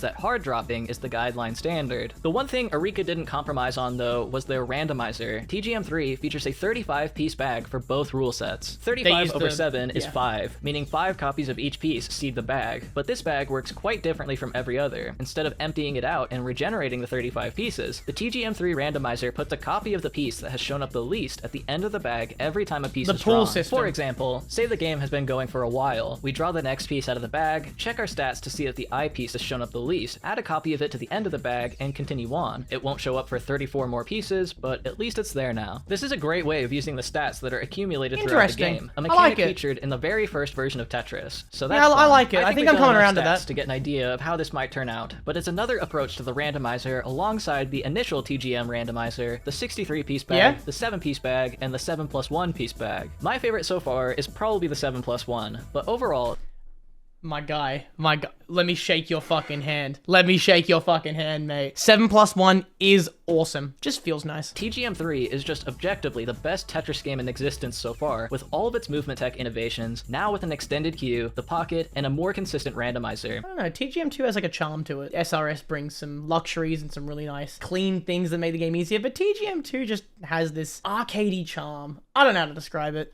Of S tier without contest. 10 months later, Arika said I got another one in me, and released Tetris the Grandmaster Ace on December Never heard about this. 10th for Xbox 360, exclusively in Japan. Oh my god. Exclusively in Japan. The tagline of Tetris at this point. Fuck the whole, like, from Russia with love. Kind of exclusively from Japan. Ace is pretty much universally panned as the worst TGM game to the point where it doesn't even show up on the community leaderboards. It's just not good. All the skill techniques don't map to controller cleanly at all. The latency in gameplay is heavily lacking. Wow, so this is like Eureka's black sheep. I had no idea this existed. I just thought Eureka was perfect. But you know what? In my eyes, they still are. I fucking love them. I just did like a bit of a YouTuber voice. Did you hear that? This is a bit of a joke, yeah. Like, I don't know where the fuck that smoothness came from. The online multiplayer mode is a joke. This has multiplayer online. What the fuck? It ends in 10 lines? That's a mini game with a friend. Like, that's nothing. I'm surprised it even has multiplayer. I guess it's Xbox Live, but like, what? Oh my fucking god. A first-time chatter. A first-time chatter. Is that what I think it is? The holy grail of games. If what I understand is correct, I think you are the most wrong a person can be. Wait, you're not even joking? I was playing like 3 minutes ago.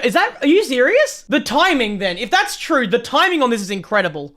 You just installed it. Oh my god. Xbox 360, exclusively in Japan. Oh my god, was the Xbox 360 really 2005? TGMA is basically a port of Terror Instinct. You gotta remember, Lyrod, that like, this is as nerdy as someone on the servers can get. Like, we are nerds on the next level. Without them doing months of consulting, they're just not going to have the same knowledge bank that we have, and you got to make some concessions for what should be covered and what you and others believe is like the best thing. It's okay if they make a few mistakes or miss a few things, you know? I think this is a really good coverage. TGMA uses the 7-piece bag randomizer instead of their 35-piece bag, conforming to the guideline. I mean, it's basically Terror Instinct, but on console instead of arcades, so it's also S tier. It just sucks that it was only in Japan. While BPS may have invented the Sonic Drop, Eureka really made it their own with the Zhang Yi moves. Sadly, this tech is still incomprehensible to a Western audience though, so I really hope a new game comes out with the Eureka Sonic Drop soon. And then we would wait 20 years. They spent a hell of a long time getting it sorted. 2006, and the best console of all time is here, the DS Lite, as well as the first Tetris game for the platform, Tetris DS, which released worldwide on March 20th.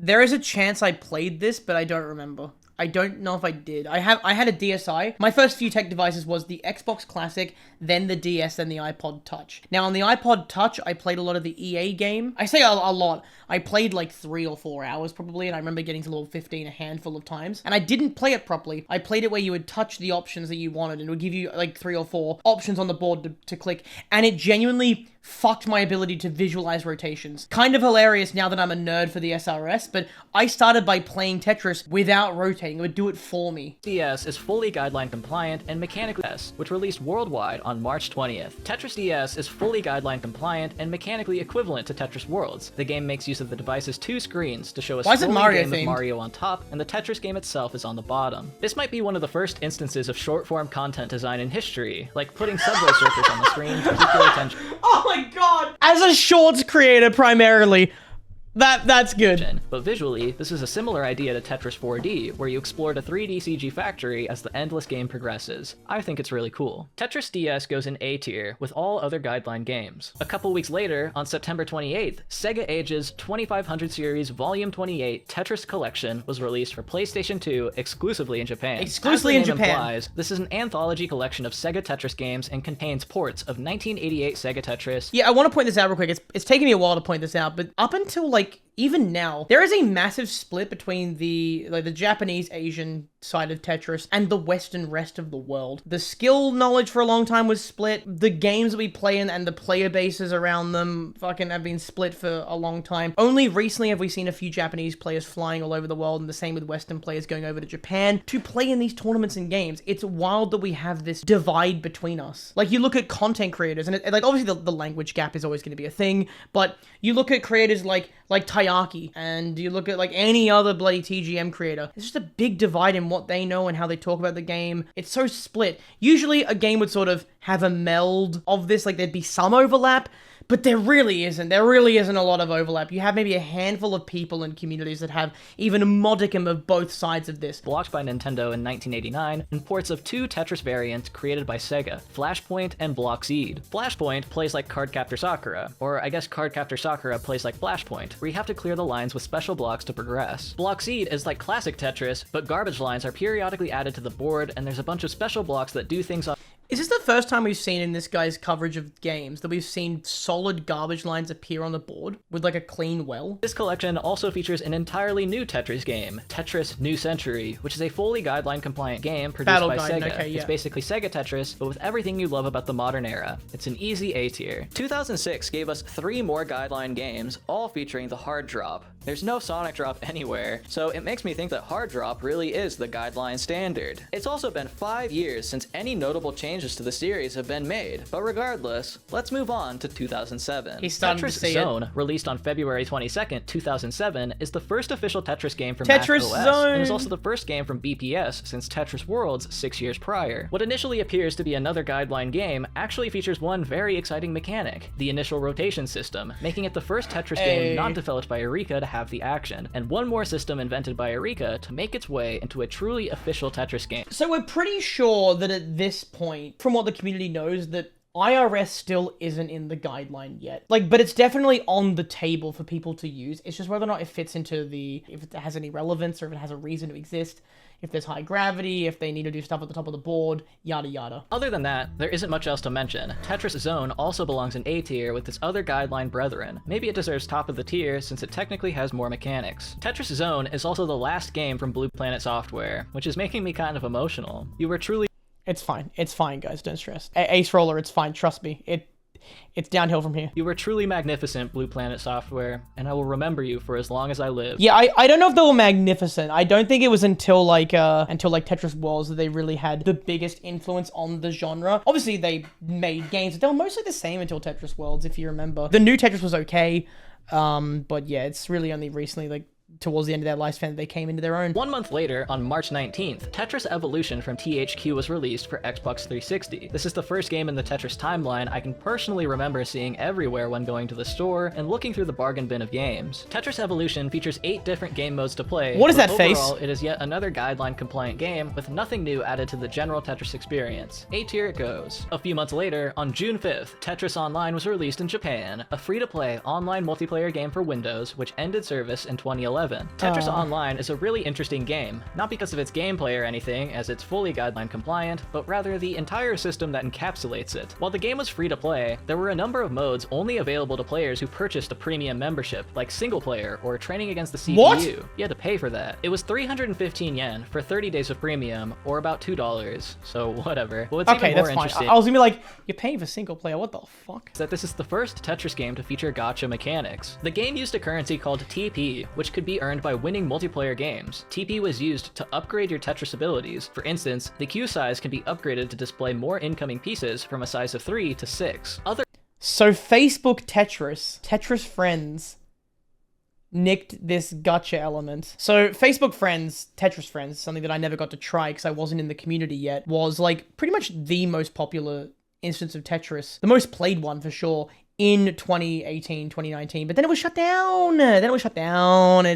You know, their license expired and Flash was coming to a close, so it got shut down. What they had was this idea of like, you pay for more features. You pay to customize your handling, and you would unlock, you know, more next queue and different things. Were they made by the same studio? No fucking way. No fucking way. Other upgrades include sensitivity, or the speed at which the piece moves horizontally in the game board, soft drop speed, or how fast you Your can soft handling, drop the yeah. piece, line clear delay, which reduces the time it takes for a line to clear when completed, giving you an advantage in multiplayer, and lock delay can be upgraded to give you more lock delay. While these abilities could be upgraded through free-to-play means by grinding the currency in multiplayer, you could also purchase lottery balls for real money, which would contain varying amounts of TP from I'll be real, it's not the most egregious thing in the mod, like, you know, compared to modern day gotcha elements, that's not bad. That's, honestly, if you can get it for free, I think it's passable. Not a big fan of it, of course. You would ideally not want to pay any money at all and never be pressured to pay money, but it's not completely bankrupt. Again, it's not egregious, but it's still not ideal. I wouldn't want this in our game, 4 volts. 500 up to 10,000, significantly decreasing the time it takes for you to upgrade everything and be able to play Tetris like someone who is playing any other game in the last 7 years. All things considered, this game is incomprehensibly evil and a terrible omen of what's to come for the gaming industry, but either way, Tetris Online goes in F tier. I think he put that into really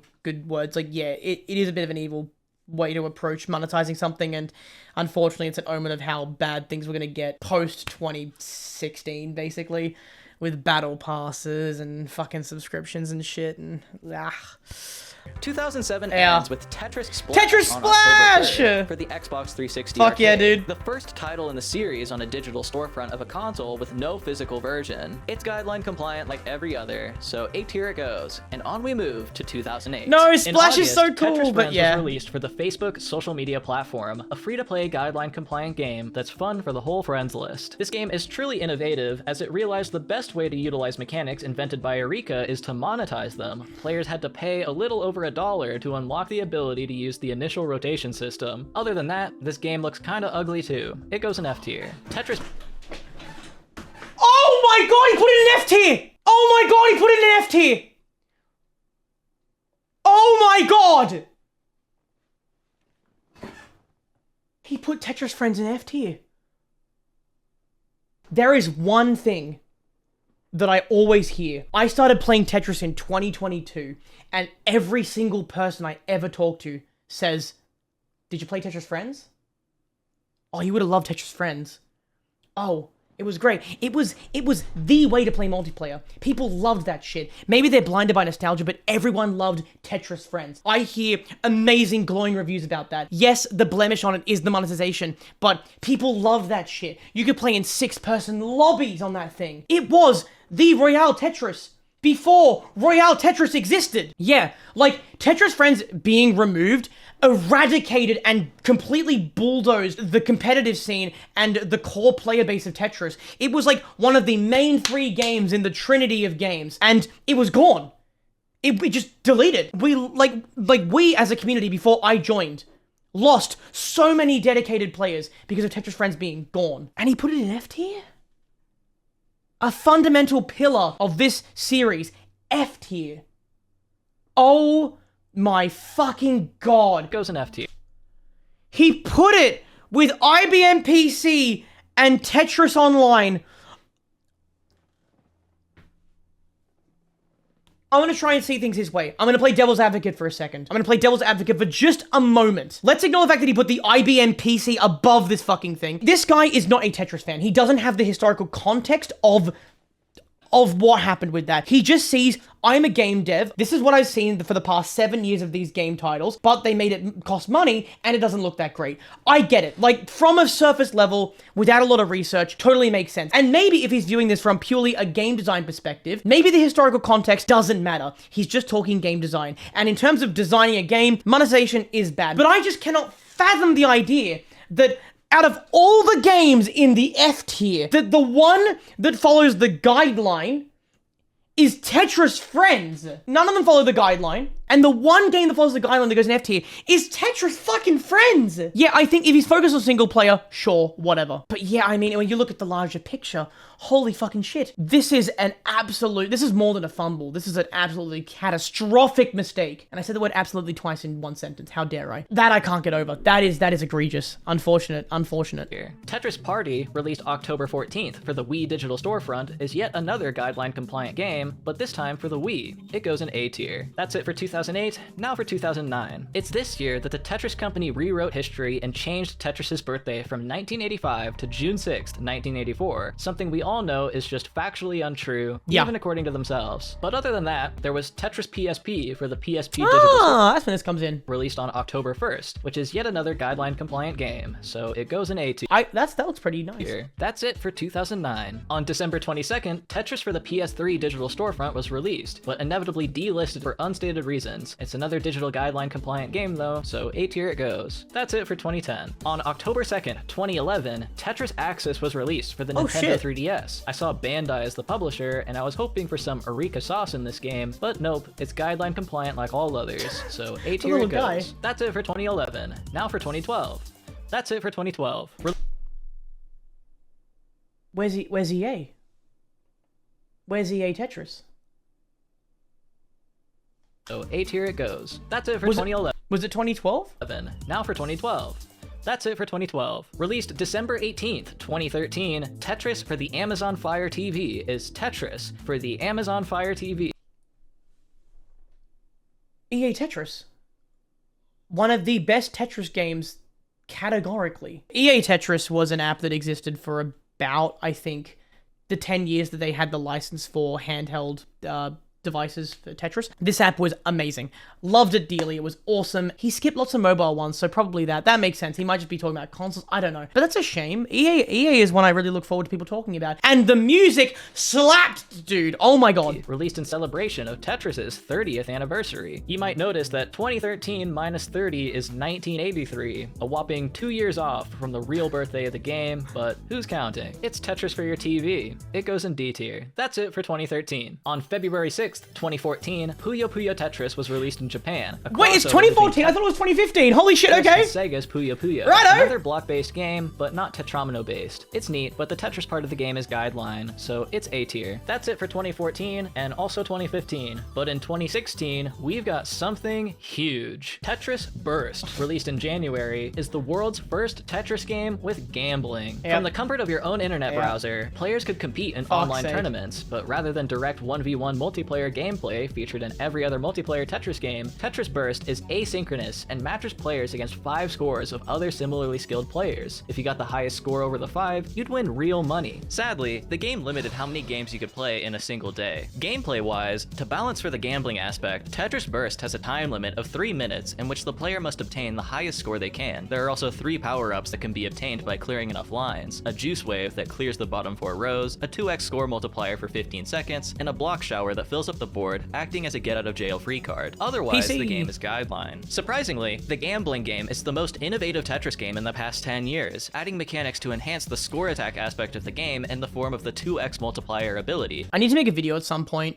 about this, but I view Tetris over the last like 20 or so years to be a bit of a tragedy. Just sad things, man. Just sad things happening all the time. The best game being this fucking thing. The company being antithetical to community growth. Fucking, you know, having the first person to become a professional full-time content creator and Tetris player dies. Every time something good is potentially going to happen, or something close to good happens, we just get fucking set back by so much, man. 10 years. And by 2016, the most revolutionary game was fucking this shit. The most innovative Tetris was PPT the year prior. Because, yeah, maybe, actually, you know what? I think you're right. I think PPT might take the title for the most innovative game. I think you might have just looked at it and gone, oh, it just combines PPT and then skipped ahead. You're right. You're right. I'm sorry. You're right. But, like, fuck, man. It's so sad. I knew Swap and Fusion were in PPT, but Big Bang and Party are in PPT? That's sick. I thought that was PPT 2 only. Yeah, I don't know. I view Tetris as right now a bit of a tragedy, and I'm really hoping that we get that Goldilocks, Dorothy leaves Oz, sort of goes back home ending at some point where everything's okay, and, you know, we got through it. Mechanic will see return in a fan favorite game soon. The game... Yes.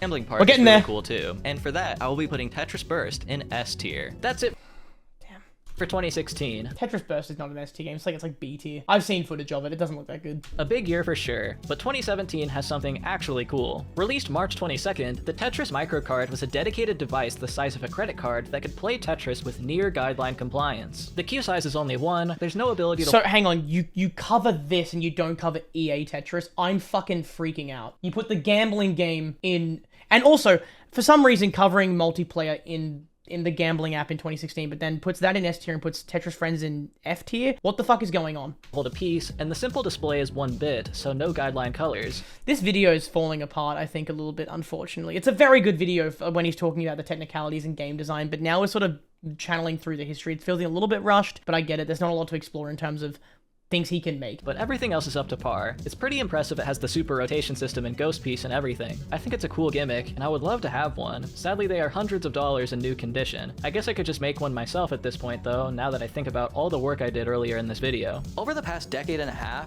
we've seen Tetris become less of a big physical release title, and more of a fun mini-game that you download on a storefront one night when you're bored. But finally, after so many years, someone is caring about their Tetris game again. It's been years of nothing new, but can you really blame the Tetris company? Please, give it to me! The guideline is the definitive Tetris experience. What more could you really add to it? At this point, there aren't many meaningful changes you can make to the gameplay experience aside from very minute details to optimize for extremely competitive levels of play. Obviously, we know the game could be improved with Arika's dropping mechanisms, but it's clear by now with every single game released that hard drop is the standard, and the Tetris company isn't interested in designing for that higher level of play. which is fine. If gameplay can't be innovated, then all that's left is graphics and audio. Every Tetris game has been pretty average in that regard. Not and just it's that. finally time for that to change. What I'm saying is that someone pitched to Hank Rogers, what if Tetris was made in Unreal Engine? Let's fucking Which go! sounds like a modern day shitpost, but resulted in probably the best Tetris game available so far. Yes! Tetris Effect. Redeem the video, my friend! Redeem the video! Come on! Released on November 9th, 2018. Tetris Effect's main game mode is round-based like Atari, taking you on a journey through 3 or 4 areas that have their own unique music. This is before the game had multiplayer and quite a few effect modes, so just... We don't have the multiplayer aspect of things, but that's okay. He's not judging it on that. Sounds, block effects, and background graphics. It's like the fully realized version of Tetris 4D from 1998, just 30 years later, along with guideline game What is mechanics his stacking right now?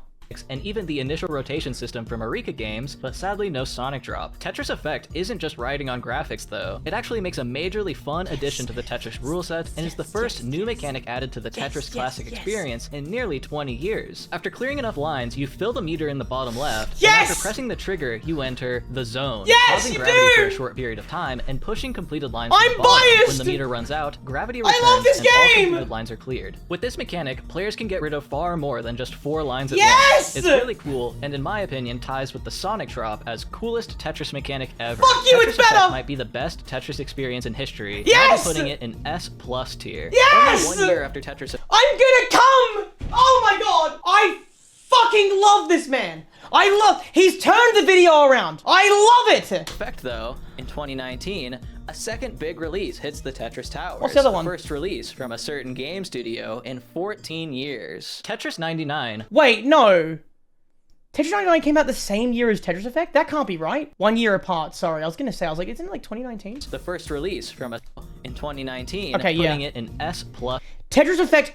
Okay, I'm gonna make a crazy claim here. Tetris Effect is S tier. Tetris Effect Connected, the update to Tetris Effect, is S+ tier. You know what? If he likes it, that's good. I'm happy. We've turned... Only 1 year after Tetris Effect, though, in 2019, a second big release hits the Tetris Towers. The first release from a certain game studio in 14 years. Exclusive to Japan? No.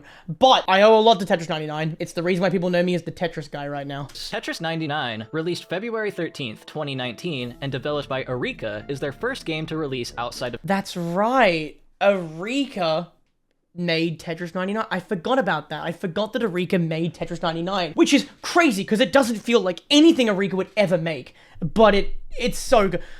Eureka, hats off. You made a genuinely awesome Royale game. Which is crazy. It makes me wonder why the Grandmaster games never found their way to the global stage before now. There's probably a deeper story here, but after seeing this... I don't know if there is, to be honest. I think it's just as simple as, like, Eureka was trusted. They maybe had connection with Nintendo. He's seen the demo... How does he not know about Tetris Friends, but he's seen the Demon video? 4-hour documentary about the series, I've decided maybe it's not my story to tell. Tetris 99 is a true product of its time, the first official Battle Royale version of Tetris. Players face off against 99 others. It's surprisingly basic for an Eureka game, especially one so clearly meant to be competitive. It's missing all of what made Eureka's games marginally superior to BPS games. I disagree. I think that Tetris 99 works really well as a beginner and pro experience. The natural arc of a 99 lobby really works for Tetris 99 the way they designed that. You gotta remember that the game's gotta feel really nice and easy and not have a lot of these complex things going on for the people up at, 99 players. Once you get to 50, the gravity ramps up and things get more intense and the garbage sending gets more chaotic. It works. Eureka fucking nailed T99. But he's talking about single player games, right? Isn't Tetris 99 like primarily a battle royale game that's not, that's multiplayer, which he's not covering multiplayer. So he should have probably covered EA Tetris, but it's gone. Weird. No Sonic drop or initial rotation system to be found. Despite this, Tetris 99 is probably the trendiest game in modern history. Yes, it is. And there's a reason I think that most of my video views have now come from Tetris 99. It brings a tear to my eye that it was Eureka of all studios to finally make Tetris mainstream again. It's quite frankly genius adapting the Tetris guideline to a battle royale context. I'm not sure if any other modern gaming trend fits Tetris so well. Like, I'm not sure a Tetris extraction shooter would make it past the prototype phase, but I'm willing to be proven wrong. I really loved watching streamers play this game several years ago, but now that I know it's missing those incredible mechanics from the Grandmaster series, he's gonna put it in A tier. Is he gonna say everything he just said, then still put this thing in A tier? I'm gonna cry if he does that. He's talking about things like multiple rotations and Sonic drop and shit.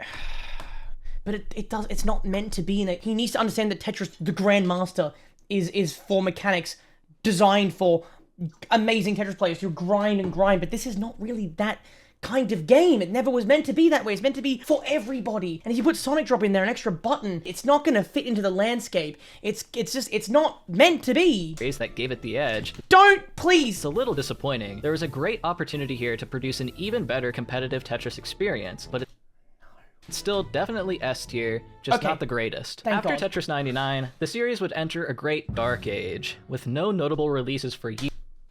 He knows. He knows. Yeah, PPT2, and that's kind of it for a while. He knows about the Dark Age, which is where we currently are. Here we are, the Dark Age. As I said, it's a tragedy. We sort of stagnated. The player base is stagnating. The exploration of new ideas is stagnating. And we're not allowed to take it into our own hands because there's a company overseeing everything that won't let us march forward. Years and years beyond little hardware gimmick toys and the first official Chinese Tetris game. 2020, nothing. 2021, nothing. 2022, nothing. He skips over Tetris Effect Connected, which is a pretty big update, but yeah. 2023, nothing. 5 years after Tetris 99. He skipped he skipped Puyo Puyo Tetris 2, you're right! Wait, he skipped, oh my god! Little Chinese Tetris game. 2020, nothing. 2021. He skipped 2020's PPT2. I'm gonna on a tangent real quick. I keep saying that it's a tragedy and the community's not allowed to march forward and all that stuff. What happens when they try to march forward? Well, a person called Mind Tetris tried to do that. They saw that there was nothing coming out. They saw that the genre was kind of stagnant, and they wanted to do things. At the same time, Tetrio is currently being, made, and Mind goes, I'm gonna make a really banger stacker game. And so they get to work. They make one, and it releases on Steam, and it's fucking beloved by the majority, the grand majority of the dedicated player base. It doesn't see a lot of, commercial success. It doesn't need to. It just needs to be a game for the people, for the ones who care the most. And I will admit, it was kind of close to a Tetris title. It was definitely inspired by Tetris. And the TTC, while in their right to do so, I guess, maybe, who knows, around the same time that PPT2 comes out, 3 weeks in, mine receives a DMCA. It was a real DMCA because there were questions as to if it was actually a real DMCA. And it was, I think, the final straw for a lot of people after being baited by Tetris Hello Kitty, whatever it was, Hello Kitty Tetris, after the closing of Facebook Friends. I think that was the fracture point for a massive break between the TTC and the dedicated player base, and it's led to a complete ripple effect. And the stretch of games not coming out besides the ones we obviously were not mentioned. Yeah, Hello Kitty Tetris is a thing. Go watch the Garbo video. I'll link it here. That goes into more detail in that story. It's not really one that I'm equipped to tell. The Death of Tetris Friends. Great video. Goes into more detail. It's very important. And yeah, I just think the community was kind of done. Boys, and the first official Chinese Tetris. So they skip over Tetris Blitz. They skip over PPT2. They skip over fucking EA. What else are they gonna do? Game. 2020, nothing. 2021, nothing. 2022, nothing. 2023, nothing. So imagine being me. I've started playing. I buy Tetris Effect Connected with its lovely update on January 1st, 2022. I then get to see the decline, the beginning of this community stagnate, and the decline of the player base, and the decline of people having an affinity for this game. Over 2 years, no releases. I feel like I missed everything. I feel like I joined at a time where I missed out on the good times, the good old days. Everyone's played longer than me. So many people have played longer than me. All my friends have played longer than I have. I missed out. I missed out on Tetris Friends. I missed out on the days when T99 was brand new. I missed out on the days of Tetris Effect being new. Fuck, man. I missed out. So hard. 5 years after Tetris 99, in 2024, Tetris Forever was released, the anthology series that sparked the last several hours of video content, but we know that game is dog shit. So is that it? No grand send-off? No truly ascended Tetris experience? Are we doomed to play Tetris Effect Connected forever? Actually, there is just one game left to cover in Tetris history, a game so great that it almost felt like fate after I have spent so long researching this topic. Who knows what title they're going to talk about? Because I think we all know. After 20 years. Like it was almost divine inspiration from the Tetris god themselves. My life's purpose to lay this timeline out for you. On April 4th, 2025, the latest game in the Tetris series and last game we'll be covering was released worldwide. Tetris the Grandmaster 4. Hell yeah, dude!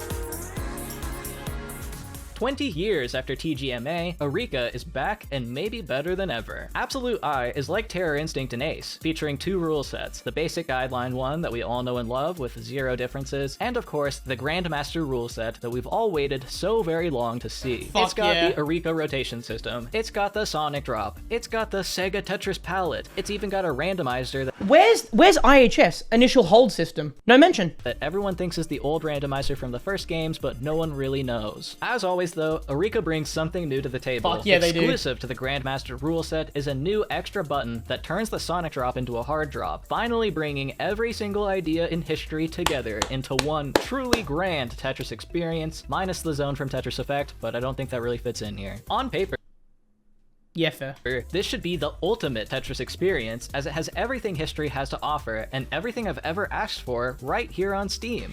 But the Tetris company won't stop meddling with it! So why is it that I'm actually kind of disappointed with this game? I'm very happy that Sonic dropping and hard dropping have finally been united after so many years, but having to press left trigger or any button at all at the same time in order to do the hard drop is enough friction for me to never use it. I would far prefer if it was just like triangle or some other dedicated button to do the hard drop, rather than pointlessly having a button that swaps the functionality of another. Other than that, Absolute Eye has a weird music bug where songs either don't repeat or are coded to pause to prepare the transition to the next song. In this game, every few levels the background music changes, but oftentimes the music will just pause and wait for you to clear enough lines to reach. That's not a bug! That's not a bug! Yeah, I'm thinking like, what are they talking about? That's not a bug! What the fuck? That's not a bug! That's intentional! It's like you anticipate the next level change! the next level threshold, resulting in uncomfortably long periods of awkward silence.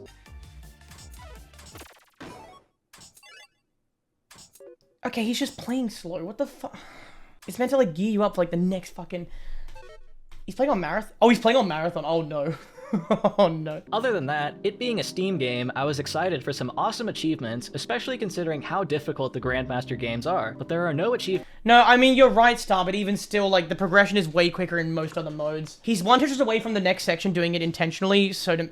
Oh, wait, are you saying that was intentional? Because, yeah, he was four fucking lines away from the next level. He just needed a Tetris and didn't take it. But, like, it's meant to gear you up for the next song change. Ah, fucking hell. For completing game modes or achieving specific ranks like Grandmaster, which would be an insane feat to show off on your Steam profile. I understand it would be like a war crime making that an achievement, considering the difficulty, and the Steam Achievement Hunter community would probably review bomb the game, but I was let down by the lack of them. They're still updating the game since it released a year ago, so if by— Yeah, but the updates are riddled with the TTC meddling and asking them to change things, and them sort of being forced to change some things, and...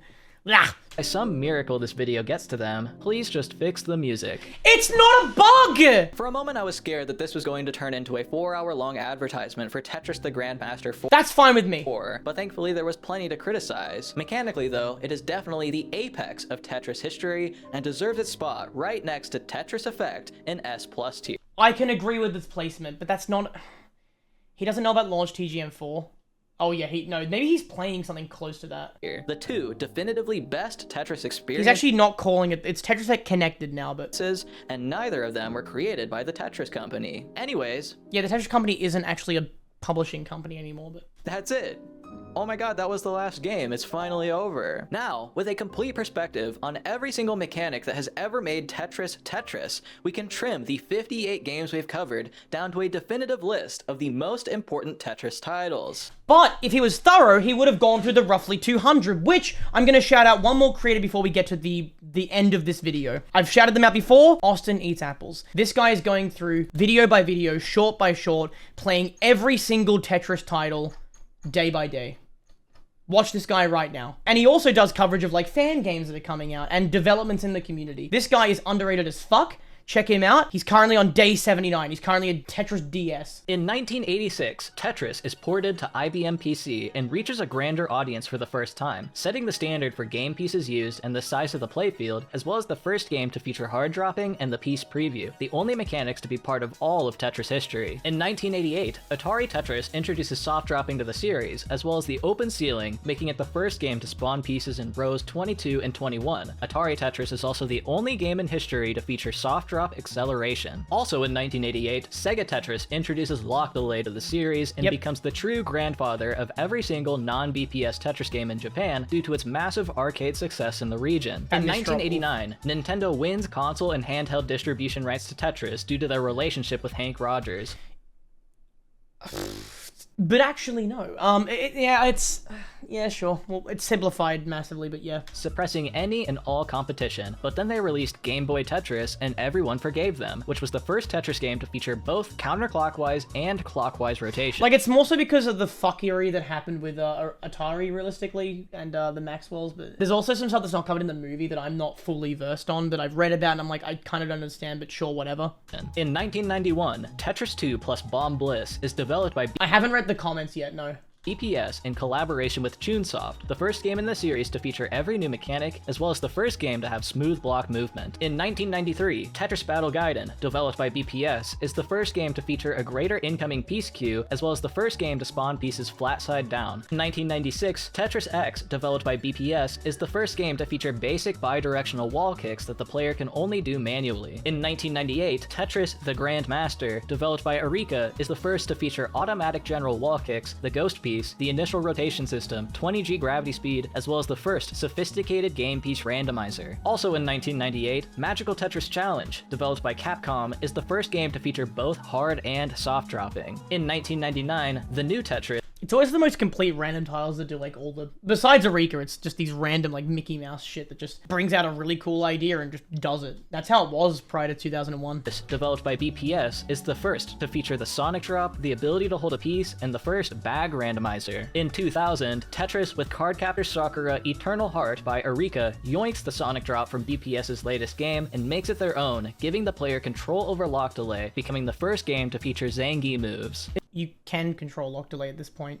It's just not the same as Sonic. In 2001, you on can a fateful control it September day, resets, Tetris Worlds is released, introducing the Tetris guideline to the series, which standardized the rotation system, the 7-piece bag randomizer, and the color palette. This game also Why is he clearing just singles? abandoned the smooth block movement utilized by every BPS game of the past decade, and the visual effect is never seen again. In 2005, Tetris the Grandmaster 3, Terror Instinct by Arika riffed on the 7-piece bag randomizer with their own 35-piece version, producing a novel alternative randomization system which may or may not be superior or worse. In 2018, Tetris Effect by Monstars Inc. That's a big jump. is the first game to feature the zone, allowing players to pause gravity and clear as many lines as they can. In 2025, Tetris the Grandmaster 4, Absolute Eye by Arika synthesizes the standard and TGM rule set, providing the ability to swap between Sonic drops and hard drops at runtime. Overall, the Tetris company made the most contributions to the formula, with 6 of the 15 games developed by them. Then it's Arika with 4, and 1 credit to Atari, Sega, Capcom, Monstars Inc., and of course, Nintendo. Despite Nintendo being part of every single Tetris conversation in history, they made by far the least meaningful contributions to the actual game itself, only taking credit for clockwise rotation. From 58 official big releases, No PPT and no 99 in that coverage, despite being the ones that we play today. Hey! Before we keep going here, I want to just balance out the scales a bit. This is still a really good video. Some of the coverage on some games and not others is a bit... But it's still a good video. I still think this is mostly a really good coverage, and I think he's done a pretty damn good job despite lacking some pretty crucial research. I want to, again, give props to Acerola here. The dude has fucking put 3.5 hours on the internet for full scrutiny, and we're watching it here as nerds. Like, we are all nerds who know far better than he could know in a year of research. This video is easily, yeah, like a 9 out of 10, but unfortunately there are some pretty egregious things that kind of hurt for me. But I've learned a lot about game design, game development, and I've learned a lot about Tetris. I've learned a lot about Tetris, which is not something I say every day. down to 15 truly meaningful titles, I'm very proud to present the complete timeline of Tetris game design. I'm really surprised and happy that the most recently released Tetris title, TGM4, genuinely is the culmination of 40 years of game design innovations. We can just ignore the fact that it was supposed to come out 15 years ago. Alongside this timeline, we also constructed our own version of Tetris, a general solution that allows one to play pretty much any variation of Tetris they could want, whether they can hard drop, soft drop, or sonic drop, or all three, which rotation system to play with, and of course, endless combinations of visual effects, which hopefully demonstrates how a game like Tetris Effect actually works under the hood. Anyways, now that we have a full design perspective of the game, we can finally approach the all-important question: What made Tetris good? Taking it further, is Tetris perfect by now? Is there really no room left for innovation? Is Tetris doomed to follow the path of other beloved games like No, and maybe? Monopoly and Uno, consigned to the bargain bin and the digital storefront? And that's what would have happened if I didn't buy Tetris Forever. Don't do this to me. Please don't give a good review of Tetris Forever. Please don't do this to me. Please don't give a good review of Tetris Forever. He cannot recommend this game. I'm saying it's an actually bad thing to do. I really hope that he doesn't do what I think he's gonna do. Okay.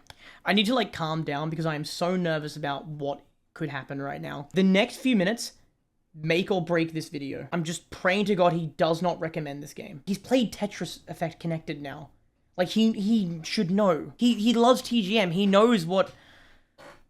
Let's do this. It turns out I do have $35 though, so I think I will just buy and play the game, but I'm thankful for all the work my imaginary alternate reality self did and all of the knowledge that has transferred from their brain into ours through the morphogenetic field. Obviously, I would never recreate and distribute Tetris's intellectual property without their permission. It was all purely hypothetical, and any potential evidence has been destroyed. I skipped over Tetris Forever because we didn't have the knowledge to comment on it.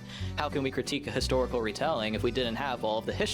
This time for real, just one game left to cover. Is Tetris Forever really just marketing disguised as a documentary, or does it do the series justice? In 2024, released 39 years after the birth of Tetris, Tetris Forever is celebrating the 40th anniversary of the series. The game opens with some very important and inspiring quotes. Tetris is the one game that's still going to be around when all the other games are gone, said by a guy who's trying to make a lot of money, just unfathomable amounts of money. And play Tetris, my friends, said by a guy who really likes playing with his toys. Tetris Forever advertises itself as a trip through 40 years of Tetris history, featuring a new mode that warps players between different eras of Tetris and containing 10 different Tetris titles to represent said 40 years of history. Now, we just came up with 15 titles, but maybe 10 gets the job done, so let's quickly go over the list to check their work. First is Tetris for the Electronica 60, something we could never get our hands on before. A pretty neat rendition of the very first prototype of the game that actually feels pretty nice to play. Next is Tetris for IBM PC, the first title we covered, mechanically equivalent to Electronica 60, just with actual graphics. Then there's Tetris by Spectrum Holobyte for various PC platforms. We didn't really go over any of these since they were all equivalent to the IBM PC Tetris. This version by Spectrum just happens to be the first version to be released commercially in the United States. Next is Tetris by Spectrum Holobyte again, but for Mac, equivalent to IBM PC He's starting to see it. He's starting to see it. Tetris. Then there's Tetris by Bulletproof Software for the Famicom, the first version of Tetris released in Japan, and also the first version of the game for console. We didn't cover it any deeper though, since it was mechanically equivalent to the IBM PC Tetris. Next is a surprising one, Tetris 2 plus Bomb Bliss, the game we all know and love. I assume because they could get their hands on the rights to do this is maybe, I don't know, like it's not that important to the history. The first Tetris with smooth block movement. It's not that doesn't make it important. Next is no surprise at all, Super Tetris 2 plus Bomb Bliss, everyone's favorite remake of their favorite sequel. Mechanically equivalent though. All of this sounds like a joke so far, but I was Thank you. about to turn my opinion around on this game once I saw this next title, Tetris Battle Gaiden. I was so excited to start up I might the actually game play that on this. be able to play it in English, except when I got to the title screen, it was still in Japanese. It turns out that they didn't feel like translating Tetris Battle Gaiden for some reason, which makes me think all of these games are just running on emulator and not actual ground-up remakes. Either way, what a crazy disappointment. But Tetris Battle Gaiden did introduce the greater queue size, so at least it's historically relevant. The next game, however, is not. Super Tetris 2 plus Bomb Bliss Gentebon is the same game again. I'm so glad he clearly isn't recommending this game, because I think this is a really good PSA as to why this game fundamentally just is a stain on the thing. Like, it's marketing disguised as an interactive experience. Just without the increased queue size. And lastly, maybe even leastly, Super Tetris 3, everyone's second favorite sequel to their favorite remake of their favorite sequel. Yeah. These 10 games He knows now.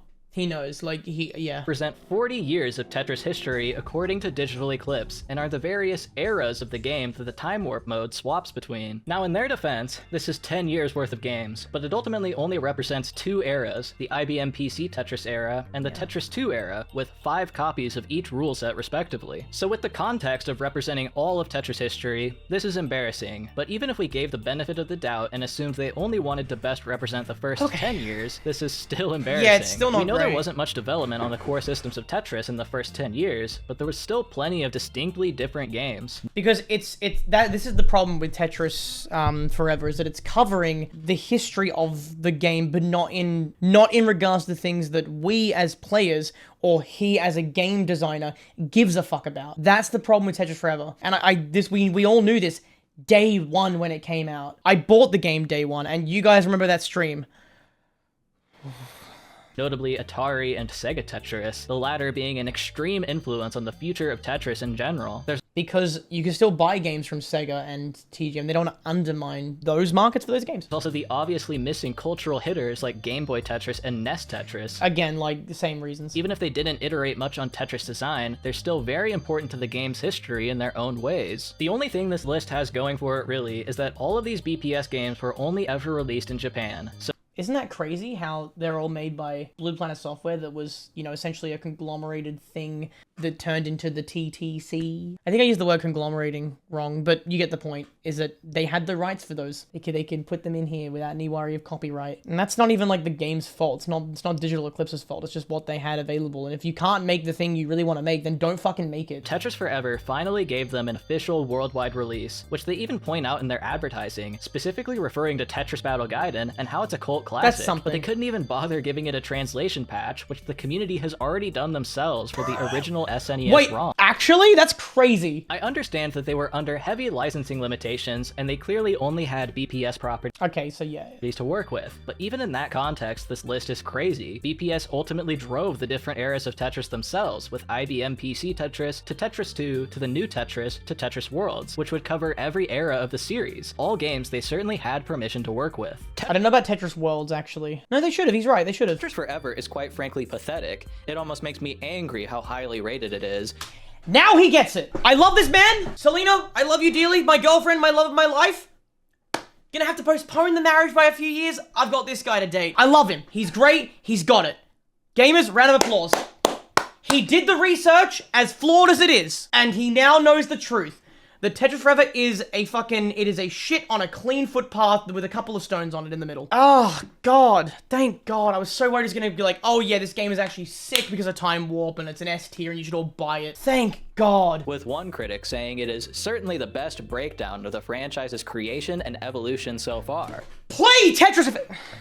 Is it? From all points of view, Tetris Forever is nothing but a letdown, so it goes in F tier. Sorry. If you want to play those games without emulating, then buy it. Can we put it in the lost media category, please? Yes. Anyways, now that we feel properly superior to Tetris Forever, we can move on to our analysis of Tetris game design. But there's still some knowledge we're missing. This whole time, we've mostly been thinking about Tetris from a developer perspective, but for a complete perspective on Tetris, we must consider the high-level player experience.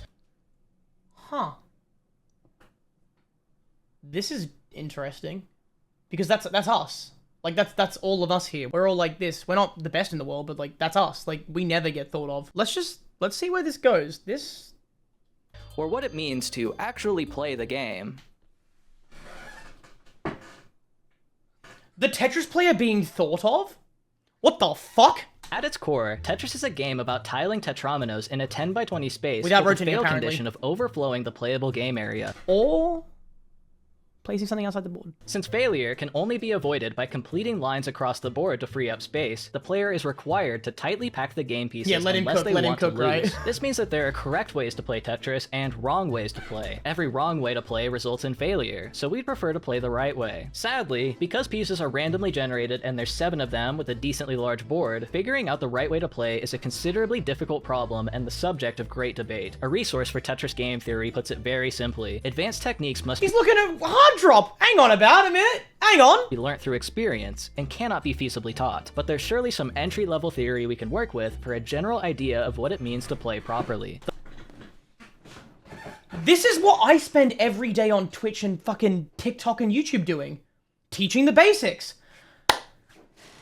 Don't let me down. The problem space is really only complex in the macroscope. At the base of the decision tree, though, there are not infinite decisions for the player to make. Sure, you can arbitrarily shift and rotate all you want, but those game actions are only in service of making the set of actual available decisions. Where on the board to place the piece? For an empty board and the eyepiece, there are only 17 ways to place the piece into the board, 10 for the vertical orientation and 7 for horizontal. None of these places are really overtly wrong either. For a piece I mean, there's a couple that I would do here. Orientation and 7 for horizontal. None of these places are really overtly wrong either. For a piece like the T, however, there are 8 for 0 and 2 and 9 for R and L, giving a total of 34 possible placements. A number of these are certainly wrong though. Like any placement that would create an isolated empty tile in a corner, as it would no longer. So he's going to probably go into stacking cleanly with no holes, stacking flat, making sure that you can accommodate more potential piece sequences, and then maybe talk about where to put your well, because in the scoring, clearing Tetrises and sometimes T-spins, depending on what game you're playing, is the way to play.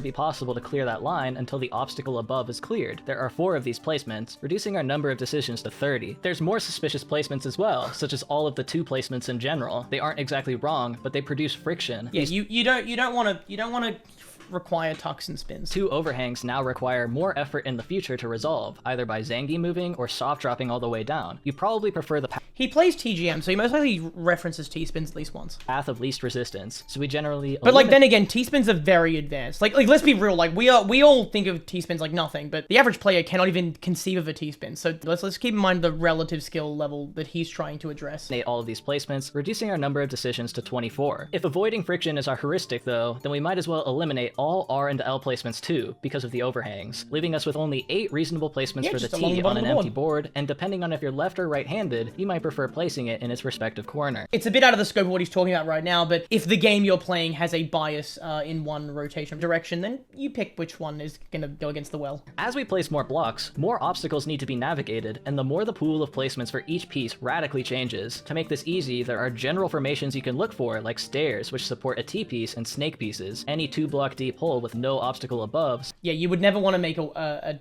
dependency like that, but if you do, you know how to fix it with the long boys. Supports both L and J pieces. This formation is known as a castle, and fits the SZT piece. Yeah, not a big fan of the castle. You want to try and avoid the castle when you can, especially in Classic, but a nice formation in Modern that with 7-bag is quite easy to build around. So we can look for these patterns to quickly make decisions. Okay, so one thing that I think he might go into a little bit is the idea of a 2x2 or a 3x2. So 2x2s and 3x2s are really nice because pretty much every piece except for the eyepiece fits into them, and the eyepiece can turn a 3x2 into a 2x2. The idea is that the T piece, the J piece, the L piece, they all have a 3-wide sort of part to them. So you see along the top of the T piece here, there's a flat section. The J has one here, so does the L. And if you do have a square, it still fits in there with the potential for an L or J to go next to it. And when it comes to burning as well, the S and the Z's can burn in there with leaving a bit of a hole. But yeah, like really good shapes that are quite conducive to at least semi-efficient play. So we can look for these patterns to quickly make decisions. This is all too simple for Tetris though, because even original Tetris told us what our next shape is, so optimal decision making would consider the incoming piece too. Yes. The next lesson, I really like this section. This is fully redeeming the sort of last third of the video for me. Yeah, the idea of like, make sure you give yourself as many options as possible based on the patterns that you recognize in your board and how to make good decisions there, but then refine that decision-making process based on the next cue. You go, okay, I'm going to place this piece here, and then where am I going to put the next piece? I'll put it there, so I'm good to do that. Returning to our T on an empty board, if it's a J, then the T's R placements are reasonable decisions now. Yes, exactly right. You can because tuck. the J and T would combine. Lovely. Although I probably wouldn't do that, to be honest. I'd probably be placing the T piece. You could put the T piece 3 off from the wall, then put the J against the wall. The overhang, like sort of maximizing side empty space flat. and creating a spot for a snake shape. Like J 1 2 3 and then T 4 5 6 is way better. If the next It also leaves you room for the S piece against the wall or against the J and the piece T. were an O though, then those pieces don't really combine, so we're back to the 8. That is by far one of the worst shapes you can make in classic Tetris. In modern, it's fine. My stacking is not perfect, and I've been trying to avoid that shape for a long time because it really causes parity issues. Here, if this wall gets filled out, which it most likely will, you have this weird shape that builds up where you need a T piece to make a dependency, and if you put a squiggly boy anywhere, you make an I piece dependency. And you want to use those I pieces in classic for the well. well, not for solving a dependency. But if the next piece for something else, it still ultimately influences our T placement decision. The point is that when you're playing Tetris optimally, you are not playing for what you have right now, but for what is coming next. And Great lesson. because Tetris does not provide you with the infinite number of incoming pieces, optimal decision making means maximizing the amount of valid placements for future shapes and preparing for all possibilities. I love this man so much. This is fantastic. Yeah, exactly right. You're trying to optimize to give yourself the best position for any given sequence. You want to give yourself the best chance of success and accommodate the most potential piece sequences. An empty flat board maximizes placement options, but the Tetris pieces themselves get in the way of this, as only 5 of the 7 pieces can be cleanly placed on flat ground. So we also want to ensure we always have valid placements for the Yeah, a little bit of wonk is okay. snake pieces while we build up, and the existence of the eye piece pushes us to maximize its value, leaving one column open while we build around it. This Oh, that dependency there, but that's fine. leaves us with some simple guidelines for making correct Tetris decisions. We should aim to combine shapes in a way that produces a flat board, but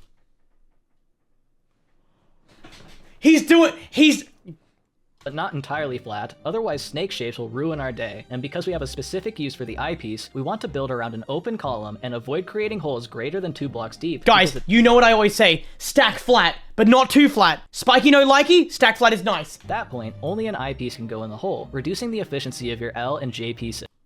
He's teaching The the right accuracy of your things. decision making is limited to the number of incoming pieces, which we know in Tetris ranges from 1 to 6. Beyond that, it's your experience as a player that guides you to prepare for the unknown. And of course, this assumes you play perfectly, which you won't. It takes time to even get used to considering the next incoming piece. It does, and the way that I teach this is by saying, before you place your current piece, either verbalize or think where you're going to place the next piece after you've placed that piece. So, if we had the square, for instance, I would move my square to where I'm going to put it, then I would say out loud, I'm going to put the J piece in 3, 4, 5, right? And then I'll place the square, and then before I place the J piece where I said I'd place it, I'm going to say where I put the L piece. Then I place the J piece. Then when I put the L piece in, and I move one step further than I need to. And suddenly, I'm forcing myself to look at the next cue every time before I place.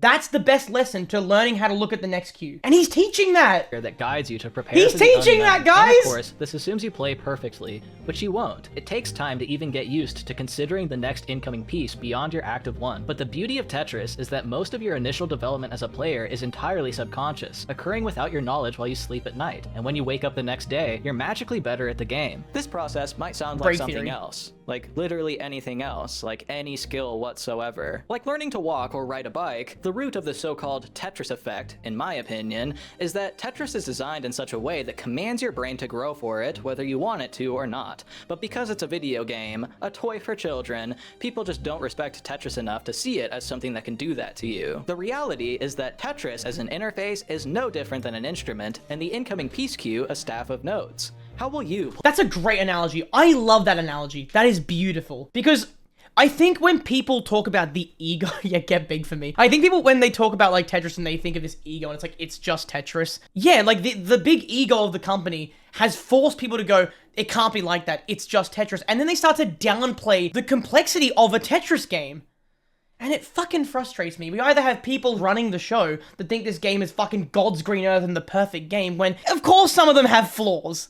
Most of them do. But then that leads some people to go, no, it's not. It's just Tetris. And then they belittle the game. But it's genuinely valid. It's a genuinely valid product. We actually have one more perspective we need to consider beyond the developer and the player. If it's your intention to make a game that is fun, then you should become familiar with positive psychology or the study of things that make people happy. Nowadays, most games limit their use of positive psychology to gambling, as everyone loves gambling. But for a brief, beautiful period of time, the world was focused on something called the flow state. First presented in a 1975 book, flow is a widely recognized mental state that can only really be described as absolute immersion. Flow is where conscious meets subconscious, where your actual ability to do something meets your desire to do it. But Yeah, something interesting about Tetris is that the better you get, the less you have to think about it.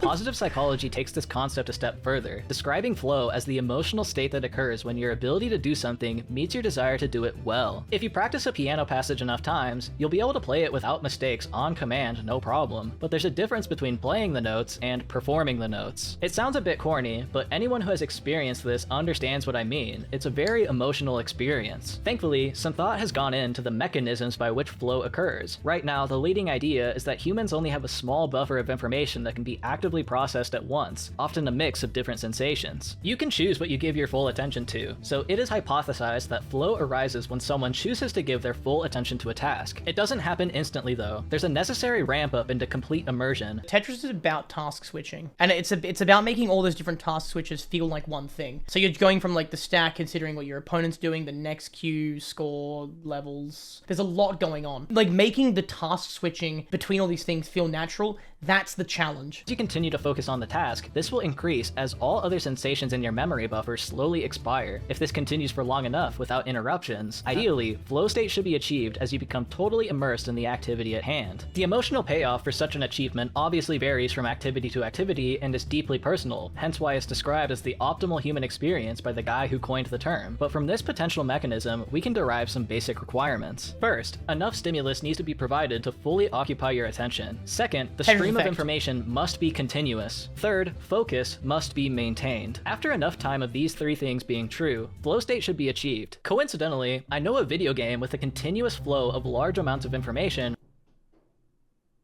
Do it. requiring your absolute focus. Do it. That's right. The real culprit behind the cultural phenomenon known as the Tetris effect is the flow state, as described by positive psychology. Now, we have all the puzzles to the piece. We understand every Tetris mechanic that makes up the design framework. We understand the means by which the player makes optimal decisions based on these rules, and we understand the mechanisms by which this becomes a profound experience for the player. So it's finally time to answer the question, what components of Tetris actually make it good? The goal of Tetris from a design perspective is ultimately to help the player achieve the flow state, so it makes sense to think of everything relative to it. The first requirement of flow is the stimulus, and information that occupies the player's active memory buffer. For a beginner, a majority of this attention would be devoted to deciding where to place the piece and the inputs required to get there. As the player's skill increases, the time it takes to decide where to place a piece and how to move it there decreases significantly to the point that it's hardly a conscious. And then as you get, exactly right, and as you improve, it gets easier for some reason, despite people going, how the fuck are you doing that? That's how flow state works. Decision. This is where the second requirement of flow comes in, the continuous stream of data. The player has become skilled enough to automate the movements for the active shape and devote attention to the next incoming piece in the queue, filling out the player's attention buffer. The last requirement of flow, maintaining focus, is largely a skill issue, but developers can make plenty of decisions to reduce the potential for accidents. Ah, yes, and ways to recover, to not break it, such as SRS, which you should have implemented. Categorically, we can reduce these three concepts to response, signal, and quality of life changes. The signal is the continuous data stream of blocks. The response is the player's calculated placements and corresponding movements informed by the game's input systems. And the quality of life changes are design decisions that make it easier for the player to maintain concentration. I think a lot of the problems that I'm assuming a lot of people have in the comments, as mentioned from chat here, I think that what people are confused about is why he focused on just game design. When you put this thesis at the start of the video saying there are three things that achieve the main goal of Tetris, which is the signal, response, and quality of life, it makes more sense why he chose to focus on the games he did. Bit of a slip up, but also I totally understand that this is how he's written the script. And avoid mistakes. These aspects of the design help bridge the gap from 80% focus to 100% focus where the flow state occurs and the overall goal of the design is achieved. Which many games fuck up. With this framework of thinking, it turns out the original Tetris checks all of these boxes, and Tetris had what made it good from the very start. The most important mechanic in Tetris history, the one mechanic that enables all of this to work in the first place, is the incoming piece preview. With just one incoming shape, the signal and response stays absolutely continuous because the speed of the data stream scales with the player's skill. And you know what's really crazy? The thing that is by far the most protected by the Tetris company when it comes to licensing this game is the fucking next sequence. Every time you look at a DMCA, the very first or second thing on that list is the next queue. It's the ability to see the incoming information, the pieces that are coming. It's not a shock to me that that's what he's arrived at. The faster you place the pieces, the faster the next piece appears. Every other mechanic added to Tetris afterwards goes into the quality of life change category, smoothing out the potential bumps in the road to absolute focus. Wall kicks and the open ceiling prevent common rotation scenarios from being cancelled out, and interrupting the vibe. The ghost piece further prevents accidental misplacements. The bag randomizer ensures consistent and equal distribution of game pieces, and the ability to hold onto a piece provides further freedom to avoid bad placement options. If there was no preview for the next shape, every single game piece would need to be reacted to individually, enough for a skilled player to have to consciously wait for the next information while they place the piece they just responded to, breaking up the continuous signal. Without the piece preview, Tetris would be a very different, far more active experience. It's because you're focusing on one thing but doing another. That's the way you play Tetris. The real way to get into flow state is that you are thinking about the next piece while you're placing the current one. Once you learn that, once you've played for about 30 minutes, which is the time it takes to do that, you are in flow states. While in reverse, the larger the piece preview becomes, the less active the experience, as the better the player, the more they will be able to just automatically make all the right placement decisions, thinking 6 pieces ahead. From a sufficiently Okay, most of us actually don't think 6 pieces ahead. A lot of us look for certain pieces that we're looking for to make a shape or a setup or a pattern, and then we're just sort of autopiloting the other 3 or 4. Like when I play, I'm looking for the color cyan for a Tetris, I'm looking for double T pieces for an STSD, and I'm looking for L and J to make that STSD, and then I'm just sort of autopiloting the rest while not using those pieces. And that's flow state. That is flow state, just me doing one thing while speedrunning another. Player's perspective, the game effectively becomes solved when this much information is provided to the player, which is an interesting observation in my Lyrod, you had an issue with this a minute ago, right? Like people having 3 to 6. Next cue. My opinion, and reminds me of a questionable design decision we saw much earlier in the video. When everyone in the world was expanding their piece previews to 3 and even 6, Arika planted their heels and stuck with the single piece preview in their first 3 games. And I think we finally know enough to understand why. So far, we've mostly been thinking from the guideline point of view because there are some specific characteristics of this rule set that enable the smooth signal and response. The guideline's hard drop simplifies player input to a couple button presses at most to place a piece, reducing mental strain and allowing the player to mostly focus on the cue instead. Most importantly, the hard drop is fast, instant even, which combines with another aspect of Tetris design introduced to the series by Arika, entry delay, or the time the player has to wait between pieces. In the guideline rule set, there's pretty much no entry delay. The next piece no. There is a mandatory, like, 1/10 of a second, I'm pretty sure. For hard drop. Or like It's this 1/8 input of a design second that sometimes. allows you to play Tetris as fast as your skill allows, and ultimately leads to that 6 locked-in frames, yeah, flow 6 state frames. where your muscle memory is doing half of the driving. This setup is not without its drawbacks, of course. It feels great to play as fast as you can, but remember that the hard drop requires precision and massively punishes any mistakes. Fixable, though. And the lack of entry delay means that unless you're a gamer god who has devoted a lot of time to Tetris, Couldn't be me. the game will eventually become far too fast for you to react to. No entry delay also means no pleasantries like the initial rotation system. Obviously, the player doesn't have to hard drop. If you choose to let the shape fall to the bottom, you have that bit of time as effective entry delay. And of course, the standard half-a-second lock delay also adds to effective entry delay. But if a player reaches the point where they are now relying on slow drops and lock delay to make more conscious decisions, total immersion has probably been broken. The Grandmaster rule set contrasts these decisions by taking the functionally opposite approach. The sonic drop does not simplify, it complicates. Now 2 inputs are required to do an effective hard drop, twice the mental strain on dropping. Additionally, the TGM rule set utilizes significant entry delay, half a second in the normal mode, in addition to half a second of lock delay, combining to 1 second of time between shapes when needed. The player has control over the lock delay, but no control over the entry delay. Instead, that time is meant to be devoted to preparing your next move, utilizing mechanics like the initial rotation system, initial hold so what's the system, point and preliminary automatic shifting. The benefits of this approach solve the drawbacks of the guideline rule set. The sonic drop does not severely punish misplacement thanks to lock delay, allowing you to quickly shift to where you intended to go, and also enabling movement tech like the Zangief moves. And the entry delay, of course, allows for numerous quality of life mechanics and significantly balances the high gravity speed experience, providing 1 second of thinking time between pieces. However, this means you cannot play as fast as you want to in the Grandmaster rule set. The entry delay injects half a second of latency and effectively forces the player to focus on more Yeah, the entry delay goes down and so does the lock delay. I get that, but he's right. Like, it does inject a time that you cannot adjust for. It's what the game sets it to be. just decision-making around their next piece. This leads us back to their other initial difference early in history. The simplicity of the guideline rule set makes it much easier to pay attention to more pieces in the queue, and thus massively benefits from their inclusion. The TGM rule set, on the other hand, is designed around focusing on specifically the next piece. More than one incoming shape in the preview isn't so easy to consider, and therefore wasn't really necessary to improve the design. Obviously nowadays, TGM4 comes with up to 6 pieces in the queue, but my earlier criticism of Grandmaster titles not featuring a larger queue size was misguided. and unwise. The difference is more extreme than you might initially realize too. The standard 6 preview plus the active piece gives 7 shapes technically in play, equal to the 7-piece bag randomizer. So not only does Guideline Tetris give you more information than TGM, it actually gives you all of the information. A middle ground approach comes from Tetris Effect, which had a queue size of 4, so there's still at least a little mystery. Despite only plus hold, it gives you 5, so you kind of can't, you never can see a full bag, but it's very close. And yeah, like, again, Light Rod, like, yes, I know active lock and all that stuff, but like, we're talking about not pros here. 2 mild differences, an extra button and half a second of latency, the Guideline and TGM rule sets are complete inversions of each other. One focuses on the early game and subconscious decision making, the other focuses on the long game and conscious decision making throughout. In a sense, Guideline Tetris is like playing from your repertoire, while TGM Tetris is like jazz. So far, we've only considered the most basic way to play Tetris, stacking around an open column and chaining clears of 4 lines to maximize the value of the eyepiece. But what about other objectives and mechanics we saw throughout Tetris history? How did So I think that right now, like the mechanics and goals, he can't really cover this too well without having gone through score,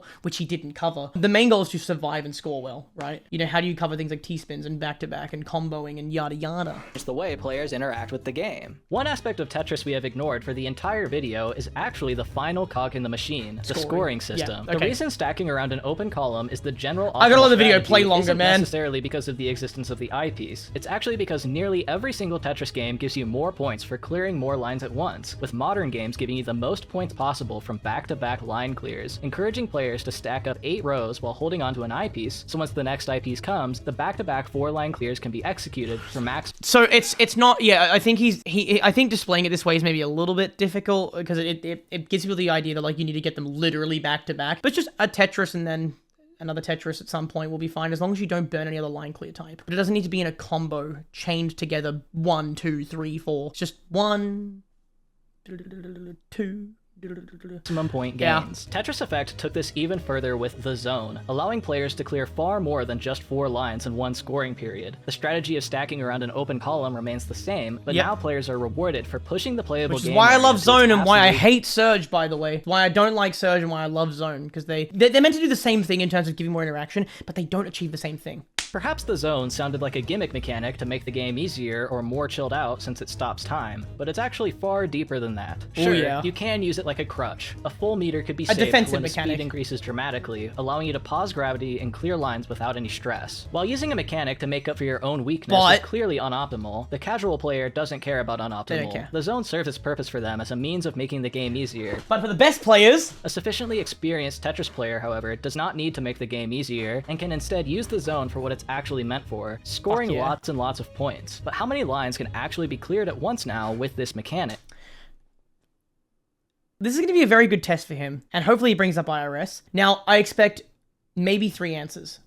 20, 23 with IRS, hypothetically, 27 if he talks about connected and giant pieces, or the hypothetical limit of 34 to 36, depending on how you think. He probably won't drop that one. We all know a 4-line clear is called a Tetris, but now that we go beyond 4, Tetris Effect defines 4 to 7 lines cleared as a Tetris, 8 to 11 as an Octorus, 12 to 15 as a Dodecatris, 16 to 17 as a Decahexatris, 18 to 19 as a Perfectris, and 20 as an Ultimatris. The labels stop at 20 because logically that's the maximum amount of lines that can be cleared in Tetris Effect, since it deviates from the guideline by spawning pieces in on rows 20 and 21, with the eyepiece on row 20. But you'll notice that the game doesn't end when blocks are placed in the 21st row. Those blocks are from a shape that was placed in the valid game area, so it doesn't cause a game over. This means that if you manage to fill the buffer rows above the game area, and utilize the game's wall kicks to push the last piece into proper place, not wall kicks, but IRS, yes. Utilizing the initial rotation system that it borrowed from Eureka, line clears above 20 are possible, with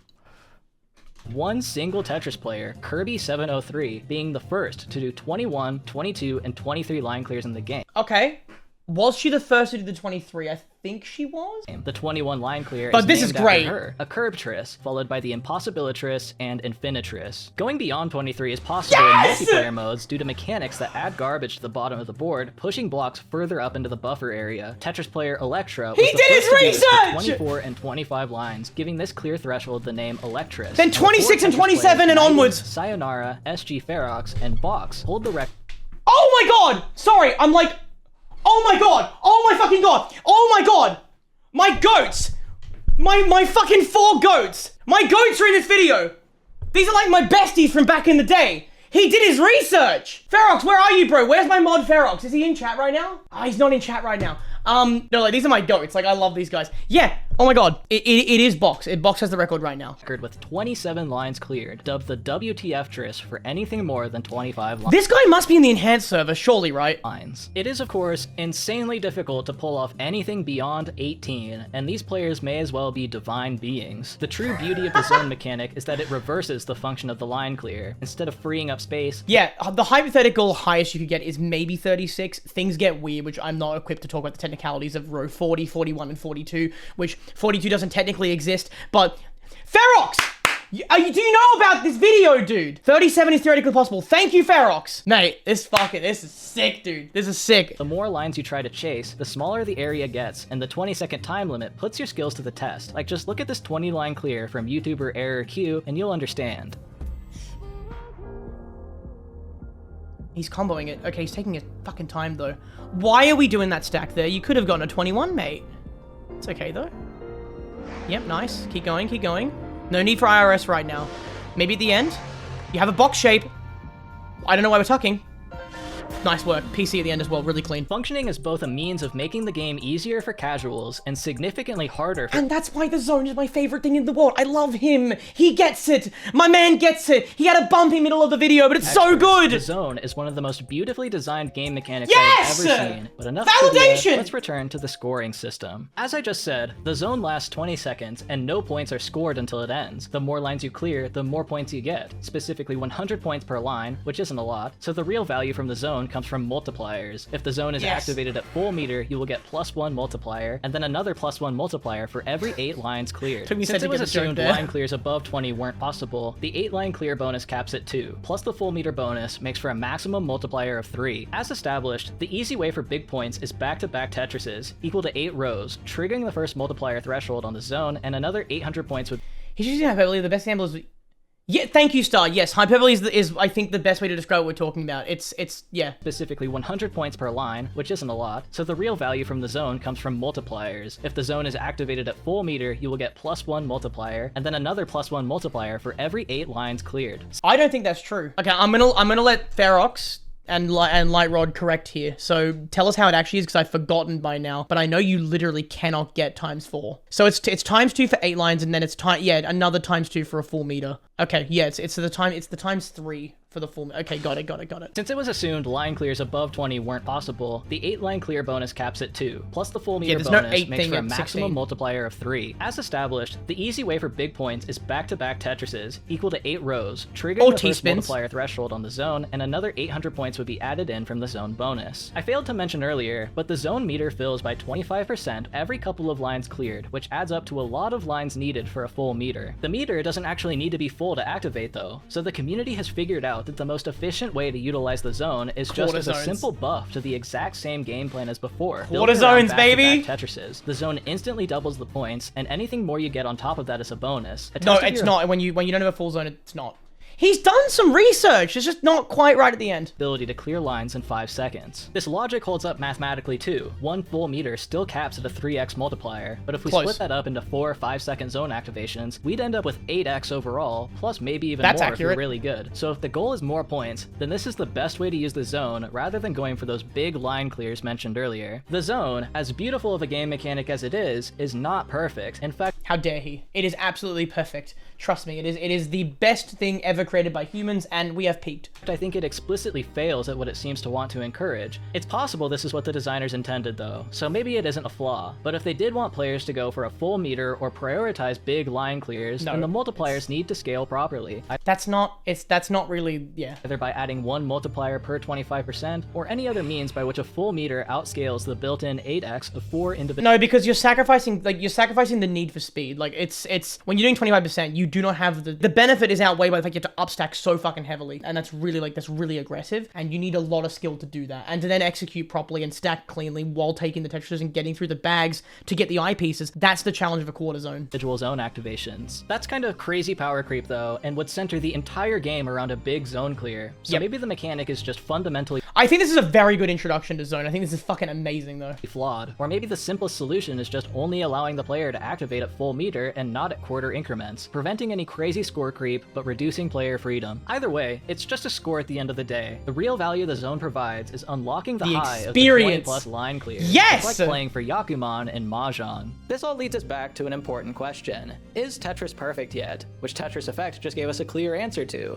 No. Even after decades, there are still big additions to the formula being found, and those big additions themselves still Mahjong have mentioned, room for yeah. tweaking and improving. All it takes is a studio who cares to iterate on the design, and most importantly, is paid enough to do so. We've also learned that the scoring system is what drives optimal strategy, and the mechanics by which we earn more points will change the way the player So behaves. leaving at teaspoons, The fair zone enough. failed to meaningfully alter the general strategy of open column stacking and ended up reinforcing it instead, which has me wondering, has any game managed to succeed at this? It turns out, one Tetris game did. We just overlooked it due to the numerous other innovations the game made. So let's revisit the year 1999 with the new Tetris and the last game mechanic we'll be talking about. The new Tetris had an interesting scoring system. Many games went for big numbers, scoring in the hundreds for just clearing a line, but the new Tetris keeps the scoring very low, awarding the player 1 point per line cleared. If it's a Tetris, an additional point is awarded. No further bonus is provided for back-to-back clearing or any niche stuff like T-spins. Yeah, okay, there's gonna be a pinned comment about T-spins. I expect him to have left that out for a reason, that's fine. We'll read comments at the end. This means that our previously derived strategy of playing around back-to-back Tetrises doesn't have much value here, simplifying our general play to just prioritizing 4-line clears in general due to the extra point bonus. If you remember though, the new Tetris had a 63-piece bag randomizer for the sole purpose of helping the player construct 4x4 squares of pieces, which converts them into a silver or gold square based on the shapes that make them up. If the square is made up of the same exact piece, it turns into a gold square, but if the square is made up of a variety of pieces, it turns into a silver square. When a square is formed, it changes the scoring value of that row. A 1x4 strip of a silver square is worth 5 points, so if there's one square in the row and it's completed, then you get 6 points. But because 2 squares can fit in 10 columns, you could clear 2 1x4 strips at once, giving 11 points. A gold square, however, gives double the points, 10 per 1x4 strip, giving 21 points for clearing a row that contains 2 gold squares. Because it's a 4x4 square, it conveniently also fits into a 4-line clear, so if you were to get 2 squares together and then slot in 2 eyepieces, the maximum amount of points in the game are rewarded thanks to the extra point bonus for a Tetris. But let's consider all combos just to see the point differential. For 1 silver square, a 4-line clear gives 25 points, 1 gold square gives 45 points, 2 silver squares also gives 45 points, 1 silver and 1 gold square gives 65 points, and 2 gold squares gives 85 points. This is the largest point reward possible in the new Tetris, and is an effective 17x multiplier over a simple 4-line clear with no squares So it changes involved. the way you want to But even stack just the pieces one themselves. line cleared of a silver square is more valuable than a basic Tetris. Considering the scoring table, our simple single column stacking style is going to have to take a backseat because a basic 4-line clear is essentially worthless. Instead, we want to maximize square density and devote nearly all incoming pieces to construction of squares. But what does that even look like? Remember, we can fit 2 squares into our 10 columns, so where should they go? If we want to maximize the number of squares, then we end up with just 2 open columns, and since game pieces spawn in No, the middle. You want to move it to the middle, center of the board, if we want to not lose the game, then our squares must go opposite And the then center IRS? 2 Was it columns. IRS in this Then game? Our goal becomes constructing these 10 squares, mildly prioritizing the 2 on the bottom, and when they're complete, clearing the lines to make room for new squares on top in a never-ending cycle of square construction and so stacking for a destruction. middle This too, well, 480p interesting. gameplay from 17 years ago by Frank Jones demonstrates the strategy remarkably well, Holy unveiling shit. a very different kind of Tetris. It's certainly easy to say just build 10 Lovely kick. squares, but this asks for entirely new skills that extend beyond the basic pattern that kick should not be recognition possible, involved in but single open maybe it column is? stacking, where you're looking for universal placement spots like stairs and 2 block holes. Like, how do you even build a square? From just one piece, it may not be so obvious, like this LOJ. L piece, but if we add it on a Z piece, then the 4x4 square probably reveals itself to you as you only need a J and I on top. Alternatively, you could use 2 T pieces. This gives us a silver square since it's composed of more than one shape. For the L piece in this same orientation, there is, I think, 10 different possible arrangements for silver squares.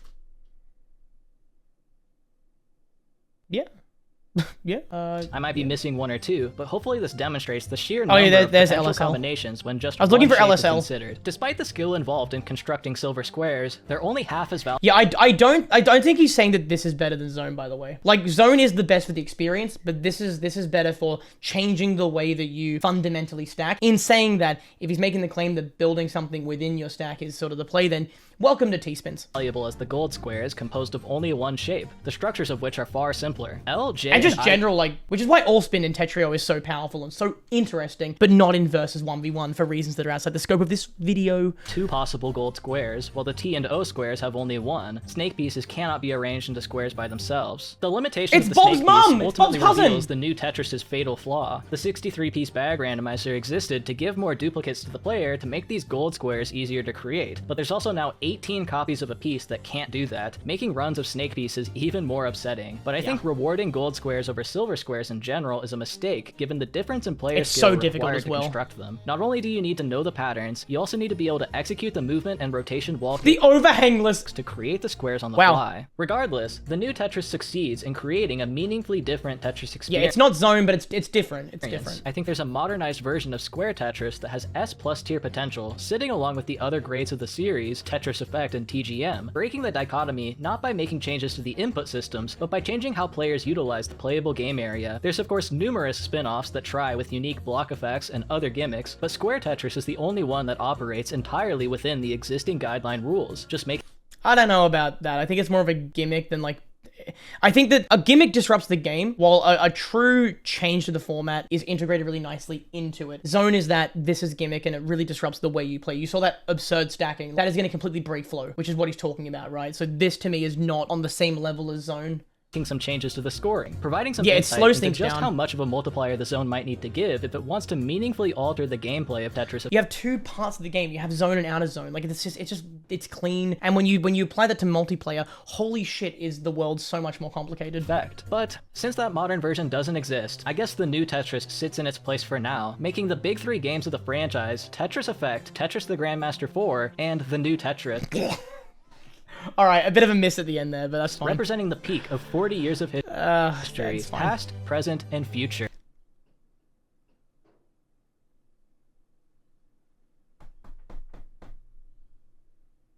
Ooh.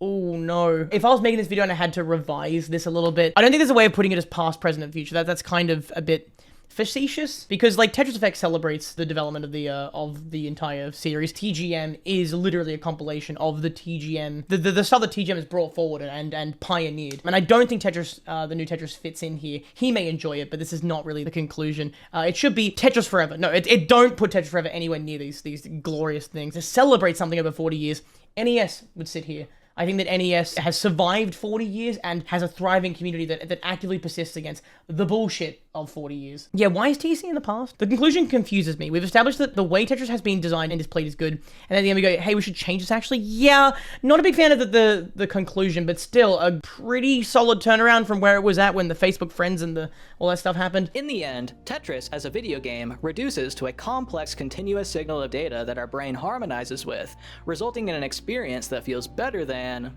well, I shan't say. It's the continuous signal that gives Tetris its sauce. Without the preview of incoming pieces, the signal becomes discrete, and it is akin to manual breathing. No continuous signal, no flow state. Every other mechanic in Tetris is merely in service of reducing the friction of harmonizing with the information stream. Yeah. In other, less nerdy and more romantic terms, improving your mental capacity to interpret Tetris is like learning to speak a language, or becoming proficient at an instrument. Damn, I could have done either one of those things, but instead I started playing fucking Tetris. The incoming stream of pieces no different than a poetic passage read aloud, or music measures passionately played. While Tetris may have had its good ideas from the very start, it still took decades to fill itself out, smooth the edges, and find its true identity. Every choice made along the way was worth examining, and hopefully the observations have helped widen your perspective and given you more to think about in your own creative pursuits. If you'd like to make your own tier list, the tier maker link is in the description. My tier list was for entertainment and narrative agenda purposes only, but I'd love to hear what you think of Good all save. the games. Good save. As always, a huge thank you to all my current patrons. Without your support, I wouldn't have been able to isolate myself from society for over half a year, only Holy thinking shit. about Tetris. That's what I mean. Like, I think that he's put so much time into this. I don't want us to shit too hard on his conclusion and some of his hotter takes here.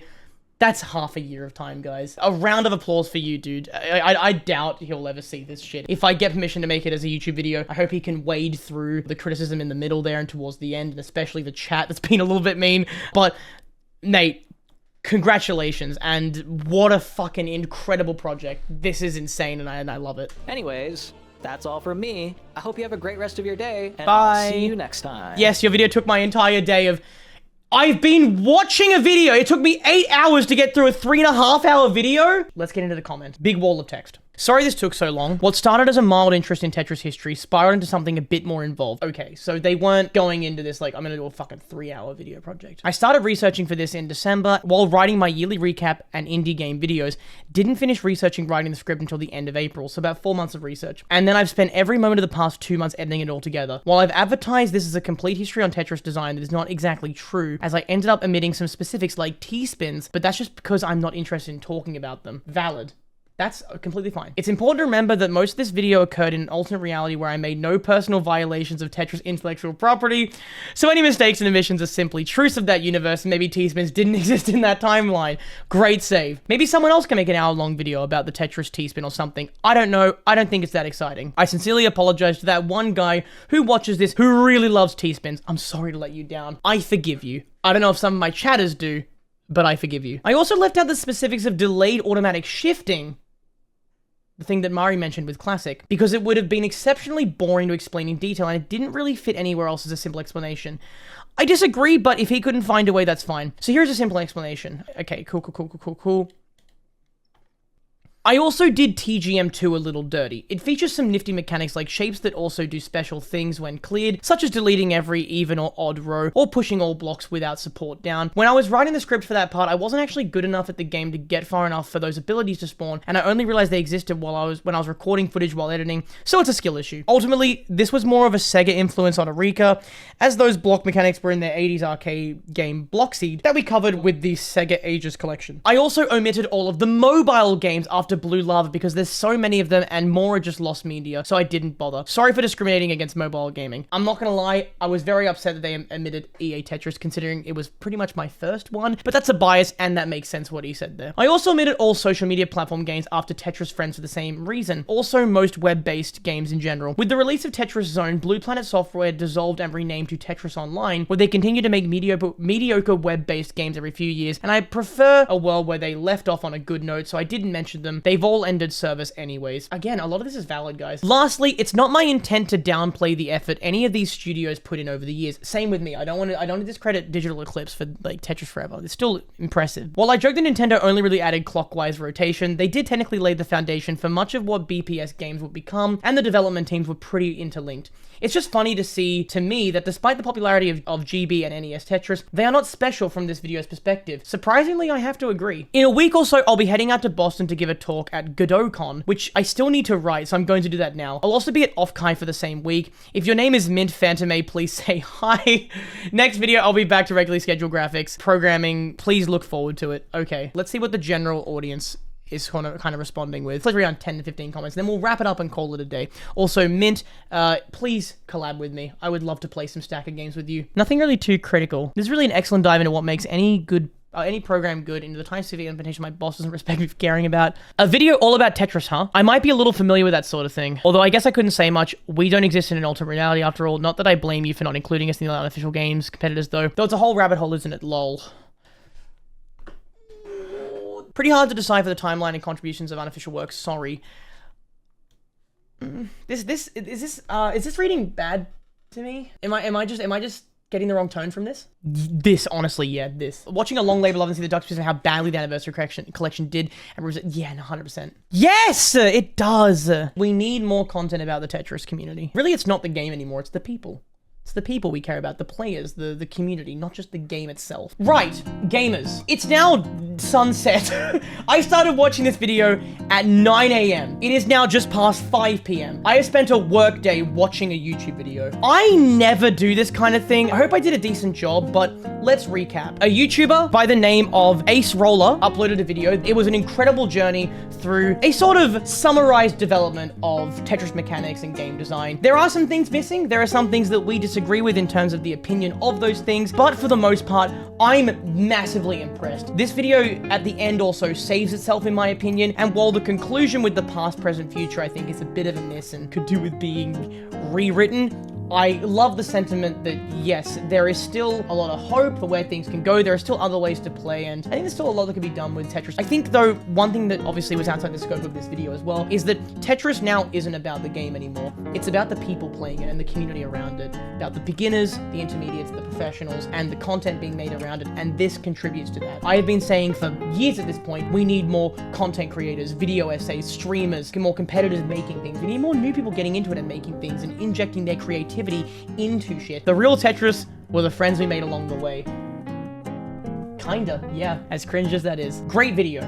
I'm gonna give this a 9 out of 10. You really can't turn your nose up at a 3.5-hour passion project that took 6 months. What a time, what an incredible watch. That was fucking awesome. Obviously, I was pretty heated about that middle section, but what a fucking video. Right! Goodbye! I need to find someone to raid! Holy fucking shit! I love you all dearly. Thank you for being here. What a journey.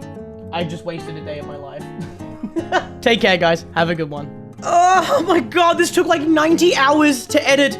I'm so glad it's done. If you liked it, and I sincerely hope you did, feel free to like, subscribe, and do all the interaction things that YouTube offers. And if you want to watch something that YouTube thinks you'll like from me, you can click over here. That looks fucking sick. Finally, if you have any other recommendations for puzzle game related videos that you'd like me to react to, feel free to leave a comment about them, and I'll see if I can get the original creator's permission to watch it.